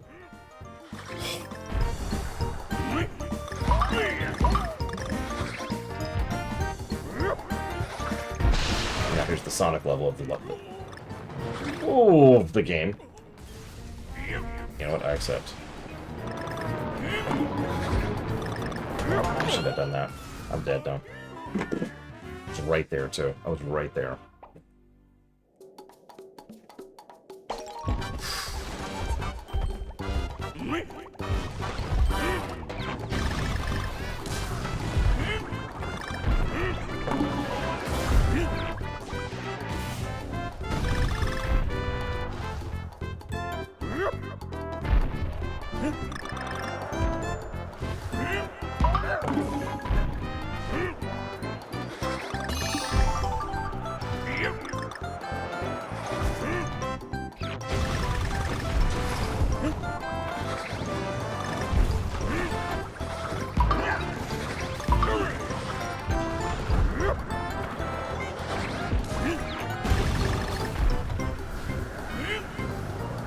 I do like the flaming birds generating thrust there. That makes a weird amount of sense.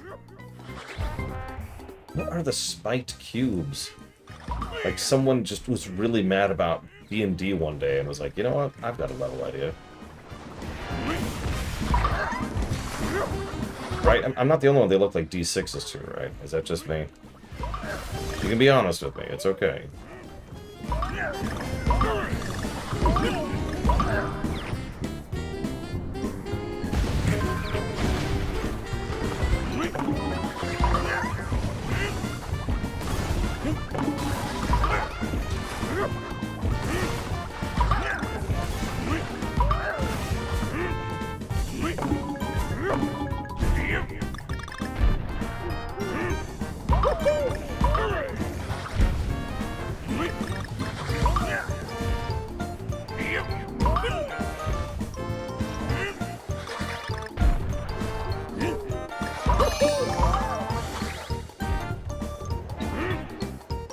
You know what?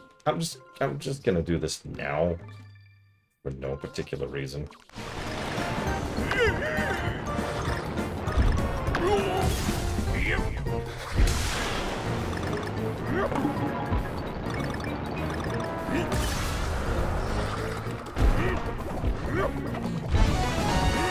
Told you I was right at the end.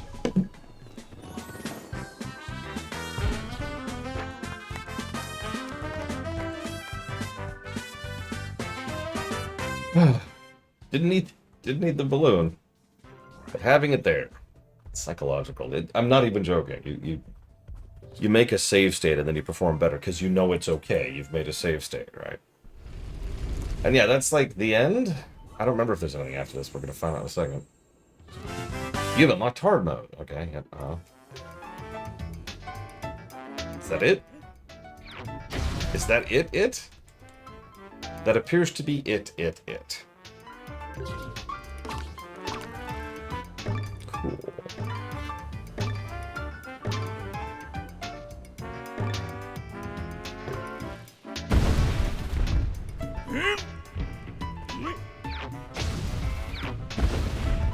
Yeah, I think mirror mode's after hard mode. I actually don't remember. Time trials is unlocked from the start. You can actually see it right there. Okay. I'm already mostly done with the audit. Let's wrap this sucker up. Now do hard mode of the whole game.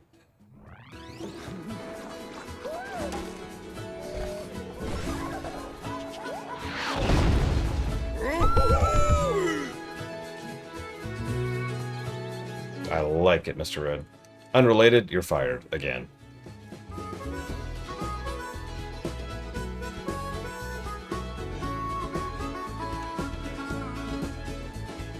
Okay.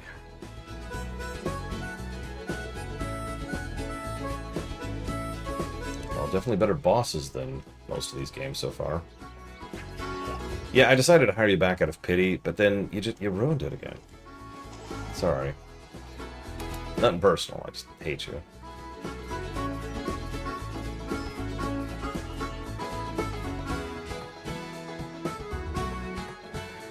I mean, I sure hope so, Chill Penguin, because that's why I actually put it there. She loaded up my save, which had hard mode unlocked, and poked at it specifically to check. Listen, we're here to help you, okay? Mr. Red, we're gonna help you wean you off of the Winx Club. It's just, you need to experience good shows again.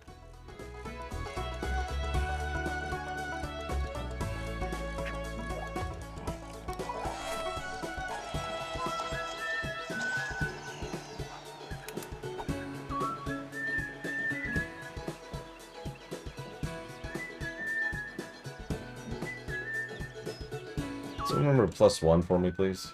I know it's a minor thing, I just want to remember that.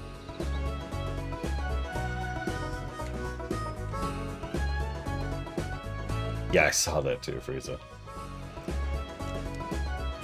Okay, how many level positives did we get? 70. That's not a record, but that's up there.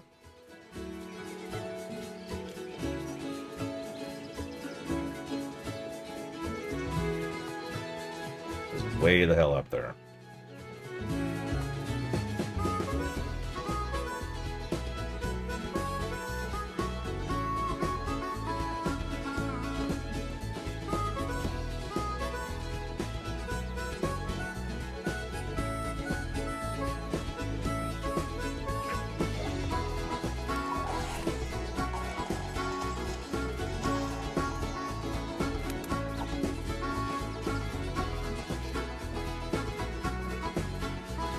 Doesn't sound right. Hang on, I gotta look something up really quick. This is why I like to do these kind of side-by-sides. So I can look at something and say, why is that higher than this? Ah, that actually does make sense. Never mind. Yeah, Shovel Knight is another one of those kind of cheating games. I honestly expected Shovel Knight to score better than it did because it was cheating. But Spectre Knight, or not Spectre, excuse me, Plague Knight was nowhere near as good as I remembered. And frankly, neither was Shovel Knight, the original. Now, Spectre Knight and King Knight, those were really, really good. But still. And I mean, that's how it works. That is how that is supposed to work. If you have a longer game, you have more opportunities to succeed, not more guarantees of success. Okay. Any requests for a song? Because I'm going to just stare at this audit very carefully for a minute and do some cross comparisons to make sure I didn't miss anything. Oh, I should show you a speed run. I'm so stupid. Hang on. Or I could play the Seal boss music for you. You know what? We could do both.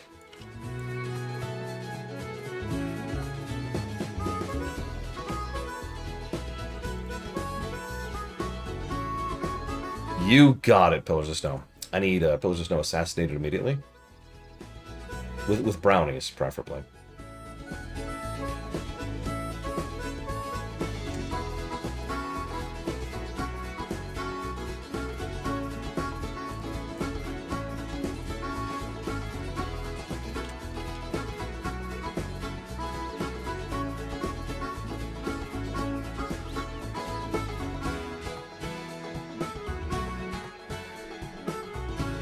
I mean, Shovel Knight's legit, and I think it did score better than New You. It's, yeah.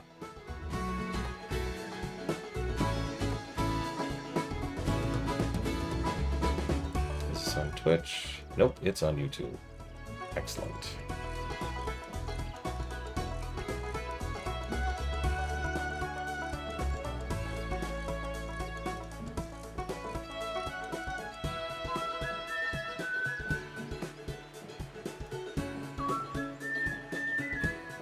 Turn this down so I don't kill your ears.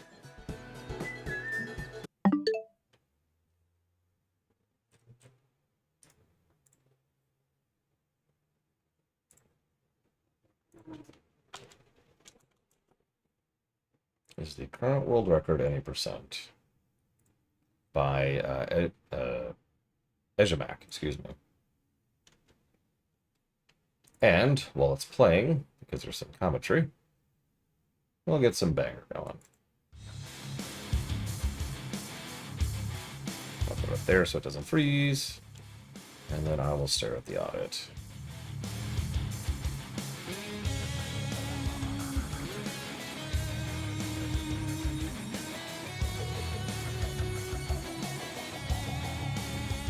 That was fast.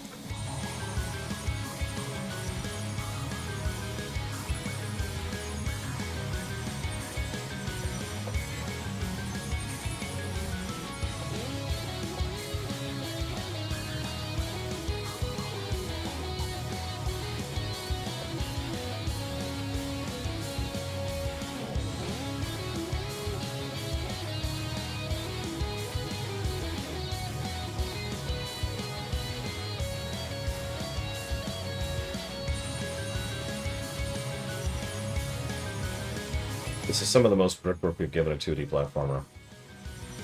Not the most, because Wonder exists.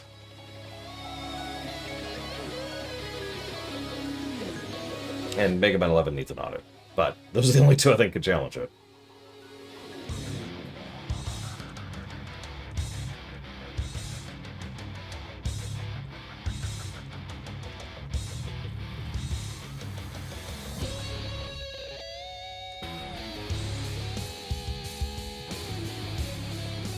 I wonder if this particular run gets the skip, or not the skip, the trick, in the storm level in World 2. Alright, I'm sufficiently curious. I'm going to skip ahead a little bit. Let's see, where is it? Is it World 3? It's World 3, my bad.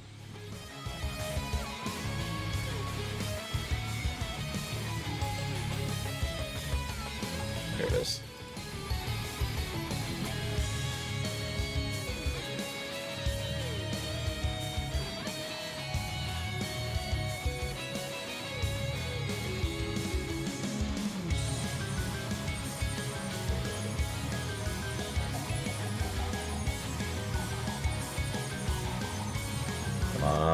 Come on. And this is what Cranky can do.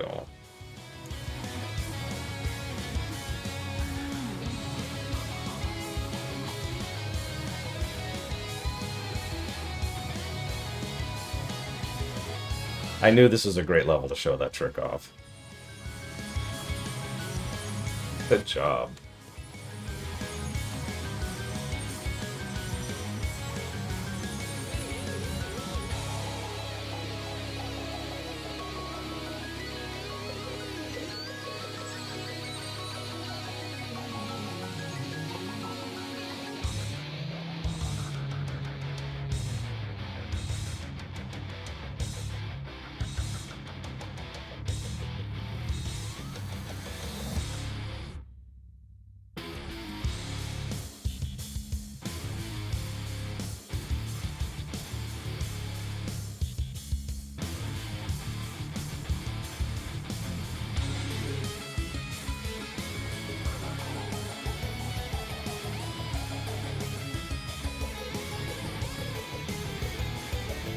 Plus 38 to story. Jesus.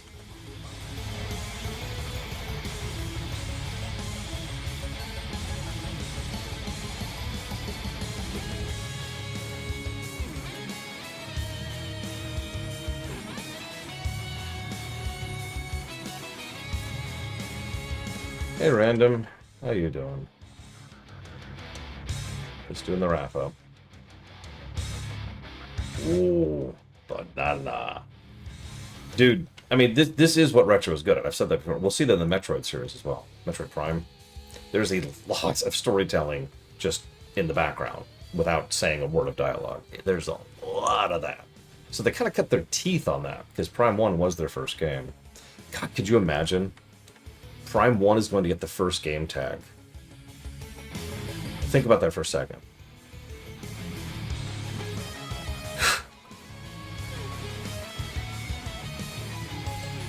I mean, I know technically we're playing the remastered, but I'm still going to give it the tag.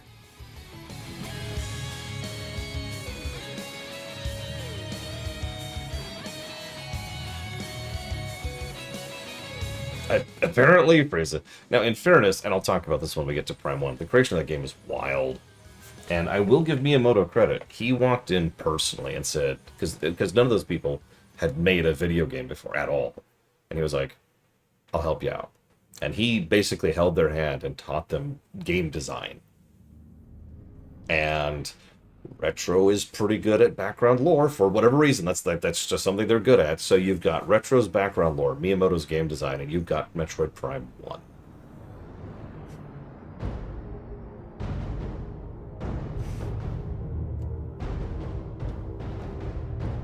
No kidding, Kenix Cow. Long gone by that point. Screw him.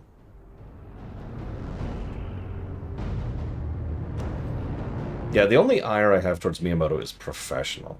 Dude's legit. I apparently have the music on random. I apologize.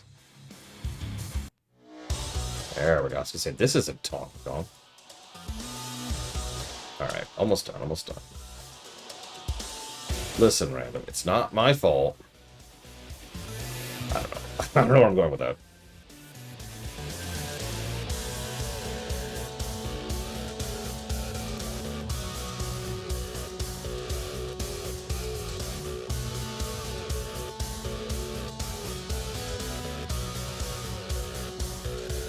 Yeah, I covered it this morning.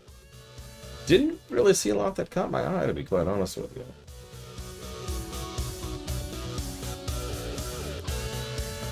I know.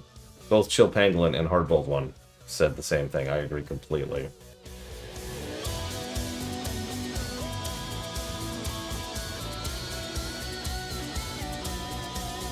Oh, sorry, I'm shaking the camera. Sorry, I was tapping my foot.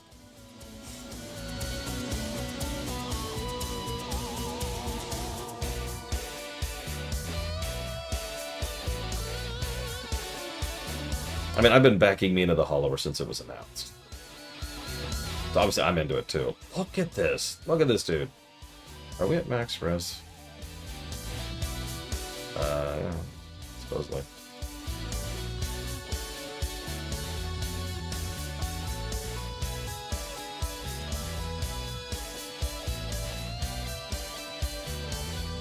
Probably Chill Pangolin. I mean, Lord knows Color Splash managed something with that same concept, if you remember, or if you ever played that. Yeah, Cranky's just bouncing.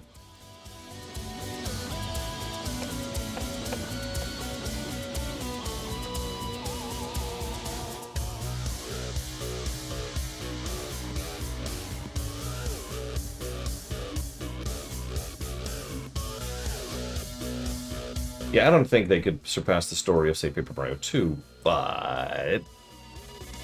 God, that'd be awesome. A Mario platformer with really, really good background element storytelling? Yes, please.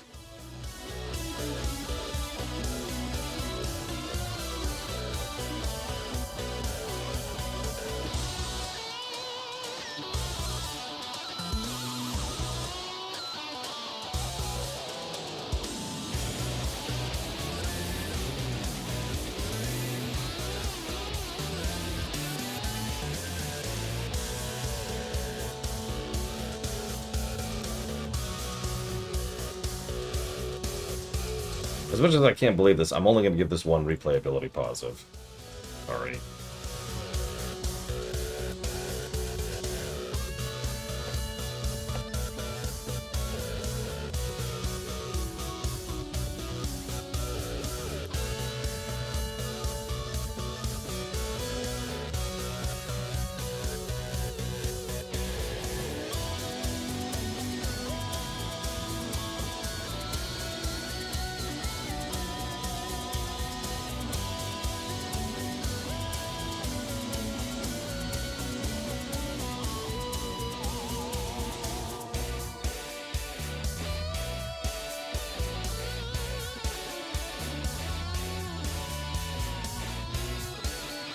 I think that's everything?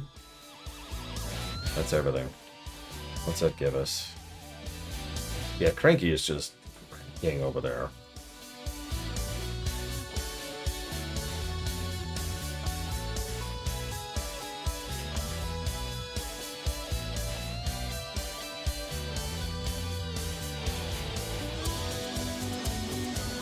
Someone do me a favor, look up. I know I already said it earlier, but I've already got the number.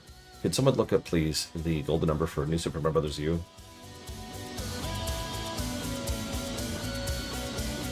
By the way, this game was, in fact, shorter than Donkey Kong Country Returns. By several minutes. Why only one replay positive? Well, that's obvious. So, extra characters is a separate positive, and hard mode is a separate positive. The replay positive is the closest thing we get to straight-up bonus points when it comes to the review. So I am much harsher, and I never give more than 3. The first is just for a game that's fun. A game that is fun to replay. The second is when the game does something baked into it that really changes how you play. That's why I called it the second replay positive. Sometimes I'll give the second and not the first. A game with multiple routes or multiple options, like Dragon Age Origins, right? You can select different things and have different ways the quests go. That's the second. The third is for being a game designed entirely around constantly replaying and going through it. That's the domain of things like more sandboxy games, like 4X games or Grand Strategy, or things like roguelites. And that's the 3.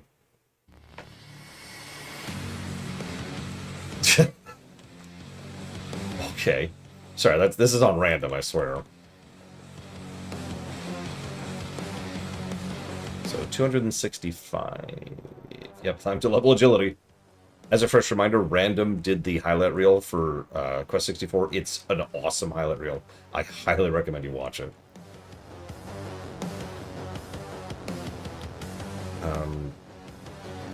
I can't math in my head for some stupid reason.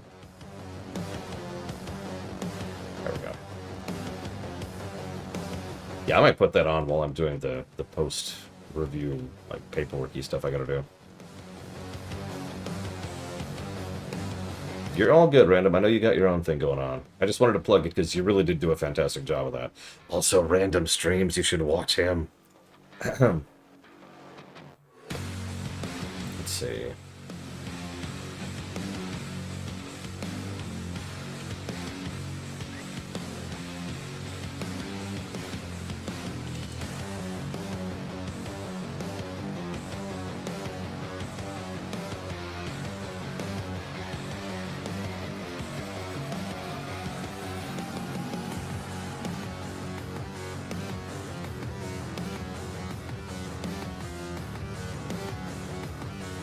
No, I'm not just saying it because you're here. I mean it. He's a good streamer. You should watch him. Wow. Damn. So I'm gonna give this away. This broke into the top 25. I'm just gonna give that away.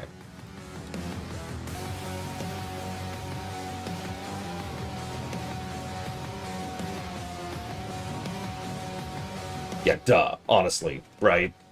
Just duh. Of course it did.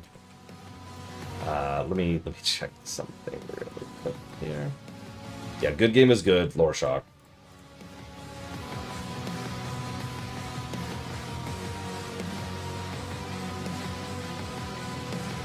Yeah. Yeah. Okay. Just okay. I really hope this is an enjoyable series for you, Chill Penguin. I know I have, like, no self-confidence at all sometimes, but I hope this has been a worthwhile stream and series, and I'm saying it to you specifically because you really did kind of carry this entire run as far as funding. Donkey Kong Country Tropical Freeze. Hang on. I could do better than this. Give me a second. One second, just hang on.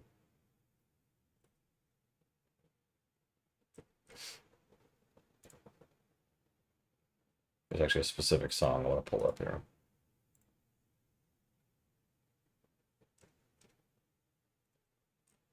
If I can frickin' find it.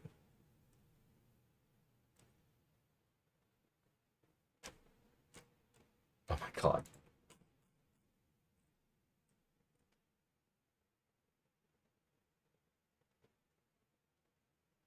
Did I get rid of it?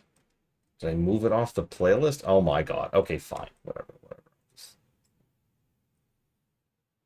Fine. No music then. No big dramatic thing. So, final score. Story. Plus 38. That is damned high. Even for this kind of a setup. That is on the level of what the Ori series does, which is another series of 2D platformers who really actually have a strong story focus. That's not quite at the levels of Mario Wonder, Shovel Knight, or Metroid Dread, but it beats pretty much everything else. That is 3 1/3. I can type 3 1/3 positives per hour, which, yeah, short game, and 100% ratio. No surprise there. Gameplay plus 95. That's a little bit above average. That is the third highest gameplay score we've ever given a platformer. Just behind Shovel Knight and Mario Wonder. 2D platformer, excuse me. That is 8.3 positives per hour. I know short games kind of get high density, but really think about that for a second. 8 pluses per hour. That's awesome. And a 92.04% ratio, which is crazy high, giving us a final golden number of... Where's the guessing game? That's funny. Mr. Red won because he's the one who guessed highest. Just gonna say that. 400. I could just stop there. I could just stop right there. 464.98. And do you know what? I stand by that. This is the exact same situation we saw in New Super Mario Bros. U for basically the same reason. The team had the ideas, they had the core concepts, they had the core mechanics, and what did they do? They polished the crap out of it. Just polish. All of those irritations, all those frustrations, all those aggravations ripped away. Country Returns got 121 for a bit of perspective, which is still great, by the way. That is still triple digit, which is very high. 464 puts it in some of the best. In fact, I just double checked, and that puts it right behind Super Metroid. So that's 1, 2, 3, 4, 5, 6, 7, 8th on the list right now. And yeah, I stand behind that too. This game's better than Mass Effect 2, which I also stand behind.